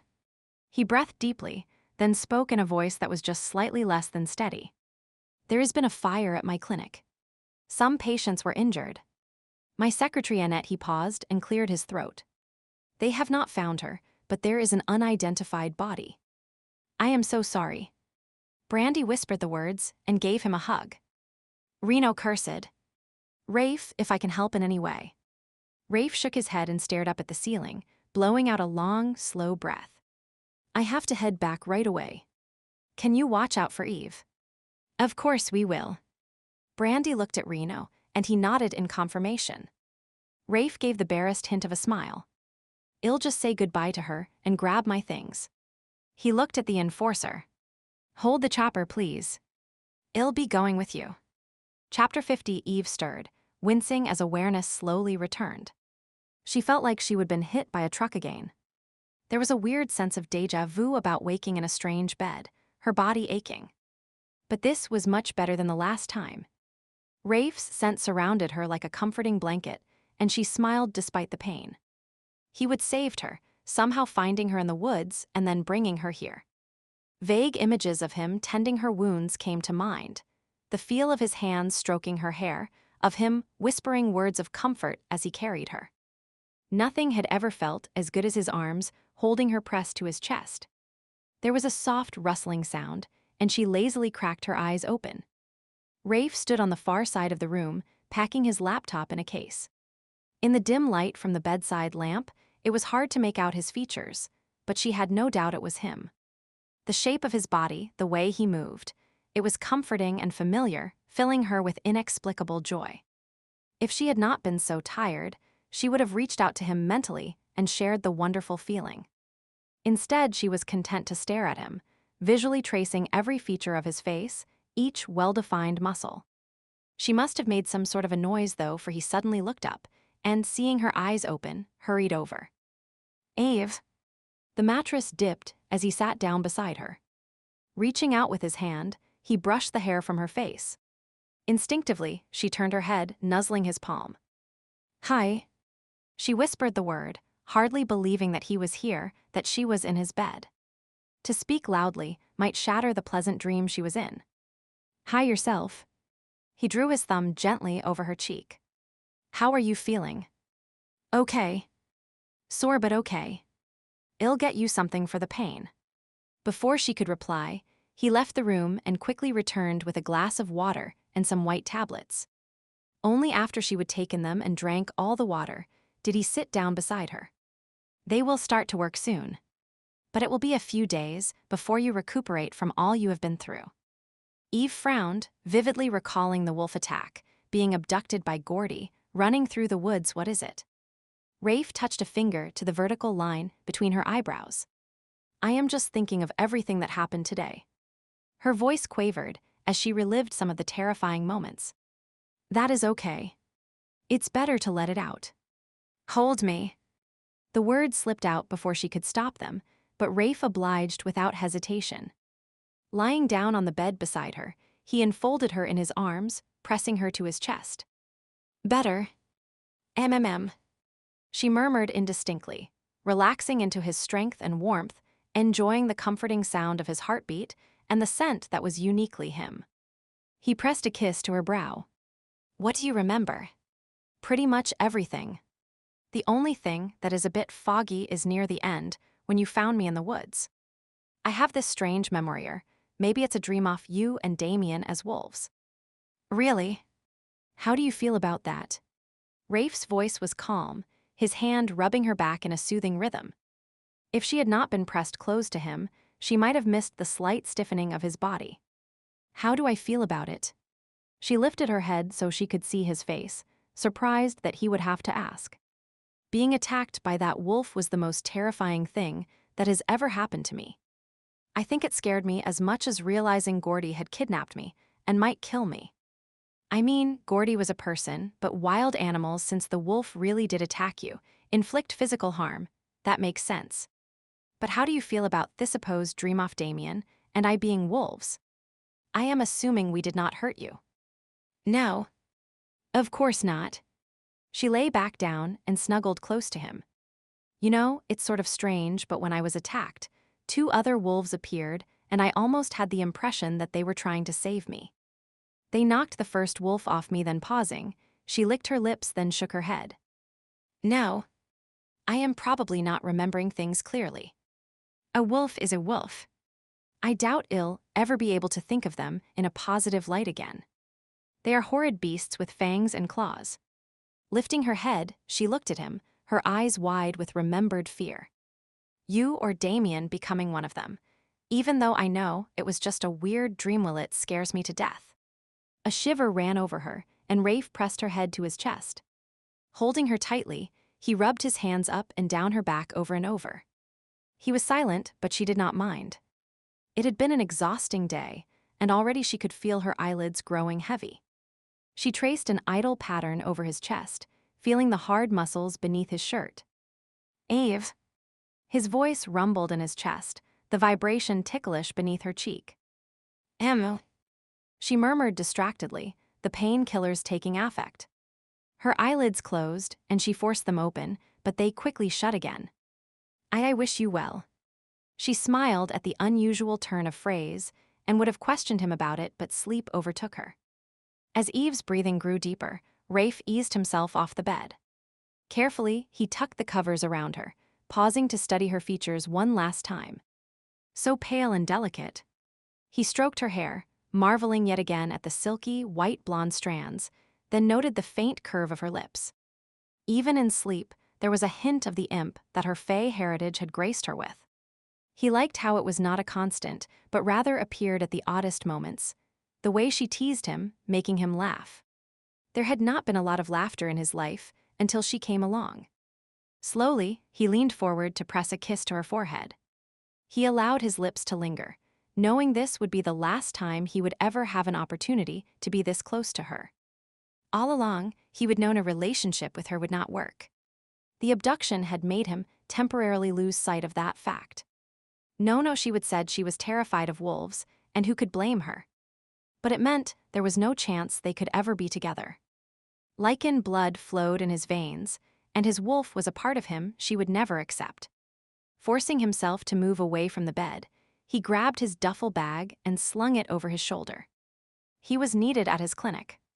The rogues who were patients there would require temporary housing. His staff would need help getting reorganized. And Annette someone would have to identify her body. She did not have any family that he was aware of. Hell, what a mess. Rafe placed his hand on the doorknob, and stared blankly at the wooden panel in front of him. Once he left this room, it was all over. He would be caught up in life at the clinic, rebuilding, working with clients, on call day and night in case one was in crisis. His plan of turning the cabins into a halfway house of sorts for rogues would slowly fade. And his relationship with Yvette had never really had a chance. He tightened his fingers on the handle, wanting to turn around, to look at her one more time, to share one more kiss, one more bridging of their minds. Instead, he pulled the door open and stepped into the brighter light of the hallway. They said a clean break was the easiest, but that did not make it any less painful. Raised voices drifted down the hallway, and Rafe followed the sound to the kitchen. Brandy was trying to calm a clearly irate Reno.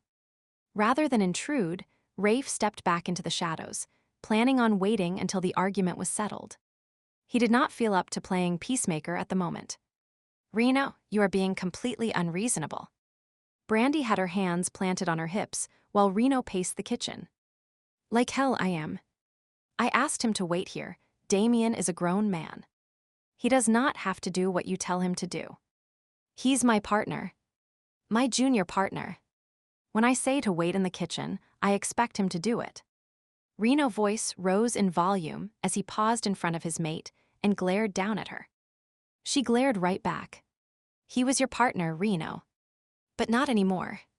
Reno opened his mouth to respond, but then must have changed his mind. He half turned away and rubbed his neck, the fight visibly leaving him. "Yeah, I know. I guess I thought if I talked to him, I could make him see sense." "I know." Brandy's voice gentled as she wrapped her arms around his waist and pressed her head to his back. "But maybe it's better this way. At least things did not end with you two having a big argument." Turning in Brandy's arms, Reno returned her hug, resting his chin on top of her head. His eyes had a haunted look about them. "Damien was all the family I had. You have not lost him completely." He gave a bitter laugh. "When someone joins Deirdre's ranks, they never come back. You do not know that for sure. Did not you say everything that was known about her was based on rumor? Rumors have their roots in reality." He was quiet, a muscle working in his jaw. Eventually, he leaned back so he could see her face. "Thanks." "For what?" She looked up at him quizzically. "For sticking with me." He gave her what started as a gentle kiss, but then grew into something deeper. Reno lifted Brandy, one hand cupping her butt while Brandy ran her fingers through his hair. When Reno set her on the kitchen table, Rafe rolled his eyes. Clearing his throat loudly, he entered the room. "Not on my table. Please. I have to eat off it." Reno and Brandy ended their kiss and looked his way. Brandy appeared slightly guilty, but Reno was unrepentant and grinned widely. "Sorry." Reno set Brandy on the ground and would have kissed her again if she had not pushed him away. "Behave," she chided. "Go check how the captain is doing with the prisoners. I'll send Rafe out as soon as he's ready." Reno squeezed her butt once more and then walked away laughing when she swung at him. Rafe waited a beat until the door shut behind Reno before commenting. "He's taking Damien's defection hard." Brandy nodded. "He'll try to hide it, but inside she sighed. For years, it was the two of them fighting against the wrongs of the world. Having Damien join, the other side has really shaken him. Damien has not totally abandoned his values. He still believes in saving the underdog. I could sense that in him." "I know, but the method he's chosen," she shook her head. "Depending on what the captain decides to do, Damien could be declared an outlaw. He'll be stripped of his rank and lose all rights to any benefits he might have received from being a part of Lycan Link. He'll be a homeless rogue, just like all the rest." Rafe winced knowing exactly what that entailed from his years at the clinic. Lycans like Damien were the reason he had to rebuild the clinic. Even if his heart was no longer in it, even if his abilities were faulty, someone had to watch out for them. If he did not, then who would? Reno said that the chopper's ready whenever you are. He nodded knowing it was time to go, but his heart was telling him to stay. Eve would need him to help her recover from the trauma she would experienced, but in the end, he would still have to leave, and would it hurt any less in a week or two? "No." This was for the best. And Brandy was capable. He would leave her a list of instructions. You will watch out for Eve. Make sure she gets her wrist checked. She might have nightmares after all she has been through, so if you could, I'll take care of her, Doctor. McRae, do not worry. Thanks. The corner of his mouth turned up in a brief smile as he acknowledged he was sounding like a mother hen. I know you will do whatever is needed. It's just that he paused, not sure what he could say that could possibly explain his relationship with Eve. Once an empath formed a mental bridge with someone, they were connected in a way that non-empaths could never understand. She is special to you. Brandy finished the sentence for him, a sympathetic smile on her face. Yeah. He took a step towards the door, then stopped. Explain to her why I had to go. I will. I'll tell her you will contact her as soon as possible. No. Do not say that. I will not be calling her. It's best if she just thinks we had an interlude. And is that what it was? She cocked her head and gave him a considering look. It has to be. She does not even know werewolves exist. So tell her. Brandy folded her arms and leaned her hip against the table. He blinked. A DC is telling me this. She snorted. There are ways around the rules. Everyone knows that. Not this time. She is petrified of wolves now. And after her experience with Grant, she will not want another fae to touch her. How do you know? Did you ask her?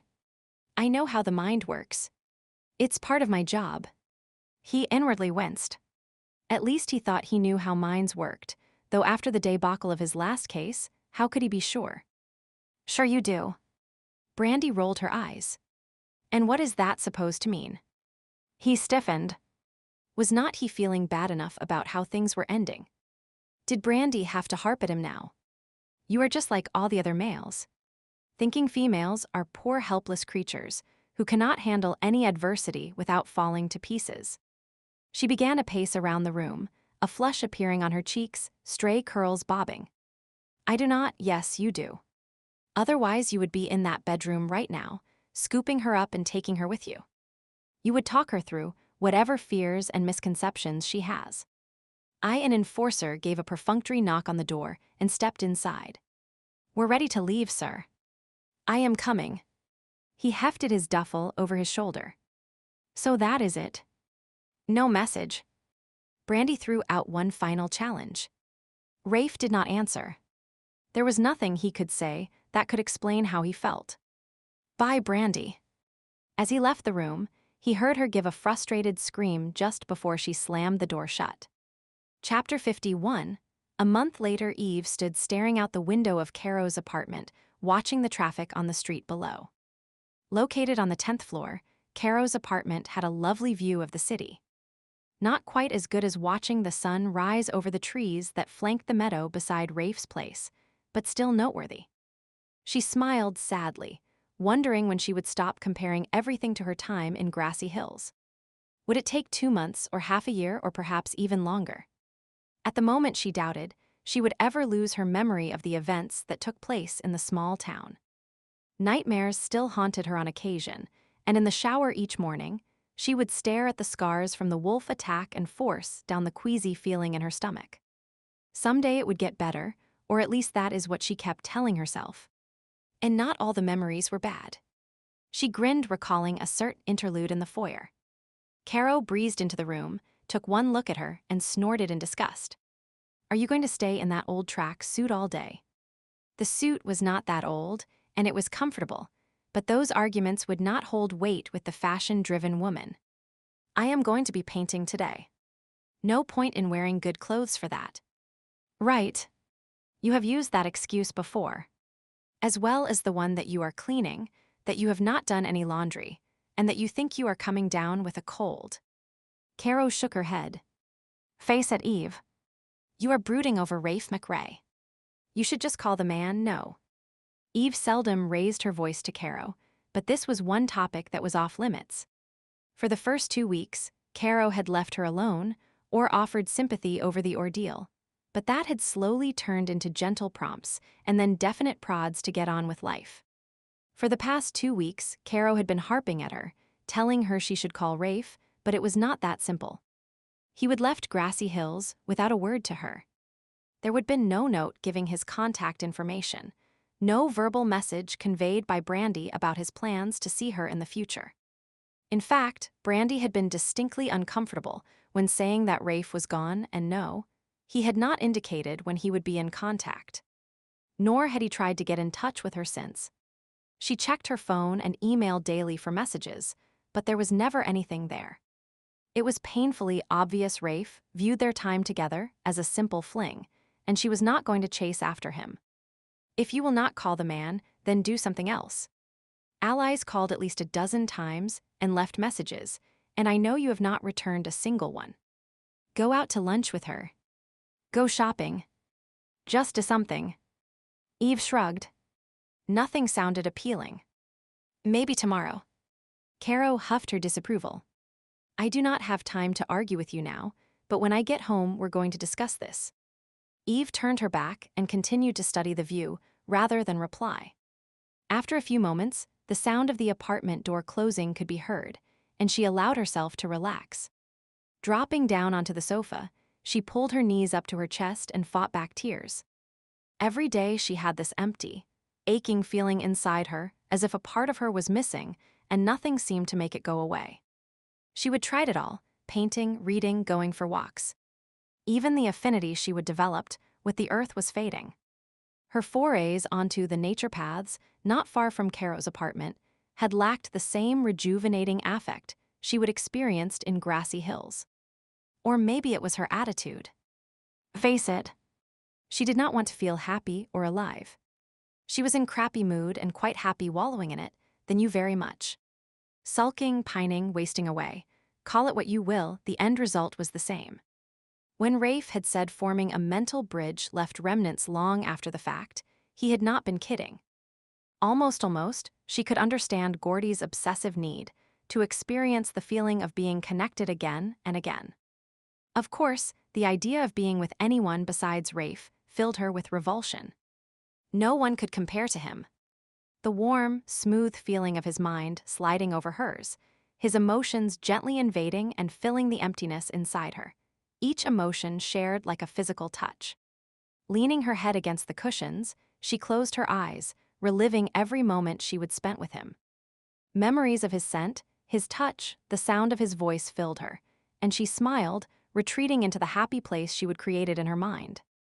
How long she sat like that she had no idea, but the ringing of the phone startled her out of the trance-like state she would fallen into. It was probably Ally again.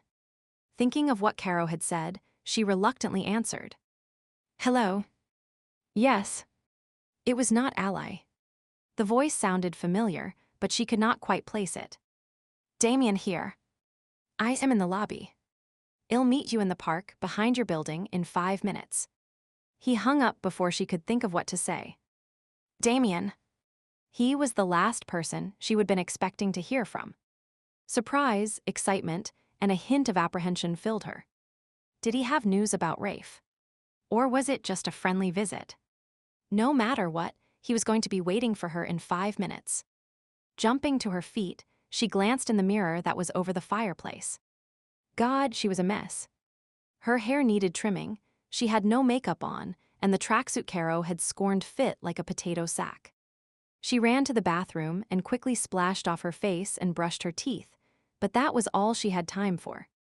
Somehow she knew if she was not there within the time frame he gave, Damien would disappear. Racing down the hallway, she jabbed at the elevator button, and then once inside the car, impatiently tapped her foot as it lowered her to the ground floor. Kara's apartment building was located across from the Bow River that wove its way through the center of Calgary. A parkway with tree-lined trails and parks flanked the river. It was a fitting place to meet Damien. The man had a look about him that suited the natural setting. Eve saw him immediately, leaning against a tree, one ankle negligently crossed over the other. He looked much as he had in Grassy Hills when she would first seen him. Too thin, a haunted look about his eyes, but compelling nonetheless. When he caught sight of her, he straightened. A faint smile barely curled one corner of his mouth, but it was enough to change his appearance from merely interesting to devastatingly appealing. "Damien, it's good to see you." She hurried towards him and gave him a hug. Just like the last time she would touched him, he hesitated before returning the gesture. At first the hug was tentative, but then it increased into a genuinely warm greeting. Eve was secretly pleased with the show of emotion from the man. He always seemed sock-closed off, as if he did not dare let any of his feelings out. When he released her, she stepped back and grinned. "Nice place." He jerked his chin towards the apartment building. "Yes. It's not mine, though. Caro, my friend, is letting me stay with her since Id sublet my apartment." "I know." He turned from his examination of the building to look at her. "You know." She cocked her head. "How?" "There are ways to find out almost anything you want to know." He shrugged. "That is how I found you." That had been her next question. It made her slightly uneasy to think he would been snooping around, finding information about her, not that she would made any particular effort to hide where she was. To cover her unease, she put her hands in her pockets and nodded towards the pathway. "Want to walk?" He fell into step beside her. She could feel him studying her out of the corner of his eye. "You are looking better than the last time I saw you." She gave a soft laugh. That must have been right, after Id been running through the woods escaping Gordy. Not too hard to improve on that. Damien smiled and nodded. "True. Maybe it's just that I have missed you."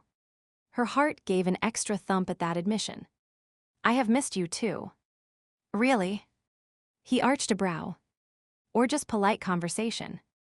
"It's not nice to question my sincerity," she chided gently. "But yes, I have missed you. You and Grassy Hills and Rafe, it was lovely there." She had not meant to mention Rafe, and winced hoping Damien would not comment on the fact. Of course, that was too much to expect. "Have you heard from him?" "Rafe, that is." "No." She tried to sound unconcerned. "I expect he's busy. Brandy told me there would been a fire at his clinic." Damien nodded, and they walked in silence for a while longer. The wind was cooler now that they were nearing the river, and she hunched her shoulders against the chill. "So what have you been up to?" She cast a curious look at him. "Not much. No more handyman work to be done." "No. I am sort of between jobs. Trying to decide what I want to do next. That is one of the reasons I thought I'd look you up." "Oh."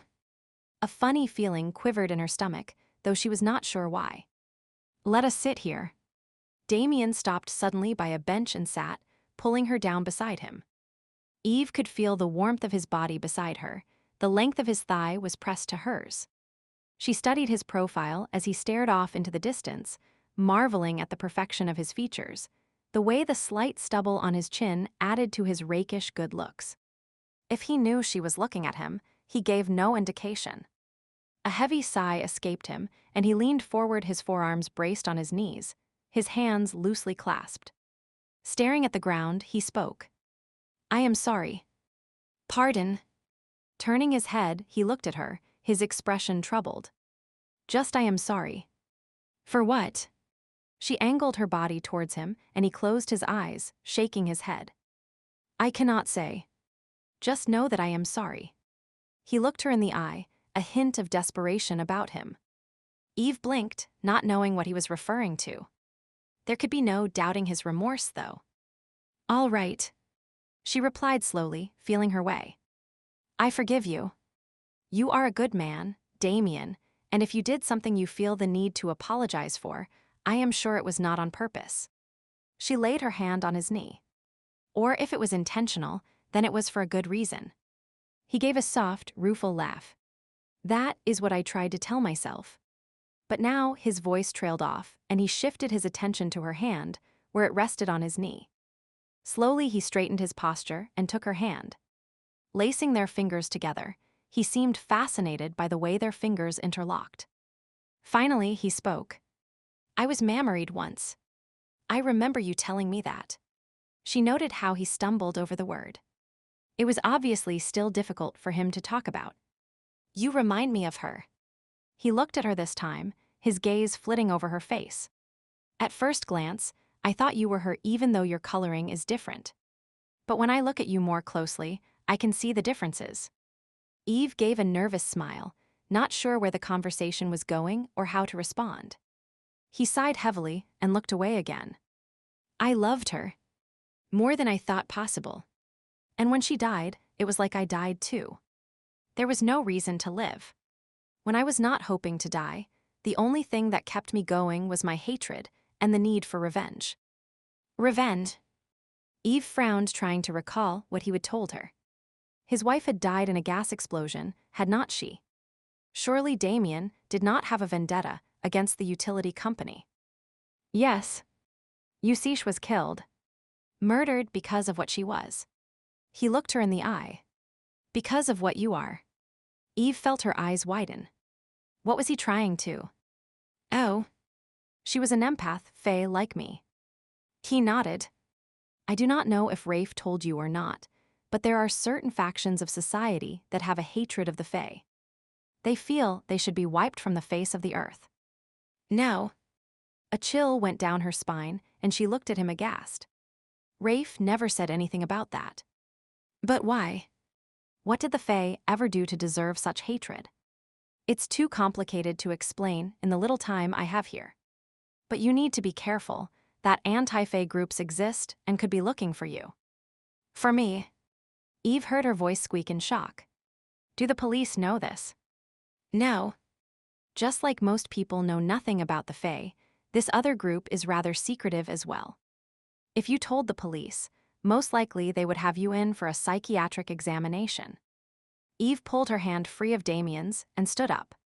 I do not know what to say. What do I do? Why did not Rafe tell me this? Is he in danger too? She looked about wildly, not exactly sure why. Perhaps looking for the anti-Fae persons to come jumping out at her. Damien stood up and caught her by the shoulders. Rafe is fine, and I do not think he initially realized how dangerous the situation was becoming. As for what you do, he paused and then shrugged. You are careful. You stay alert and watch out for strangers, do not go anywhere alone. It's not much different than what any single woman would do. Eve was not so sure about that. She would lived by herself for quite a while and taken the usual precautions, but there would never been any reason to feel she was a target. Is that what the other Fae do? They go about their lives. Many probably do not even realize they are in danger. Your people do not exactly keep close tabs on each other, and sharing information is sporadic at best. Rafe mentioned something about that. Eve bit her lip, not sure what to think or do. There is one possible solution, a way to make your life safer. Damien rubbed his thumb over her shoulder in a comforting gesture. What is that? Join forces with someone who knows the danger you face, who can help watch out for you. He looked her intently in the eye, and Eve had the feeling he was trying to tell her something. Was he insinuating that the two of them? Damien, his fingers tightened on her shoulder, and for a moment there was a look about him, as if he wanted to pull her closer. He wet his lips. The blue that rimmed his silvery eyes seemed to grow darker. Was he leaning towards her? The moment stretched between them, and Eve held her breath, not sure how she felt about the possibility that hovered between them. Damien was so, but then there was Rafe. An image of him came to mind, and she smiled. With him, she felt Damien gave a short huff and shook his head, dropping his hands from her shoulders. No. It's not meant to be. Eve blinked. The air of expectancy that had hovered between them faded away. It was sad, but also right as well.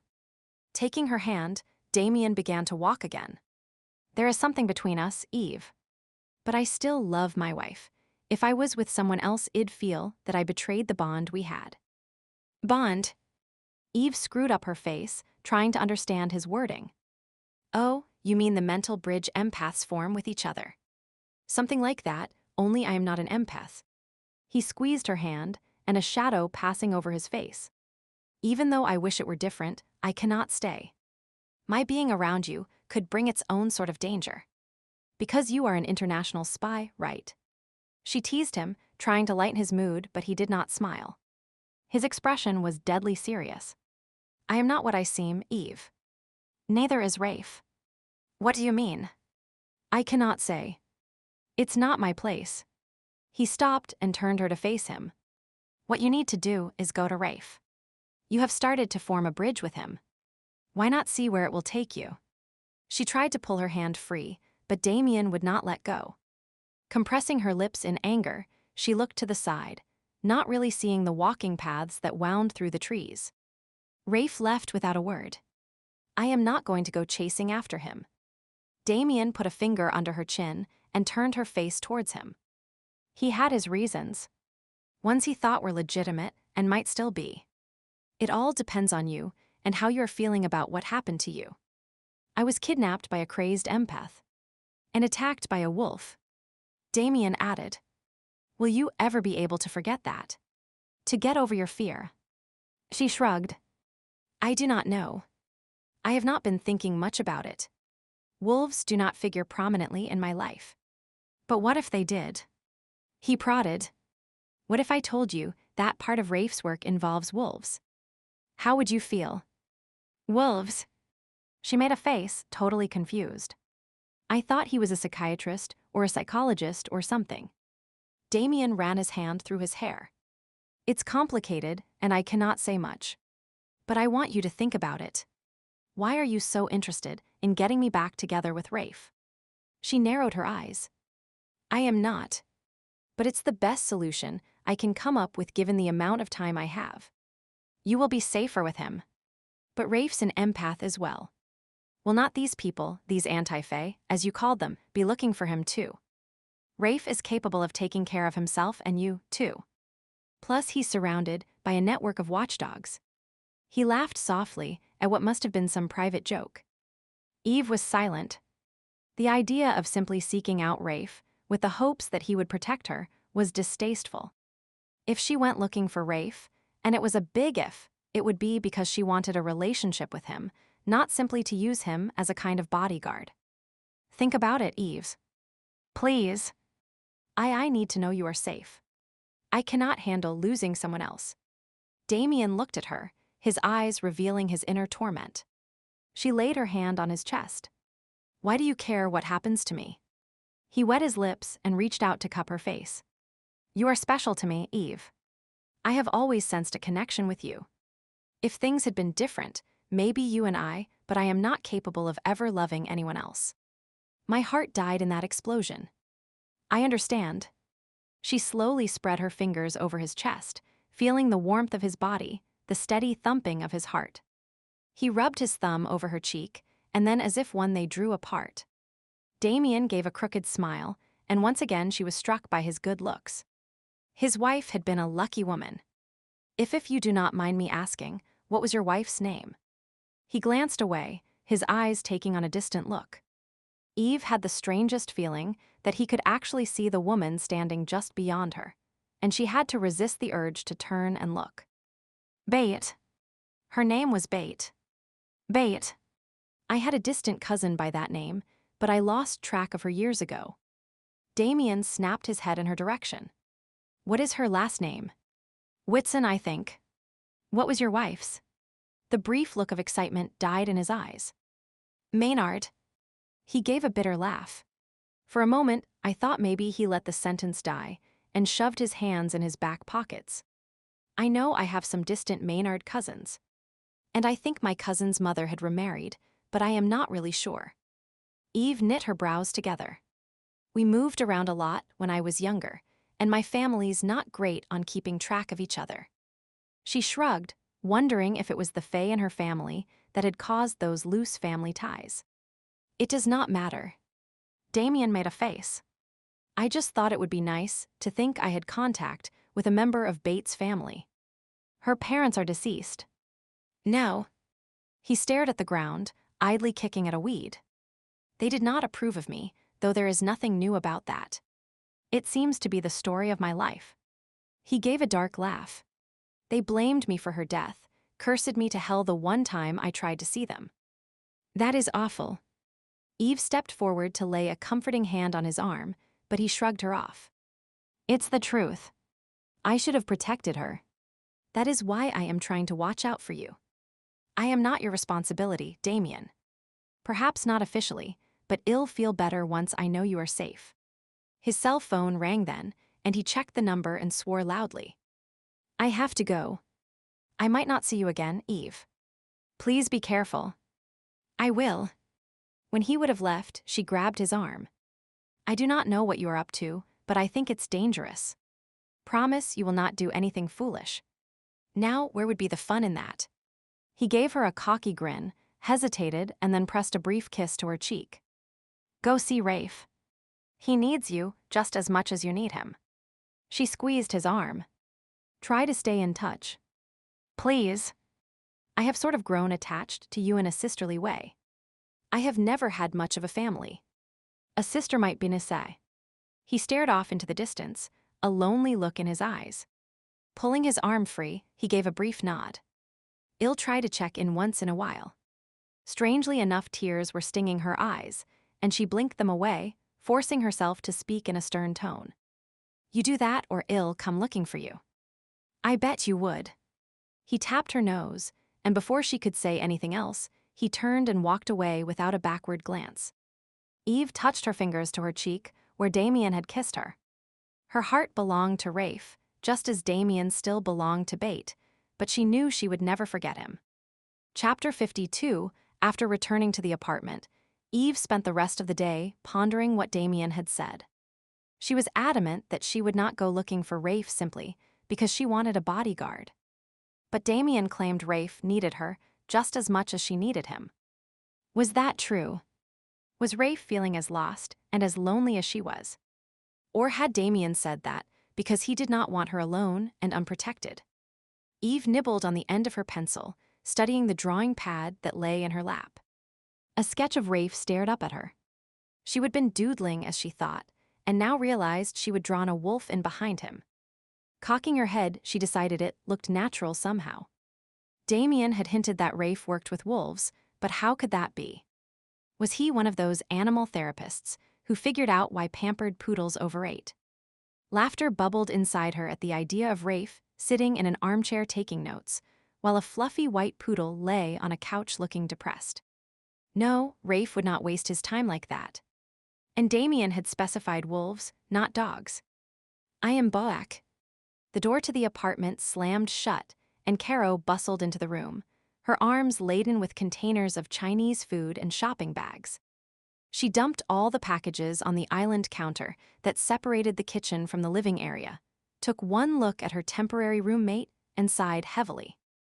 Eve, I cannot believe you are still moping around in those dreadful clothes. Did you do anything at all today? I went out for a walk, Eve protested. Looking like that. Caro's eyebrows shot upward, and she clasped her chest theatrically. I hope none of my neighbors saw you. They might have me evicted for harboring undesirables. Are not you being a bit overdramatic? I do not look that bad. Eve stood up and forced herself not to glance at the mirror. Damien had not thought she looked awful. Caro sniffed. Perhaps. She began to take the food out of the bags. But I do have a reputation to uphold. You know, just the other day Eve found some plates and cutlery and set them on the table, letting the other woman's words wash over her. Sometimes Caro could bewail Caro. Flamboyant and dramatic and intense, it was what made her good at her job, but it did not mean she was always the easiest person to be around. Having a thick skin was a definite must, as she seldom pulled her punches. Did you draw this today?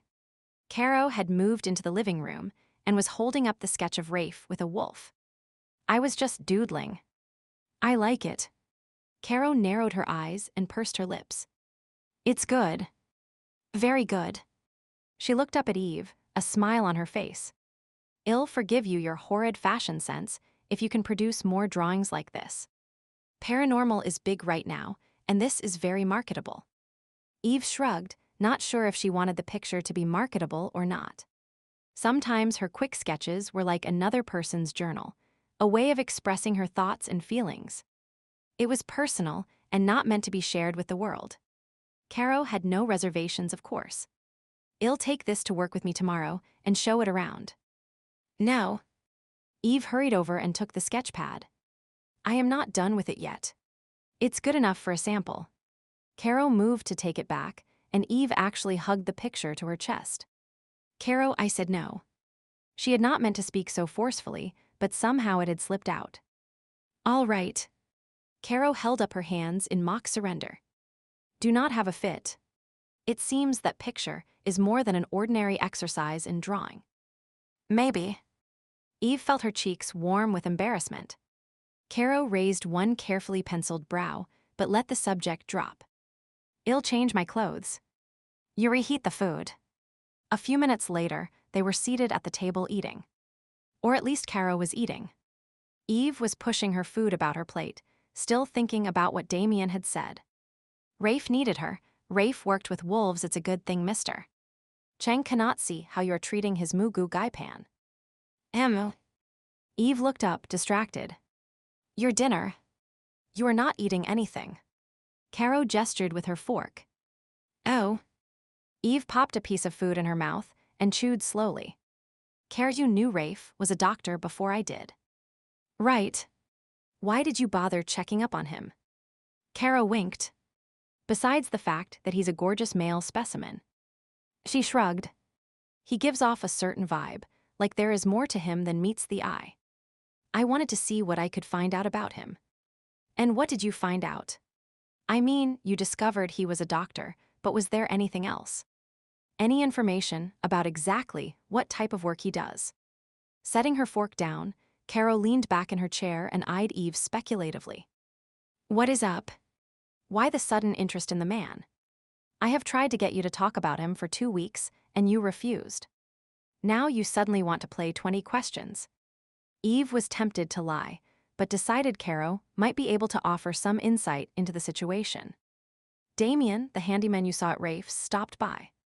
He mentioned that Rafe worked with wolves, and I was just wondering in what capacity. I'd always thought Rafe was more of a counselor than an animal trainer. Caro's eyes widened, and a delighted grin swept over her face. I knew it. The minute I saw the man, I knew it. Knew what? Eve had seldom seen such genuine emotion on Caro's face. The woman usually wore a sophisticated mask, every response pre-planned to convey the perfect image of success and fashion. Caro leaned forward, elbows on the table and her chin propped in her hands. Do you know my favorite reading material? Paranormal romance. It was not a big secret since Caro had stashes of the books all over the apartment, but there had to be a purpose behind the question. Exactly. I read them, but I am also a believer. Eve blinked. I beg your pardon. There is more to this world than mere humans can see. I have known it for years, observed the signs, had a few brushes with others. Others? Eve blinked, unsure how to respond. This was side to Caro she would never suspected. That is the term we believers use to talk about the shifters, witches and fairies that share the world with us. Oh. Right. Eve barely kept from rolling her eyes. Shifters really existing? What a ridiculous idea. Standing up, Caro placed her hands on her hips. You of all people should not be throwing stones, Eve. Caro gave her a meaningful look, and Eve started to squirm in her chair. The other woman did not know, could not know, that her temporary housemate was Faye. Hell, she would barely figured it out herself, and still forgot about it at times. Eve studied Caro carefully, wondering if she really knew something or was just bluffing. And if she did know about the Fae, what had tipped her off? The woman did not say anything, but a knowing smile graced her lips and her one brow was raised in a supercilious way. Not quite willing to concede defeat, Eve sighed. She would not admit anything but, all right. Let us suppose that these others exist. What does that have to do with Rafe?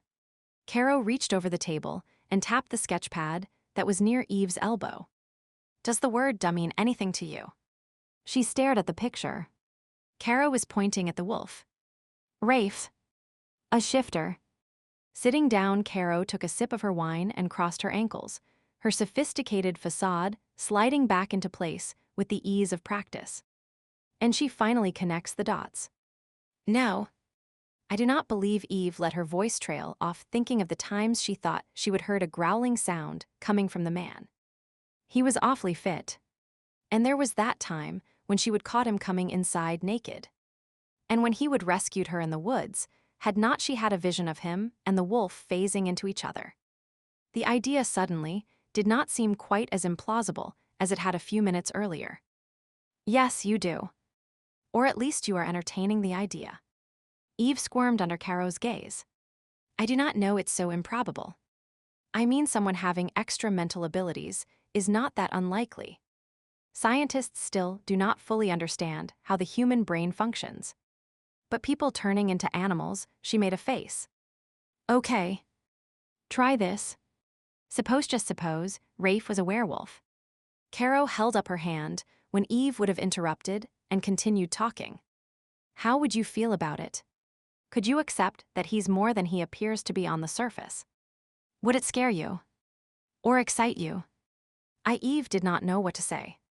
In a fictional story, it was all well and good, but contemplating a real-life relationship with someone who was a different species was rather hard to imagine. Caro glanced at her watch and stood up. I have to go, but I want you to think about this while I am gone. From what I saw of the two of you together, and with the way you are moping around my apartment, I think Rafe might just be the man for you. Eve chose to ignore that last comment. Where are you going? I am meeting Dylan. He lives on the 9th floor. She picked up a small fuchsia and black shopping bag from the pile she would brought home with her. I bought some lingerie I want to model for him. You are off with a different man every few weeks, but you want me to settle down with someone who might have to wear a flea collar. Eve crossed her arms and raised her eyebrow. That is about right. Caro flashed a wide smile at her. Fate. Karma. Following the path destiny has set out for us, she waved her hand airily. I have decided mine is to enjoy the wide variety of male beauty in the world. Yours is to be with your one and only.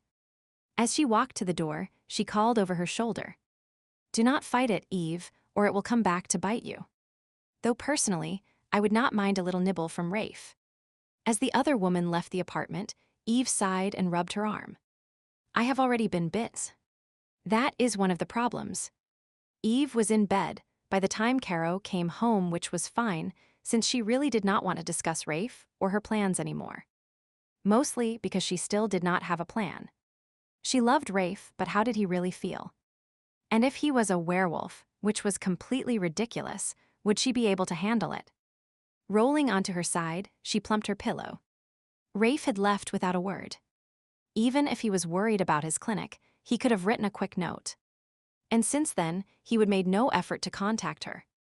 Mind you, all along he would been sort of ambivalent about a relationship with her. Hot sex was one thing, but he would never shown an interest in a permanent relationship. He would even told her how two empaths in a relationship was not a good idea. Her experience with Gordy had confirmed the fact. And perhaps if he was a werewolf, and that was a big if, then were there rules preventing him from associating with a non-werewolf? That might explain his reluctance to have a relationship with her. A future between the two of them seemed more improbable the longer she thought about it. Eve closed her eyes and tried to fall asleep, but her brain would not shut down. Damien said Rafe needed her, yet how did Damien know? Had they been in contact with each other? And if Rafe could share his feelings towards her with Damien, then why not tell her directly? Was it that hard to pick up the phone? She tucked the covers up around her neck. The bed felt cold and lonely, the same as it had every night since she would arrived. If Rafe was sharing the space with her, it would not seem that way. His broad chest would be pressed to her back, his hand cupping her breast as they lay spooned together. A smile spread over her face as she submerged herself in the scenario, just as she had so many times recently. It was as if Rafe was actually there. She could feel his love and concern washing over her, allowing her to relax, knowing he would take care of her. It was a feeling that had come over her several times in the past few weeks, right as she was falling asleep. Sometimes she wondered if it meant that Rafe was thinking of her, if he would let his mental wall slip and was reaching out to her. Whether it was true or not, she did not know, but she liked to imagine that it was. She sighed and snuggled into the pillow even more, the movement causing her arm to twinge. That brought a whole new set of feelings to mind. The wolf attack had been horrific, even more so than being abducted. Nightmares still plagued her, dreams so real she would wake up drenched in sweat, the pink scars on her arm throbbing.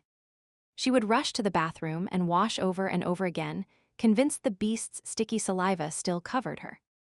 If Rafe was indeed a werewolf, how could she ever bear to be alone with him, knowing he was capable of turning into a savage beast? No, she could not do it. The thought of waking up with a wolf beside her was too frightening to contemplate. She rolled onto her back and stared at the ceiling. But the wolf would be Rafe. Not some real wolf without any conscience. Rafe would not hurt her. Had not he rescued her from Gordy? Held her in his bed when she would been shaking with fear from memories of what had happened. Eve sat up in bed, pulled open the drawer of her night table, and took out a piece of paper. Brandy had handed it to her that last day in Grassy Hills, after telling her that Rafe had left due to a fire at his clinic. It was Rafe's address. The other woman had handed it to her, saying it was just in case she needed to contact him. There was no message from Rafe on it. In fact, the writing had a suspiciously feminine appearance to it, and she would quickly realize that Brandy was trying to make up for the fact that Rafe had simply left without a word. It had hurt, and she would have been tempted to throw the address away, but some voice inside had urged her not to. Frowning Eve stared at the words before her. The arguments kept going round and round in her head. What it really came down to was a choice. Go and see Rafe, discover his feelings, and explore the depth of her fear. Or she could stay in Calgary, and her life would continue on as it had always been. She would have her art, spend time with Allie and Caro, eventually meet someone else. It was a safe, sensible decision. However, would the words "what if" always tease at the back of her mind? Chapter 53. Rafe stretched his arms over his head before pushing away from his desk. He would been at his computer for hours working on the budget for the clinic. His eyes felt gritty, his shoulders were tense. Standing up, he went to the coffee maker and checked the carafe. A small amount of brown liquid covered the bottom. It had a sludgy appearance, and the pot felt cold. Sighing, he set it down and wandered to the window instead. Spring sunshine illuminated the small green space in front of the building. Fresh grass covered the lawn, and a pair of robins were poking about looking for worms. A few daffodils bobbed in the breeze near the base of a tree, while a scattering of wild violets added splashes of color to the scene. Usually he enjoyed spring, but this year its cheeriness was directly at odds with his mood. He did not want to be here. The rebuilding project for his clinic was not capturing his imagination. His spirit felt numb and confined in the small beige office out of which he now worked. Most of the clinic had been gutted by the fire, but this wing had survived and been deemed structurally sound. He would set up a temporary headquarters with an office area for himself and a few counseling rooms for the therapists to use. It was not ideal, but it was the best he could do at the moment.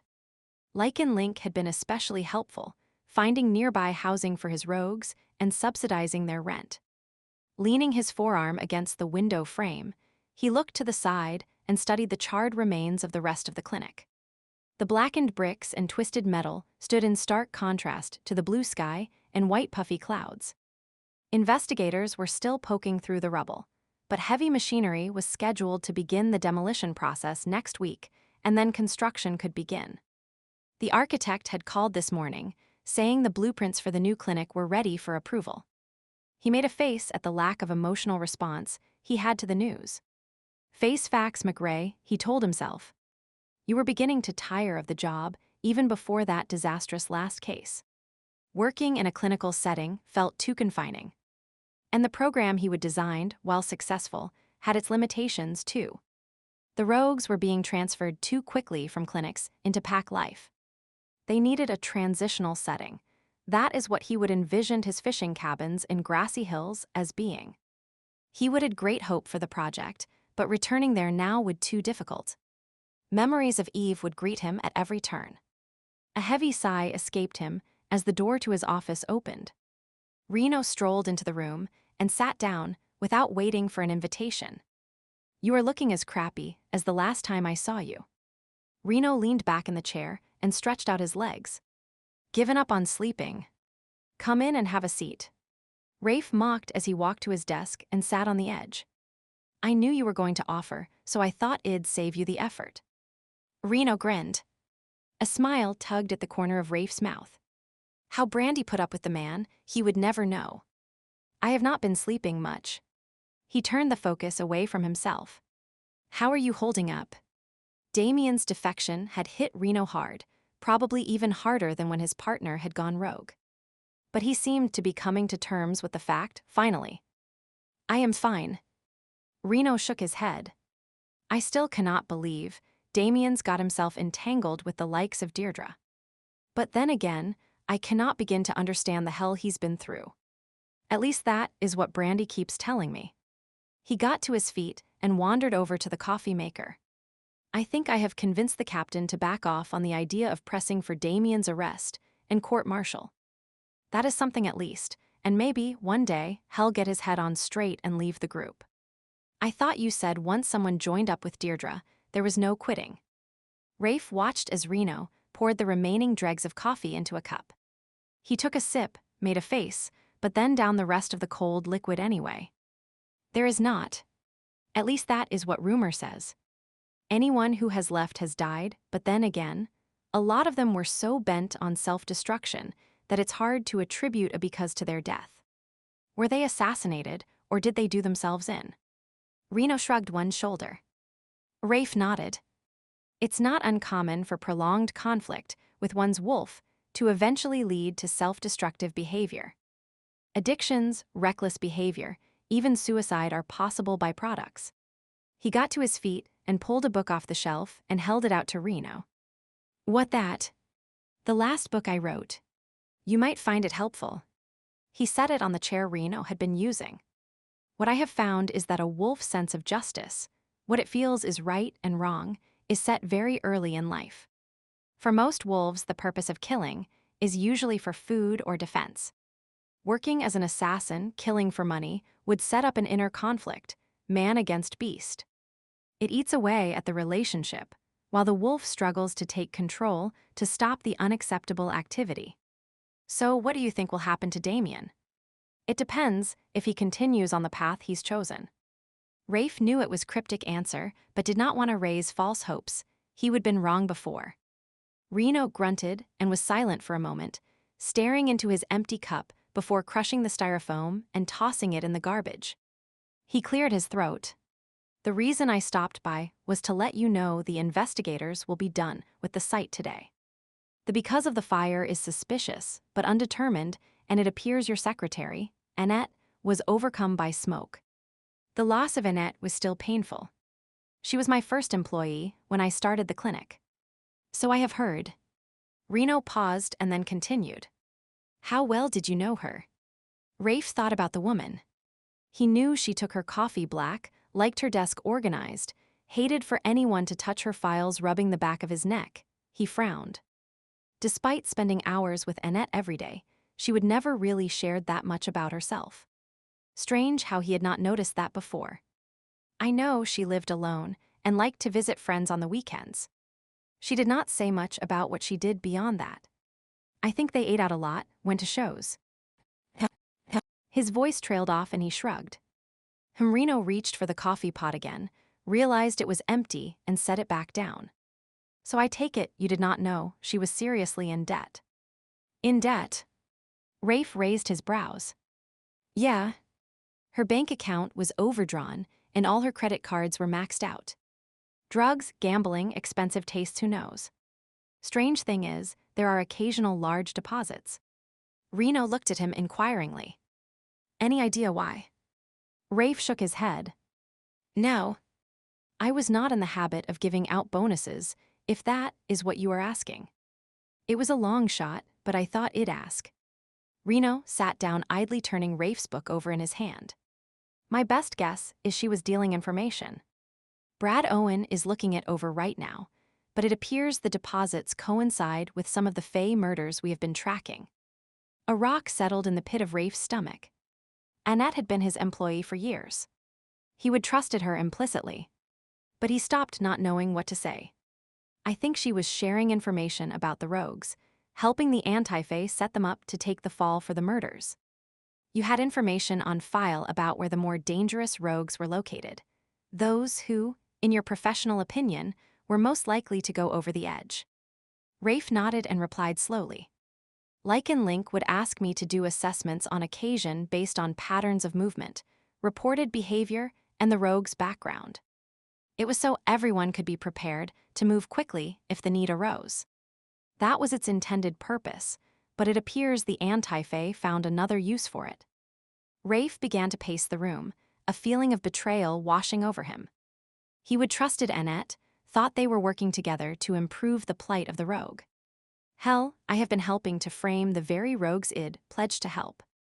And assisting the anti-fae in killing my people. Pausing by the wall, he slammed his fist into the surface. The wall cracked and pain swept up his arm, but it helped take his mind off his inner turmoil. Punching the wall helps, Reno nodded wisely. I have done it a time or two myself. Rafe cast him a scathing stare and cradled his now throbbing hand. I must be an idiot not to have seen this. Not necessarily.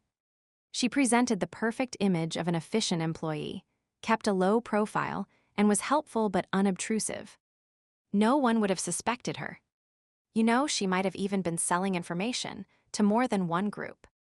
At times, it looks like there are double deposits. Is it possible? Rafe paused, not wanting to voice what he was thinking, but knowing that he had to. He cleared his throat and began again. Could one of the groups she was working for have discovered she was working for someone else and killed her, then used the fire to cover up the fact? Perhaps. Or she was trying to destroy evidence by setting a fire and was overcome by smoke before she got out. Reno shrugged. As I said, the because of the fire is undetermined, but in my mind it's highly suspicious. Rafe swore softly. It was not just your clinic, you know. They would infiltrated rogue retrieval as well. Adrian Somerset had assassins working right under his nose, submitting doctored reports, and he was never even aware of it. I always knew Somerset was an idiot. Rafe shook his head and gave a wry laugh. Being in the same group as him is not comforting. Do not kick yourself too hard. None of us saw it. Hell, even forensics seems to be involved, providing falsified autopsies on dead rogues. Reno rose to his feet. We're all at fault for being too damned smug, thinking that with Lycan Link Wed created a perfect organization filled with like-minded werewolves. I guess any organization is open to corruption. Reno nodded and reached for the door, then paused. Oh, Brandy wanted me to ask you if you were done being a dumb ass, and were going to collect Eve any time soon. The non sequitur had Rafe blinking. I beg your pardon. She also said something about nobility, leaving your bed fucking cold at night. He winked. I might have rephrased that a bit, but the meaning is the same. Yes, well, nobility has nothing to do with it. After enduring a wolf attack, the last thing Eve would want to do would be cozying up to a werewolf in bed. Reno snorted. I suppose if she is that frail and fragile, it's best you forget about her. Rafe disagreed. Eve is not frail. She looks tiny, but actually she is quite fit. Well, she obviously cannot deal with new situations. I would not say that. Rafe frowned. For a city girl, she adapted to living in an isolated cabin quite well. Stress then. It's too much for her. No. Rafe was starting to lose his patience with Reno. What gave him the right to put Eve down like that? Look at how she freed herself from Grant. She could have given up or had hysterics, but instead she found a way to drug him and exactly. Reno gave him a hard stare and left. Standing in the middle of the room, Rafe wondered how Reno had managed to turn the tables on him. He ran his hand through his hair. Yeah, Eve was not fragile. She was resourceful and adaptable. But how to tell her he was a Lycan? Could she get over her well-deserved fear of wolves? And what about the fact that they were both empathic? Would that be a problem? Or was he creating reasons to justify his own concerns? Sitting back down at his desk, he stared at the neatly outlined budget displayed on the screen. This was the reality of his life. He had no business thinking about Eve. People were depending on him, whether he liked it or not. His hand hovered on the mouse, and then he flipped to a web browser. Just out of curiosity, he wondered if there were any seats available on flights to Calgary. Not that he was necessarily going to book one and visit Eve, but... Chapter 54, Eve sat in her rental car staring at Rafe's home. It was a dark, red brick building, 2 stories with black shutters and neat shrubs. Not overly posh, considering he was doctor, but definitely upper middle class. It suited him though, sort of strong and reserved. The rest of the neighborhood had similar homes that spoke of quiet stability. It was all very normal looking, and not at all what she would expected. Did not werewolves live in packs? And if so, then where were the others? Somehow she would envision Edwell, not a cave but maybe a large commune. Did other werewolves live in the houses that lined the street? And if they did, what happened when it was a full moon? Did they have block parties to celebrate and shift into wolves at the stroke of midnight? She tried to imagine being part of such a group, the only human while furry, 4-legged creatures swirled about her. She shivered at the idea of being surrounded by wolves, the memory of the 3 beasts fighting still as vivid as ever. Their growls and snarls had filled the air, bits of gravel and dirt flying about as their claws had dug into the soil. Slashing teeth, blood dripping from ripped flesh, her vision blurred, and she forced herself to breathe calmly and slowly, fighting off the faintness that had threatened to overtake her. Do not concentrate on the fighting, she told herself. Remember how they would knock the attacking wolf off her. At the time, she had not thought of it as being rescued, but now she could see that is what had been going on. One of the wolves must have been Rafe. And perhaps the other had been Damien. She frowned, wondering if werewolves were a plentiful species, or if, like the Fae, they were few in number. She clung to the hope that it was the latter. They seemed less intimidating if they were an endangered species. Her panic subsiding, Eve decided it was time to make her move before she lost her nerve. Arriving on a man's step, announcing you wanted to pursue a relationship with him, and by the way, are you a werewolf, just was not something she did every day. Before she could change her mind, she opened the car door and stepped onto the sidewalk. Slinging her purse over her shoulder, she marched up to Rafe's house, rang the bell and waited for him to answer. While she waited, she tried out several possible opening gambits, then rang the bell again when he did not answer the summons. More time passed with no sound of approaching footsteps coming from inside. Eve tried to peek through the small window in the door. There was no sign that anyone was at home, but seeing the foyer brought back memories of her first time with the man. Her belly quivered, and a feeling of emptiness spread through her as if her mind were reaching out, searching for some sense of him but coming back painfully empty. With a sigh, she decided Rafe must not be home and turned to leave. So much for confronting him on his own turf. Rather disgruntled that her plans had gone awry, she began to walk towards the car, only to have a vehicle pull into the driveway before she even reached the end of the walkway. It was Rafe, and through the windshield she could see that his face held as much surprise as she was feeling. Eve waited in place as Rafe parked his SUV and climbed out. The vehicle was quite a step up from the battered truck he would used in grassy hills. Shutting the door with a decisive thud, he stood staring at her, the epitome of a professional in his tailored suit. It was a far cry from the jeans and t-shirts she was used to seeing him in. A chill ran through her. He almost seemed like a stranger, a gorgeous stranger, but not the man she knew. He did not say anything, and Eve had a sinking feeling that he was not happy to see her. Somehow she would envision something more movie-like, where he would hug her and immediately declare what a mistake he would made by leaving. Maybe she was the one making the mistake. Perhaps he would decided she did not suit his professional lifestyle, and that is why he had not contacted her. Nervously, she glanced up and down the street, taking in the neat row of houses, the carefully tended lawns. The residents were likely all highly educated, with manicured nails and designer clothes. Eve smoothed her bargain rack sweater over her hips and then curled her fingers trying to hide her blunt, paint-stained fingernails. Well, it was too late now to change her mind. She was here and might as well go through with her plan, if that is what you could call it. Pinning a brave smile on her face to hide the nervousness she was feeling, she walked over to Rafe. "Hi." "Eve." He looked wary, his body stiffening as if preparing for some verbal or emotional blow. "I'm surprised to see you here." She shrugged, trying to appear nonchalant. "I was in the area, and I thought I'd stop by." "In the area?" He quirked an eyebrow. "We're several hundred miles from Calgary, last time I checked." It's an expression, as you are well aware. Compressing her lips, she resisted the urge to snap at him. She had not come all this way for him to be difficult. He waited a beat before nodding, a resigned look on his face. "Since you are here, would you like to come inside?" It was a rather backhanded offer, but she accepted, though the bubble of hope that had grown in her during her long flight from Calgary was rapidly deflating. He unlocked the front door and then stood aside to let her enter first. His face was expressionless. It reminded her of when they would first met. She would thought him cold and stone-faced, and she would have been a bundle of nerves stumbling over her words whenever she would try to talk to him. Hopefully, she would do better today than she had then. The house was tastefully, but sparsely decorated with glass and chrome and fine fabrics. There were no real homey touches, though.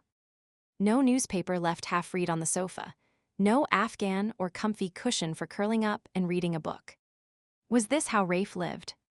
It gave the impression of being cold and uninviting. Rather like the owner was at the moment, Eve thought as she tried to come up with a neutral comment. "This looks like a photo shoot from a magazine."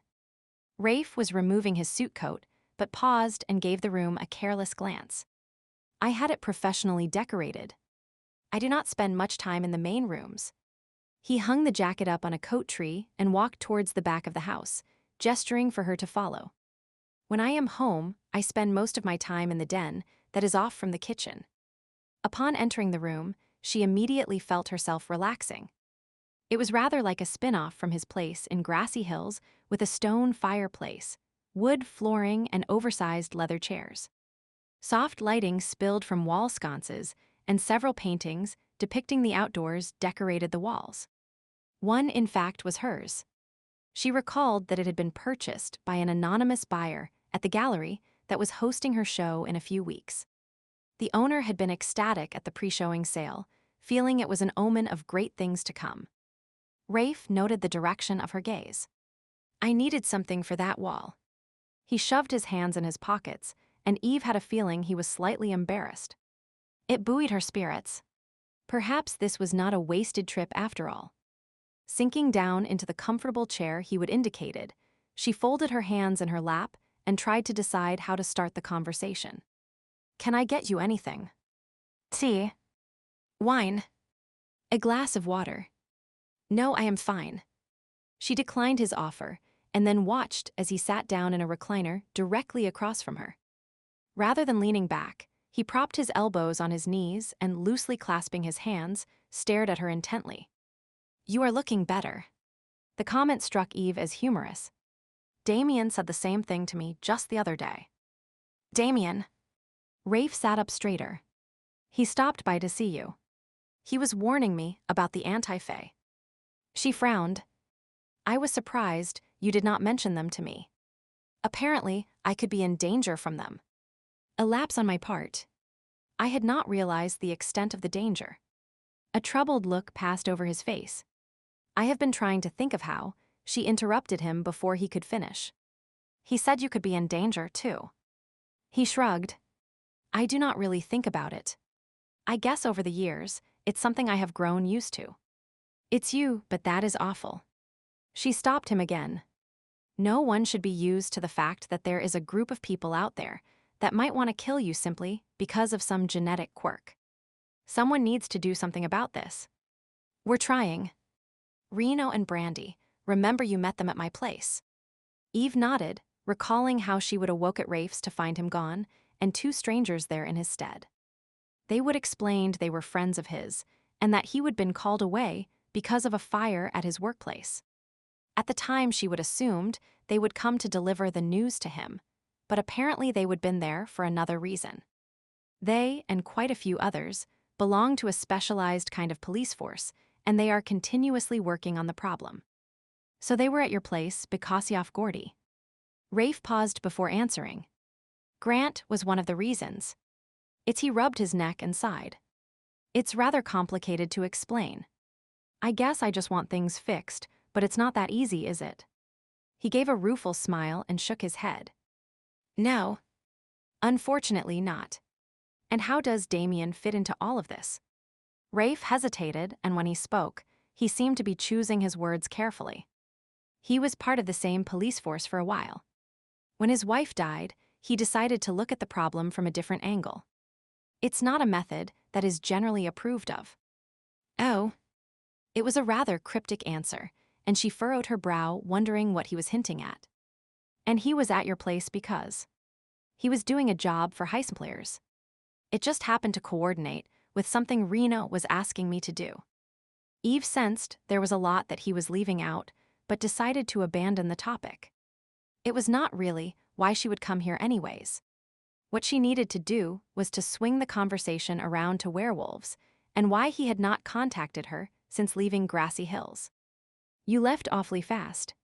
She tried to keep any accusation out of her voice. I was surprised to find you gone when I got up the next day. Rafe stood and walked to the adjoining kitchen, answering her over his shoulder. My clinic had caught fire. I was needed here. Did not Brandy tell you? He opened the fridge. Are you sure I cannot get you anything? No, I am still fine. Eve narrowed her eyes at his obvious avoidance tactic. Brandy told me about the fire. How are things at your clinic now? He opened a bottle of what looks like an imported beer. They will be starting demolition soon. The architect has a set of blueprints for me to look at. She nodded, and silence lapsed between them. Eve nibbled her lip. This was going to take forever. There had to be a simpler way. Maybe she should just ask him. Flicking a glance his way, she saw he was studying her over his beer bottle. Their gazes met, and they both glanced away. Rafe sighed and set his beer down on the counter with a faint thud. Eve, at the same time, she got to her feet. Rafe, they both looked at each other. You go first. Eve inclined her head towards him. I was just going to ask what really brought you here. It was not to ask about the anti-fae, or Damien, or the clinic, was it? She fought the need to squirm under his intense gaze. It would be so much easier if she could just drop her mental wall and let him know how she really felt. But if he did not reciprocate, it would be so awkward. Yet if one of them did not make the first move. I was wondering if she paused and wet her lips while trying to get up the nerve to say what she needed to say. Yes. She closed her eyes so she could not see his response, took a deep breath, and then said it. Are you a werewolf? Silence met her question. She opened one eye and looked at him warily. He was staring at her, mouth ajar, eyebrows raised. Definitely not what he would have been expecting to hear. Eve wished she could disappear, turn back time and erase what she would said. God, this was embarrassing. No doubt he thought she was crazy. Sorry. I should not have said that. Spinning around, she ran towards the front door. Chapter 55 Eve. Wait. Faster than she would have thought possible, Rafe caught up with her. He grabbed her by the shoulders and spun her around to face him. She tried to pull away, but it was quickly obvious he was much stronger than her. Trapped, Eve kept her eyes fixed on his chest. She could feel her cheeks getting hotter and hotter by the minute. Whatever put that idea into your head?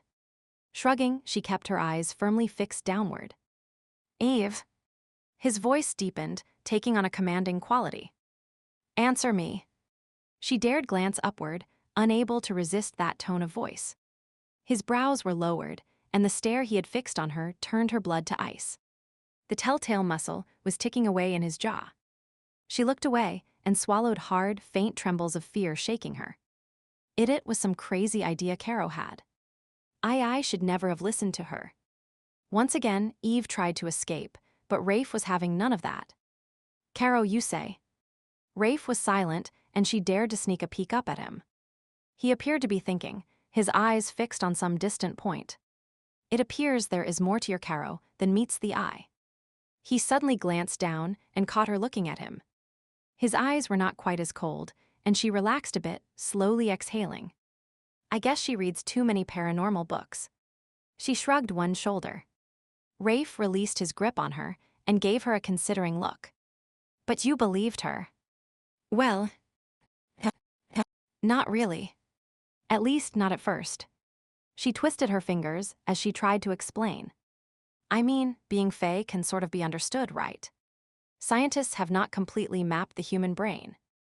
Maybe what we call being Fae is a normal function that most people do not use. He inclined his head, not really agreeing or disagreeing, so she continued. But then she mentioned I do not know a certain look that you had. And then for some strange reason doodled a picture of you with a wolf superimposed over top. She made it seem significant. Eve felt her cheeks heating again.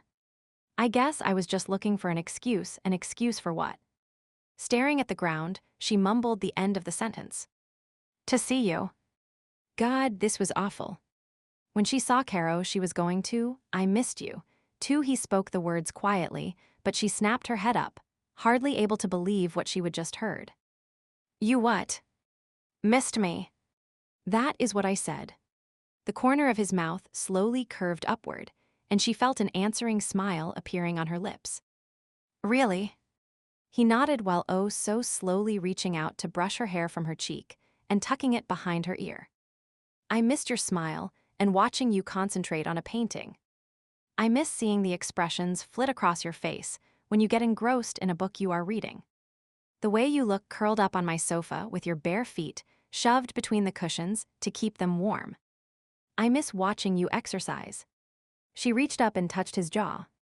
And I miss the way this muscle flexes when you're upset. It does that. She nodded and laughed, placing her hand on his chest. And I missed that funny rumbly growling sound you make sometimes. The smile that had been spreading across his face started to fade, and he cleared his throat. About that he seemed about to speak, and then changed his mind. Instead, he pulled her closer and slowly kissed her. It was soft and gentle, a tender I love you kind of kiss that had her rising to her toes to maintain contact when he began to pull away. Eve, he exhaled her name and cupped her face, his thumb brushing over her cheekbone. How do you feel about me being an empath? I mean, after what Grant did to you, are you afraid to open your mind to another? No. She turned her face into his palm, pressing a kiss to it. Not if that person is you. You would never hurt me. Gordy tried, but the pill I slipped him knocked him out before he got past my mental wall. Are you sure? He looked at her intently. I have dreamed of forming a bridge with you again, but I would not want to upset you. It would not. It will not. She stared directly into his eyes, willing him to see the sincerity of her words. Do you remember what I told you, that every time empaths form a bridge it becomes stronger? That is what will happen to us. He took her hands in his and rubbed his thumbs over her knuckles.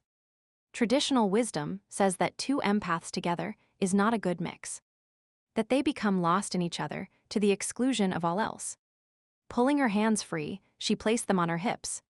And who, exactly, is sharing this traditional wisdom? Do they really know what they are talking about? Is it an authoritative source? Or merely folklore? Rafe hesitated. I have never questioned it. It's what I have always heard. Eve raised her brows.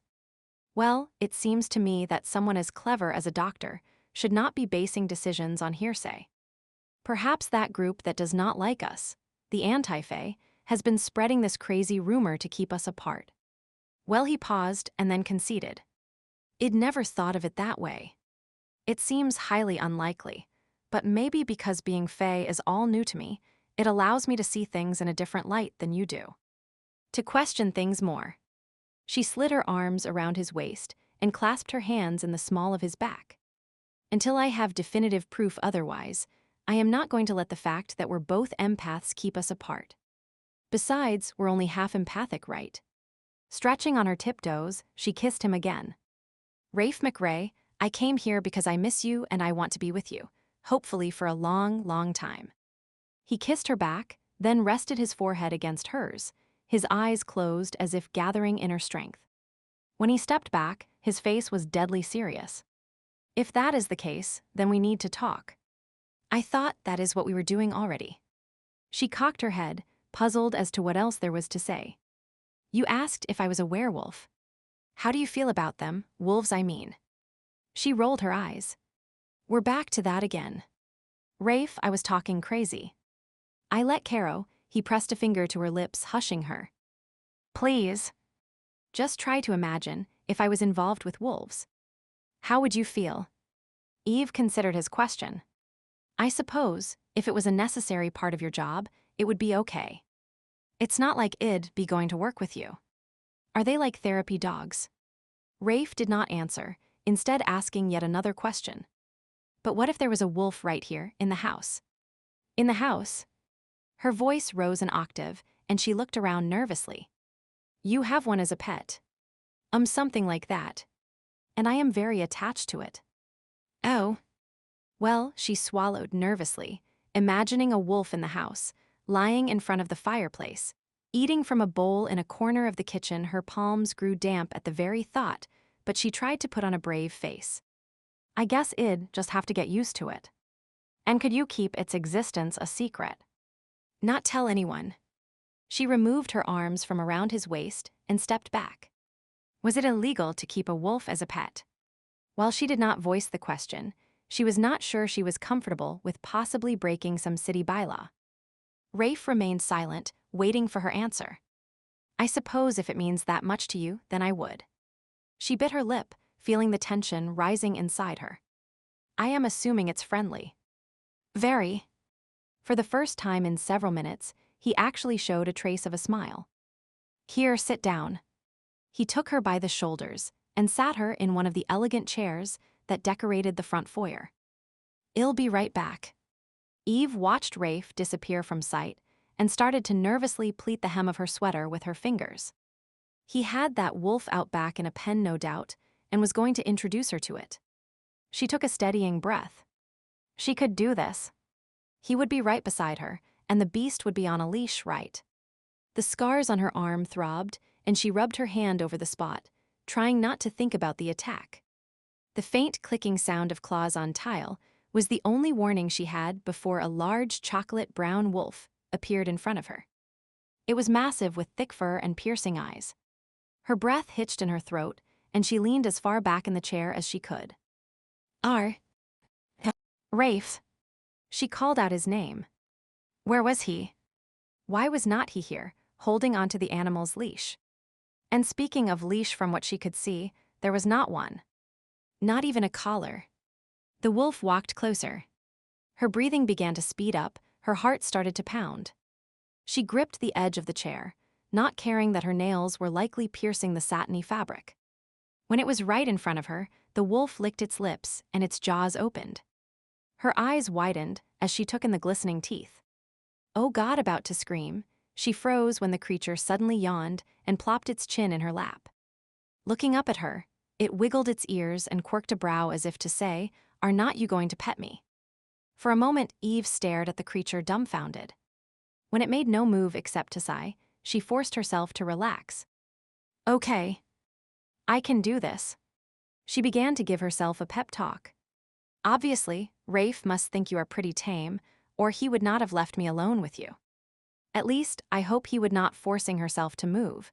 She released her death grip on the chair and tentatively reached out to touch the animal. Her hand hovered over its head and then slowly lowered it until her palm made contact with the wolf's head. Its fur was warm and smooth. She began stroking it, running her fingers through the silky brown fur, enjoying the thick softness. The wolf let out a low rumble and closed its eyes. Eve giggled softly. You are just like a dog, are not you? No need to be scared of you, is there? She ruffled its fur and shook her head before calling out to Rafe. It's okay. Your pet passed the test. Turning in her chair, she craned her neck, looking down the hallway and expecting to see Rafe walking towards her. He would probably been observing the whole interaction. Rafe did not appear, but the wolf suddenly got to its feet and trotted down the hallway. It turned the corner, and barely a second later Rafe appeared hitching his shoulders as if adjusting his clothing. He must have one of those silent dog whistles that the wolf responded to, she decided. Eve got to her feet. You know, that was not very nice of you to let me meet your pet all by myself. You could have at least come in the room and given me moral support. You were not alone. Right. The wolf was with me. She rolled her eyes. So he shoved his hands in his pockets. What do you think? Are you scared of wolves?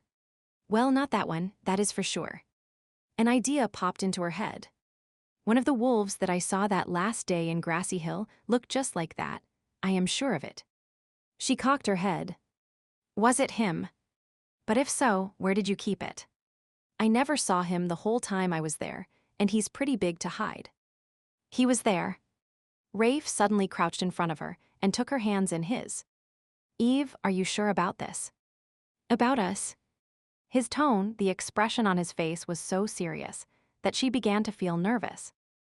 Yes. I am sure. If we go ahead now, there is no turning back. Rafe, what is it? She shifted uneasily.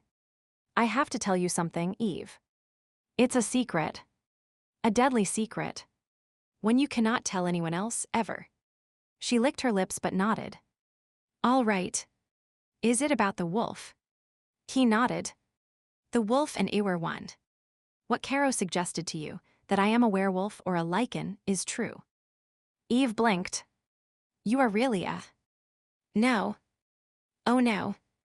This is just it. She shook her head and tried to pull her hands free, but he held on tight. It's not so hard to believe, Eve. You are Fae. Lots of people would say that is impossible, but it's not. I am half Fae and half Lycan. It's not scary or weird or impossible. Just another form of life amidst the thousands that already populate our planet. You are a werewolf. You turn into an animal at will. She restated the facts, hoping that by saying them they would seem more real. Yes.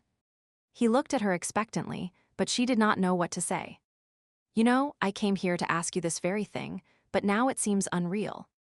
I suppose I secretly never thought Caro was right, and was just using it as an excuse. But now, are you okay with it? I have to be. I mean, I love you, Rafe. All of you. And if that includes you spending part of the time as a wolf, it's something I'll have to accept, I guess. She rolled her eyes. I cannot believe I am saying this. Rafe stared at her and then gave a laugh. Standing up, he pulled her to her feet and hugged her. I think I'll have to thank Caro next time our paths cross. Thank her? Why?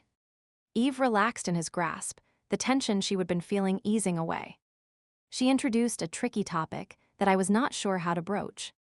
I was actually coming home from work, trying to think of how to introduce the topic to you, and then here you were. He shook his head. All I could think of was, damn, now what am I going to say to her? That explains why you reverted back into Stone-Faced McRae when I first got here. Stone-Faced McRae. One of my secret names for you those first few months. He scowled. That is not very respectful, you know. And you were not very friendly. She lifted her chin, giving her head an airy toss, before standing on tiptoe and kissing him. But I forgive you. I can see you are going to keep me on my toes. Me? You are the tall one. I am on tiptoe all the time trying to reach you. He chuckled and gave her another hug before sobering. There is a serious side to this, though. We're not allowed to tell anyone. It's a law called the keeping. Telling humans about our existence is strictly forbidden, and there are severe consequences for disobedience. Putting his arm around her shoulder, he guided her back towards the den. In fact, we're only allowed to tell humans if they become pack members. But I'm not a pack member. Is that going to become a problem? She slid him a sideways look. That depends. On what? On you, and if you are deemed trustworthy. Approval has to be gained from an alpha. And since I am technically considered the alpha of my clinic, that means appealing to the next level of authority. Eve made a face. It sounds like a lot of fuss over something quite simple. So I know you are a werewolf. Is it really that big of a deal? At one time, Lycans were hunted almost to the verge of extinction. Keeping our existence a secret is the only thing that has allowed us to continue to live undisturbed. His voice had lost any trace of teasing. His expression was serious. We guard our privacy fiercely, and the penalty for revealing our existence is death. Death? Eve swallowed and pulled away slightly. Maybe this is not such a good idea, me knowing about you. I mean, what if your superiors do not think I am trustworthy? He gave her a reassuring hug. It will not be an issue. If I thought there was even a chance your character would be doubted, I'd never have admitted a thing. But how can you be so sure? Because I know you. And because you are part Fae. While some might protest otherwise, the Fae are part of the other realm we all belong to. You do not go around telling people about your empathic abilities, do you? No. They would likely think I was crazy. That shows you know how to keep a secret. High Council will not have a problem with you. You would better be right. Almost, Eve wished she would never asked Rafe about being a werewolf. High Council sounded pretty official, and she would never done well those types of individuals, tending to get tongue-tied and blurting out the first thing that popped into her head. She decided to focus on something else for the time being. What is it like to shift? Can I see you do it? Right now. Sure. She looked about. They were in the kitchen, just outside the archway to the den. Why not? He stepped away from, and before she was even prepared, there was brief shimmering of the air. Not quite a flash of light, but something, almost a spark, and then a wolf stood before her. Surprise had her stepping back and bumping into the island counter. Oh. My. Gosh. The wolf cocked its head, its tongue lolling in and out of its mouth. Rafe. She took a small step forward, and then bent over to peer directly in the animal's eyes. Are you in there? Can you understand me? A thump of its tail on the floor could be taken as a confirmation. Wow. She straightened, still amazed by what she would seen. How do you do that? Another shimmer of the air, and Rafe stood before her again. It's not hard. We just manipulate the energy around us. Manipulate the energy. He nodded. All matter is made of energy, right? We simply harness it, shifting the energy that our body is made of into another form. But what about your clothes? I thought you needed to strip or something. He waggled his eyebrows at her. You would like that, would not you? Rafe. All right. No, we do not need to strip. Clothing is matter. Anything we're wearing or holding gets caught up in the energy shift. And when you return to human, the energy we used simply reverts back to its original state. Oh. She was not a science major by any means, but it sort of made sense. Does it hurt? Not really. When you shift, you gather your personal energy inside you, sort of squeezing or compressing it as you concentrate on the form you want to attain, and then you let go. It expands, spreading out, filling you until it sort of explodes. It's actually rather pleasurable. He ended with a smile. And when you are a wolf, you understand everything I say to you. Everything. The wolf is there, but I am in control. He wrapped his arms around her waist. How did you feel about me being a wolf? Did it bring back bad memories of your attack? Eve considered his question. With his arms wrapped around her and the warmth of his body seeping into hers, it did not feel like a problem at all. No. I had a sense that you were there, that you would never hurt me. She looked up at him and smiled.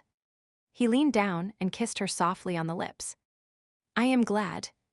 That is one of the reasons I stayed away. You were so upset that last night that a relationship with you seemed doomed. Of course I was upset. Eve scolded. It was not even 24 hours after the fact. Geez, you would think with your job you could figure that out. She smacked him lightly on the chest. Catching her hand, he pressed it to his chest. That does not mean I always get things right. I make mistakes just like everyone else. His voice took on a serious tone. And after your experience with Grant, I was not about to suggest an emotional exchange so I could understand how you were feeling. I doubt I would have been up to that. Rafe drew her close, resting his chin on top of her head. It was poor timing. If I had not had to leave right away, I could have helped you work through the experience. Tilting her head, she looked up at him. A bit of distance was probably a good thing anyways. I think I was so shook up by the whole episode, I would not have been too receptive to anything you had to say. All I wanted to do was to get as far away from grassy hills as I possibly could. I needed some time alone to sort things out and gain some perspective. And now she took a deep breath. I am ready for our relationship to continue, even if you are a werewolf if you want it to, that is. Rafe cupped her cheek and leaned closer, his lips but a whisper away from hers. He kissed her. Definitely. Another kiss. Want to. What had started out as a quick peck grew into something longer, deeper, and far more sensuous. When he finally pulled away, he exhaled slowly. I really did miss you, Eve. She licked her lips, savoring the taste of him. He was watching the movement of her tongue, and the imp inside her spurred her onward. Wetting her lower lip, she then dragged her teeth across it while looking up at him through her lashes. I am not sure you have thoroughly convinced me. Oh no. With a growl, he pulled her flush against him and slammed his mouth down on hers. What followed was almost an orgy of kissing, as if he were trying to make up for lost time. Lips slid over lips, tongues tangled, tender nips were exchanged. Clinging to his shoulders, Eve savored the feel of his body pressed to hers. Hard muscles under her palms, the feel of his hand gripping her hair. He nudged his thigh between hers, and she rocked against it, not holding back the whimper of need. It had been too long since she would experienced release. She began to pull his shirt free from his pants, then worked at the buttons, eager to feel his bare skin. Rafe must have been of a similar mind, for he was making short work of her own clothing, bunching her sweater, unhooking her bra. He worked one hand between them and cupped her breast, rhythmically kneading her flesh. Eve bunched the material of his shirt in her hands. His palms, roughened by his days repairing the cabins, gently abraded her skin, causing goosebumps to appear. She shivered in delight when, breaking off their marathon kiss, he turned his attention to the cord of her neck. He gently bit down while spanning her ribs with his hands. Leaning back to give him better access to her flesh, she sighed in delight and reveled in his tender ministrations before the need to give as well as receive had her unknotting his tie and dealing with the buttons on his shirt. Once it was open, she caressed his chest, teasing him as he was teasing her. Eve, he hissed her name when she raked her fingers gently down his chest to his stomach. You are an evil minx. She made no attempt to disagree, instead chuckling and pushing her hips against his. Rafe grabbed her waist, holding her close, and she undulated against him, feeling his thick erection straining to be free. Memories of him filling her, hot, hard, and insistent, had her trembling with need. It had been so good, she could not wait to feel that way again. With shaking fingers, she set to work on his zipper. The sound of it, as she slid it downward, seemed incredibly erotic, and she felt her excitement increasing at the thought of what lay mere inches away. Much to her surprise, Rafe did not allow her time to explore further. He removed her hands from his body and pulled her sweater over her head. Her bra quickly followed, then her jeans and panties were roughly shoved down her hips. Once he had her naked, he hoisted her up on top of the kitchen island. Rafe, what are you doing? She gave a squeal as her bare bottom came in contact with the cold marble of the countertop. He did not reply, but took one breast in his mouth and began to tease the tip with his tongue and teeth while he used his hand to play with its twin. Eve held his head, raking her nails over his scalp, loving the gentle tugging of his teeth, the way he plucked and rolled the sensitive nub. It shot right to her core, and she could feel herself growing wet. He moved to her other breast, giving it equal homage until she was arching her back, trying to push herself deeper into his hot mouth. When he stopped, she almost cried out with frustration, but he did not give her long to mourn the loss. Nuzzling her neck, trailing his lips gently over her features, he ran his fingers over her ribs, her stomach, and then back up again, only to repeat the gesture over and over. Each time, his fingers venture lower, to her hip bones, her abdomen, the soft curls at the juncture of her thighs. With each pass, her skin grew more sensitive, her anticipation heightened. Would he touch her the next time? She bit her lip and gripped his shoulders, rocking her hips, hoping to encourage him to delve into her wet folds, but he merely chuckled and skimmed his fingers down her inner thighs instead. Do you need something, Eve? The corner of his mouth curled upward. She could not bring herself to say it. You know. This. He brushed a kiss over her collarbone. It was nice, but not what she was hoping for. Or this. He trailed a kiss along her jaw to her earlobe and nipped it while his fingers barely skimmed her nether curls. Rafe, her voice rose to a needy whine, and he chuckled softly before relenting. Slowly, he traced one finger along her waiting folds, brushing the sensitive nub, then moving away only to return again, as if he could not resist exploring further. Touch, retreat, touch, retreat. His ministrations took on a rhythm, and she found herself rocking her hips in time to his movement. When he finally dipped into her wetness, she almost went over the edge. Not yet, he warned, his breath hot and moist against her trembling lips. For long moments he kissed her, his teasing fingers keeping her on the edge, inching her higher and higher until she was unable to hold on any longer and spasms of release overtook her. She cried out, arching her back, lost in the glory of relief before slumping against his shoulder weak and panting. So beautiful, Rafe murmured, stroking her back in soothing circles. She lifted her head and smiled at him. Thank you. My pleasure, he murmured. But that was only round one. Keeping his gaze fixed on her, he pulled his turgid flesh free of his pants. Eve gasped, staring at him. He was standing at the end of the counter, framed between her knees, still dressed, only his shirt unbuttoned. There was something incredibly naughty and exciting about being naked before a dressed man. A devilish glint flashed in his eyes, and she wondered what he was thinking. This, the kitchen counter, is Reno's fault, you know. He gave me the idea when he was at my house, and I have been fantasizing about it since. But he shocked her by gathering her in his arms. This is not the place for us. Not this time. Tenderly, he carried her to the den and laid her on the rug in front of the fireplace. It was warm and soft compared to the cool surface of the marble counter. This, he reached out and tenderly brushed her hair from her face, is my other fantasy. You, naked on the rug in front of my fireplace. Rising to his feet, he flicked a switch and gas fire began to burn in the hearth. Then he moved about the room, dimming the lights until only the softest glow illuminated the space. Eve relaxed into the carpet. The room felt warm and cozy, a perfect intimate space to share with the man she loved. When he returned to stand over her, she watched with a lazy smile as he she-would his clothing, his body being revealed inch by inch. When the scar on his abdomen came into view, she winced, thinking of the pain that must have accompanied such an injury. She rose to her knees and stilled his hands where they rested on his waistband. Wait. Reaching out, she gently pushed the material away, his clothing sliding down his legs with barely a whisper. She traced the scar with her fingertip, looking up at him through her lashes. What really happened? A fight with one of the rogues at my clinic. When she puckered her brow in worry, he cupped her face. Do not look so concerned. But I'll tell you the whole story some other time. There was a haunted look about him as he spoke, and she knew the scar was significant, that it pained him mentally rather than physically. It was something they would have to discuss, but for now she leaned forward and flicked her tongue over the puckered skin, kissing the length of it. His stomach muscles quivered at the contact, the heat of his body warm under lips.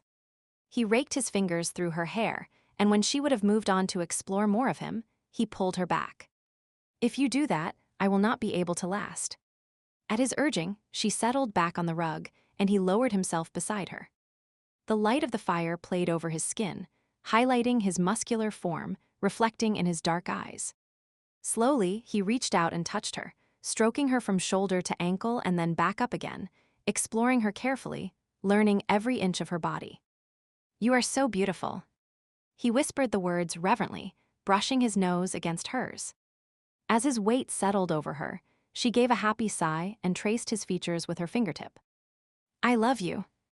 I love you too. They kissed and caressed, slow and tender, long and loving, the heat of desire building until they were both panting with need. He braced himself over her, and she opened to him, her breath catching as he slid in deeper and deeper. The feeling of fullness had her trembling, as did the knowledge that he was more than a man. Pausing, he loomed over her, his dark chocolate eyes burning into hers, sweeping over her nakedness, lingering on her breasts before staring at the point of their joining. Her own eyes followed the direction of his gaze, and a rush of warmth flooded her at the sight. He laced their fingers together and then started to move. In, out, long strokes, then short. He seemed to know exactly what she needed, and of course he did. His mind was gently probing hers, his emotions seeping into her, sliding over her own and then spreading out to fill her completely. As if he were offering every bit of himself, with nothing being held back. It was heady, exhilarating, and she could not help but reciprocate. Tentatively, she opened to him as well, exposing her innermost feelings, leaving herself bared for his perusal. With quick efficiency, the bridge formed between their minds, emotions twining together with familiar ease, forming bonds stronger than ever before. Feelings slid along the pathways like shimmering droplets, merging together, becoming one indivisible unit. It was glorious and freeing, even more so than the last time they would been together. She could sense his approval of the fact that she hid nothing from him, and she basked in the warmth of that feeling. He was proud of her for taking the chance, for sharing herself with him. The feeling grew inside her, warmth spreading throughout to her fingertips and toes, and then slowly receding like the tide, only to return again. It took up a rhythm, matching that of his strokes, filling her then retreating and leaving her wanting more. Rafe felt it too. She knew it in her mind, could see it with her eyes. His gaze was fixed on her, hot and intent, burning into her very soul. "You are mine, Eve. Forever and always, you will be mine." The words he spoke were deep and guttural, his movements becoming faster, harder. Each thrust an act of possession, as if he were staking his claim, ensuring she would never forget. Small gasps of pleasure escaped her as he drove into her over and over. Eve basked in the knowledge of the depth of his desire, her heart pounding with love. Pulling her hands free of his, she grasped the small of his back, pulling him closer. "Yes," she panted the word. "I am yours, just as you're mine. Forever and always." A light flared in his eyes, the muscles of his face grew taut. Then he kissed her long and hard, and his feelings flooded her mind. What she would thought had been a complete sharing mere moments before was nothing compared to this. They were one. One mind. One heart. One pulsing aching being filled with tension and need. Straining and panting. Reaching a sheen of sweat covered them, adding to the slick slide of skin against skin. Their entire being focused on the point of their joining, on the exquisite feeling tightening within. A slow trembling began as the crest approached. Eve arched her back, her neck strained. She dug her fingers into Rafe's shoulders, desperately holding on as her vision blurred, as her breath caught, as she shattered and lost complete control. Exploding outward, her body quivered and shook, pleasure completely overwhelming her in wave after wave, until it finally left her feeling limp and breathless. How long they lay there, Rafe had no idea. He was slumped over Eve, his head resting on her breasts. Her hands were idly stroking his back. His eyes drifted shut, contentment filled him. Only the knowledge of their disparate size had him moving from his comfortable position. Not wanting to crush her, he gave a shuddering breath and forced himself to roll over. After a moment, he propped himself on his side so he could see her face. Eve's head was turned towards him, a smile hovering on her lips, a faint pinkness staining her cheeks. He loved the fact that she was so shy about their physical relationship, and yet such a minx at other times. He brushed a strand of hair from her face. "Are you okay? I mean with us bridging our minds." He whispered the question, tracing her features with his eyes. "I was not sure after your experience with Gordy." She pressed a finger to his lips. "Rafe, listen to yourself. We just shared every possible feeling with each other. You know how I feel about it." He paused and then chuckled. "I guess I want to hear the words as well. I am fine. It was amazing. I cannot wait to do it again." She stroked his cheek tenderly. "But it's very nice of you to be so concerned. I love you, Eve." He brushed his thumb over her lips, his heart in his eyes. "I know. I love you too." He tucked her close to his chest. For a while they were silent, enjoying being together, the warmth of the flames washing over them. Eve nuzzled closer to Rafe's chest, a contented sigh escaping her. "Would you ever consider returning to Grassy Hills, or does it hold bad memories for you? A few, but it's a beautiful place, with lots of inspiration for my paintings. She leaned her head back and looked at him. Why? I was considering changing it from fishing cabins to a sort of halfway camp. A halfway camp? Hi. He propped himself up on his arm and looked down at her. I work with rogues, wolves that do not fit into Lycan society. I try to help them integrate back into a pack. What we do at my clinic is great, but the transition from clinic life to pack life is too abrupt. Grassy Hills seemed like a perfect location for a halfway house. That makes sense. She chuckled softly, while idly running a finger down the center of his chest. I never pictured you as a fisherman. You did not even have a fishing rod. Damn. I was hoping no one would notice that. He grinned down at her. I hate fishing. Well then, I guess you would better get that halfway camp started. A smile curled the corners of her mouth as she studied his face. There was an animation about him, a lack of tension around his eyes that let her know the idea was important to him. I have to get funding approval, but from the noises Lycan Link and the Academy are making it seems promising. She sat up, curious about the world he lived in, the one she was about to join. Lycan Link. He nodded. It's like our government. Lycan Link makes it possible for werewolves to integrate into human society. They coordinate services like healthcare and education, help packs with investments, provide cover stories when needed, cover stories. You mean hiding that you are werewolves? Right. For example, to the human population, I am a psychiatrist at an obscure university. I conduct research at a small clinic located near the campus, live in an upscale neighborhood, and even wear a suit and tie to work. But that is all true, isn't it? She hesitated and gave him a questioning look. That is the beauty of a good cover. It's based on truth. I do work at a clinic, and I am a psychiatrist. My clients just happen to be rogues. This house is not really mine, though. Lycan Link technically owns it, and I only live here because it suits the image I am trying to portray. On my own, I'd never be able to afford a place like this. So you are not really a rich doctor. Darn. She affected a pout and then laughed. Sorry. The medical field is not that lucrative in the Lycan world. We work for the good of the pack, and our wages are on par with that of any other service provider. It's a decent living, but not phenomenal. The good of the pack. She bit her lip, her brows drawn together. I guess there is a lot I'll have to learn. Rafe sat up as well and took one of her hands in his. Do you really understand what you're getting into? How much else is there? She looked at him warily. Well, he rubbed his thumb over her knuckles and hesitated before speaking. Werewolves form a blood bond. What is that? She did not like the word blood. A nasty suspicion began to form in her mind. Lycans bite their mates during sex to form a bond. It's similar to our empathic bridge. My wolf might not see you as our mate if we do not. She felt her eyes widen. You want to bite me? I mean, really bite me and draw blood. Her heart started to pound, her breathing quickened as she recalled the wolf attack, the pain of the animal's teeth puncturing her flesh, tearing and snarling. SHHH, she suddenly realized Rafe was holding her cradled in his arms, her head pressed to his chest as he crooned soothing words. It's all right. You are okay. Eve exhaled long and slow as she relaxed her tensed muscles. What happened? A minor panic attack. He craned his neck so he could see her face, a look of concern in his eyes. Do you have those often?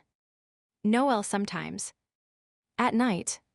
She stroked his arm, loving the play of the muscles under her palm. He was very fit. It made her feel safe being in his arms. Understandable. Rafe nodded. But I can help you with those, both through talking and our empathic link. Thanks. She smiled at him, grateful that he was being so calm and not fussing like Caro had. She cleared her throat.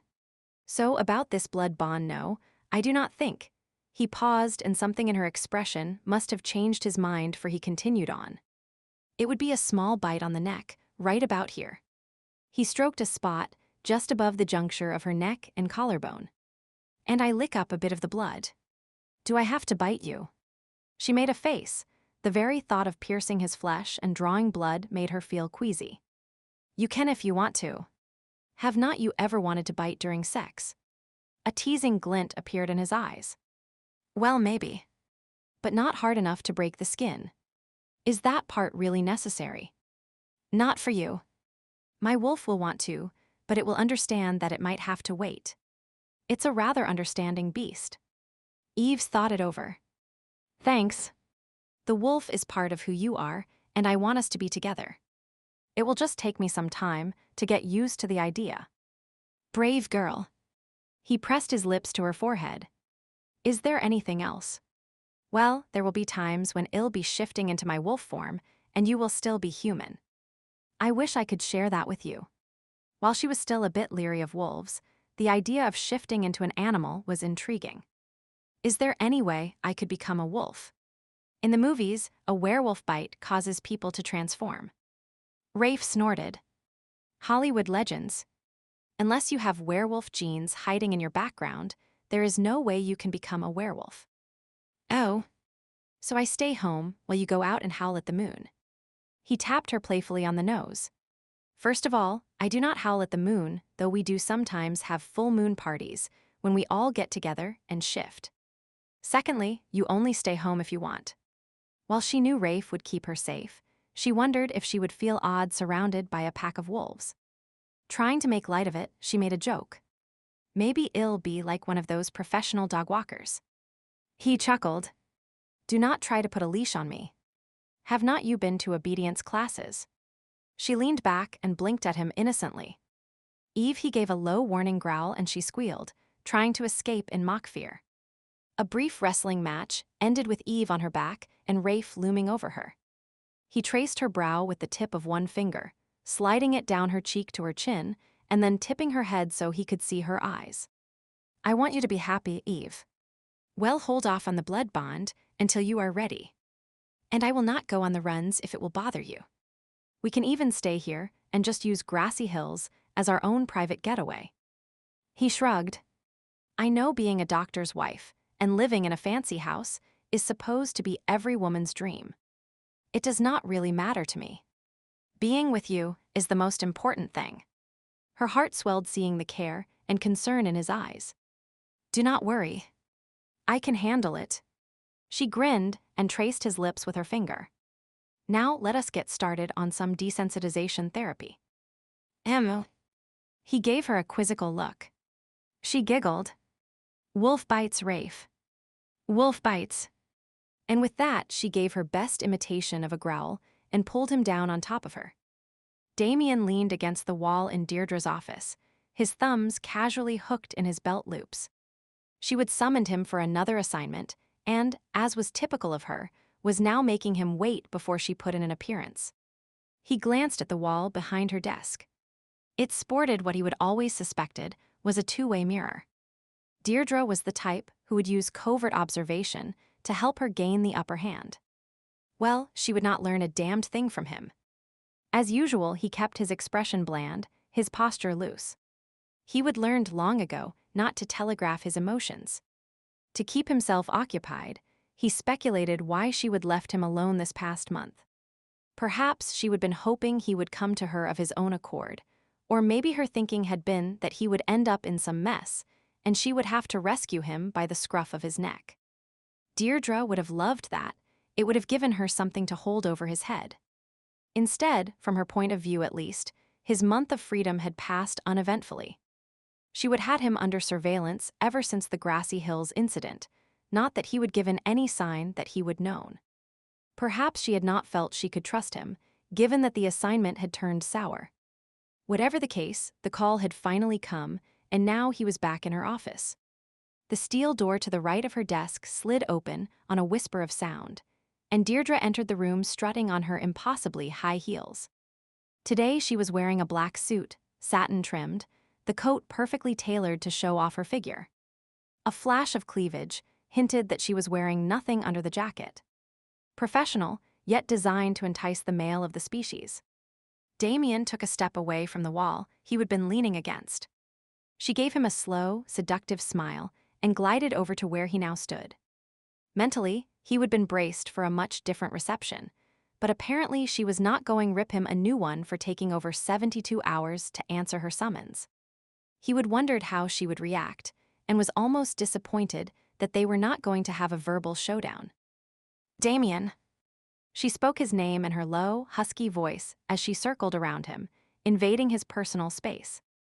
Her body brushed against his, with a subtlety that could be taken for an accident if he had not known her so well. Everything Deirdre did was for a purpose, whether it was to seduce or arouse or intimidate. The aim was always the same, to control the men she handled. All her wiles had yet to work on him. It was one of the things that he knew infuriated her the most. He knew it drove her crazy, and it provided him with some amusement. Deirdre was a bitch, too used to getting her own way, and she could not believe he was immune to her obvious assets. Of course, she would never admit it. He could always tell by the slight tightening around her mouth and the vague hint of a vertical line between her brows. Deirdre. He acknowledged her by name, but in no way did his body show she had any effect on him. His breathing stayed steady. He did not flinch or try to move away. Her perfume, a heavy, musky scent, wrapped around him, teasing his nostrils but not arousing or stimulating him. She would only ever been a means to an end for him, that was all. Stopping behind him, her ample breasts brushed his back, but he made no comment. When she spoke, it was in a cooing tone, her breath tickling his ear. "I have missed you," she whispered while placing her hands on his shoulders and slowly sliding them down his arms to his biceps. "Not likely. The others were here for you to play with. And you knew where I was if you needed me for an assignment. Most of the time." Deirdre amended his statement with a soft laugh. "We lost you a few times. That is what makes you such an asset to this organization. Your skills are superb." She whispered the last word into his ear as she slid around him, her body skimming against his arm. When she was finally in front of him, she slowly trailed a finger down the middle of his chest, stopping at his belt and glancing up at his face. Giving a light laugh, she boldly ran her finger over the zipper of his pants. His only response was to raise an eyebrow and try to control the bored sigh that threatened to escape. He could see their reflections in the mirror across the room. Was there someone on the other side observing, hoping to get a thrill from watching her seduce him? Idly, he speculated at the placement of the desk. How many of his fellow assassins had she taken on the smooth wooden surface? Always so cool and controlled, Deirdre affected a pout. Abandoning her attempts at seduction, she strolled to her desk. Damien noted the sway of her hips with complete disinterest. Bored with the game she was playing, he got to the point of his being there. "You asked to see me." Cocking her head, she studied him. "You have changed. A few months ago, the prospect of a new job excited you. I do not sense that anymore." He shrugged one shoulder, not really caring about her personal impressions of him. "Never much of a conversationalist, were you?" Deirdre sighed and picked up a file. "Your next assignment." She held it out to him, and Damien almost smiled. This was what he had been waiting for. "No." He hooked his thumbs in his belt loops. "No." She arched a brow when he made no move to take the folder. "You heard me." Slowly, she lowered her hand and laid the file on the edge of the desk. Folding her hands in front of her, she cocked her head and blinked, a curious expression on her face. "Any particular reason? Some moral or ethical dilemma with the case?" "I do not know what the case is yet, do I?" He pointed out the obvious. "True. And ethics have never got in your way before." She made a little moo and tapped her lips with her finger, the red of her nail polish matching her lipstick. "Are you hoping for a pay raise? Because if you are, no." "No raise." He shook his head. "I am quitting." "Quitting?" Her eyes widened before she gave what seemed like a genuine laugh. It was a sound he would never heard from her before, and he noted it actually had a light quality that was quite at odds with her outward persona. "Damien, that is extremely amusing." He inclined his head. "I am glad you think so." Still smiling, she extended the folder once again. "Now enough of this foolishness. I have been lenient with you for not coming when called, but this is a business after all. As delightful as your sense of humor might be, I have several meetings, and I am not trying to be amusing. I am quitting. Someone told me it's polite to tell your employer. The smile slowly left her face, and the expression in her eyes hardened. No one quits, Damien, and lives to tell about it. No one has it. I thought it'd be the first. He gave her a cheeky grin. A hint of a flush showed on her cheeks. You signed on for life. That was the deal. I allow you to kill all the anti-fae you want without fear of retribution. In exchange, you belong to me, body and soul, for as long as I wish. Strange, but I do not remember signing any papers saying that. He mocked her, taking perverse pleasure in watching her control crumble. There were no damned papers, you know that. Deirdre was standing now, legs braced, her hands clenched into fists and resting on her hips. She was not used to being defied. The rapid rise and fall of her breasts revealed that her breathing had quickened. A verbal agreement with no witnesses, he paused and cast a meaningful glance at the mirror behind her desk before continuing, is almost impossible to enforce. I will enforce it, though. She narrowed her eyes and stepped closer to him. I'll hunt you down, and you will be drawn and quartered as an example to the others. I am shaking in my boots. He rolled his eyes at her threats. A low, infuriated sound erupted from her, and she moved to slap him. Damien shot his hand out and grabbed her wrist, yanking her forward until they stood face to face. He spoke through clenched teeth, his voice barely above a growl, each word spoken slowly and distinctly. Do not ever try that again. With a look of disgust, he pushed her away. To her credit, she did not stumble despite the heels. A few strands of hair had escaped from the severe knot she had it pulled back in. Brushing them from her face, she picked up the phone, hovering her finger over the buttons in preparation for dialing. Leave if you want, but know that the moment you do, there is a bounty on your head. Damien gave a short, dark laugh. There likely is already, so join the crowd. He looked her up and down, his lip purposely curled in a sneer. Do whatever you want, Deirdre. My life's already hell. I doubt you can make it any worse. Slowly, he turned and sauntered out of the room. Behind him, he heard a crash that sounded rather like a phone being thrown against the floor. It made him smile. As he left the building, Damien took a deep cleansing breath and climbed on the motorcycle he would purchase the day before. He revved the engine and then took off, peeling rubber the length of the driveway. A wide grin spread across his face as he pictured Deirdre fussing over the tire marks. She was anal about the appearance of the stately mansion that served as her headquarters. Chuckling to himself, he pulled onto the highway and increased his speed. The wind whipped his face and tore at his clothes. He gloried in the feeling of freedom. For the first time in 18 months, he actually felt that something might be going right in his life. There was still a gaping hole in his heart. His wolf was still fighting him, but maybe, just maybe, he would find some peace now. Pulling into a gas station, he took out his wallet and found a crumpled piece of paper. There were directions written on it. An old friend from his academy days, Kane, had always been after him to visit. He would go there first, stay for a few days, and then head out again before anyone found out where he was. Yeah, he would keep on the move, staying one step ahead of Deirdre, in case she ever decided to make good on her threats. And who knew what Lycan Link would do? Would the captain pursue charges because of his defection, or would Reno talk the old man into letting it pass? It did not really matter either way. There were worse things than being a nomad. Not every wolf had a pack, and at least he had Bates' memory to keep him company. That was more than some ever had.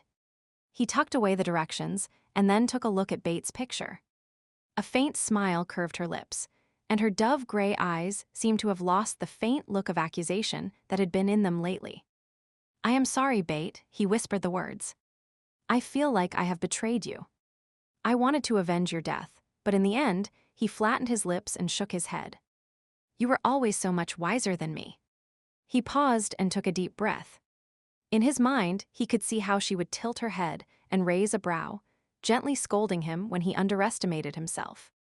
She would always trusted him, believed in him, no matter what. She would playfully tug at his dark hair and whisper that he would always be her white knight, that he would rescue her that first time they would met.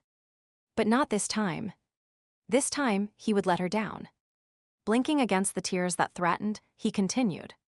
I want you to know that I love you, and I am going to keep trying to be the person you thought I was. And no matter what, you will always be my mate, my beautiful, wise mate. He was sure he could hear her voice answering in his head. Never forget, love.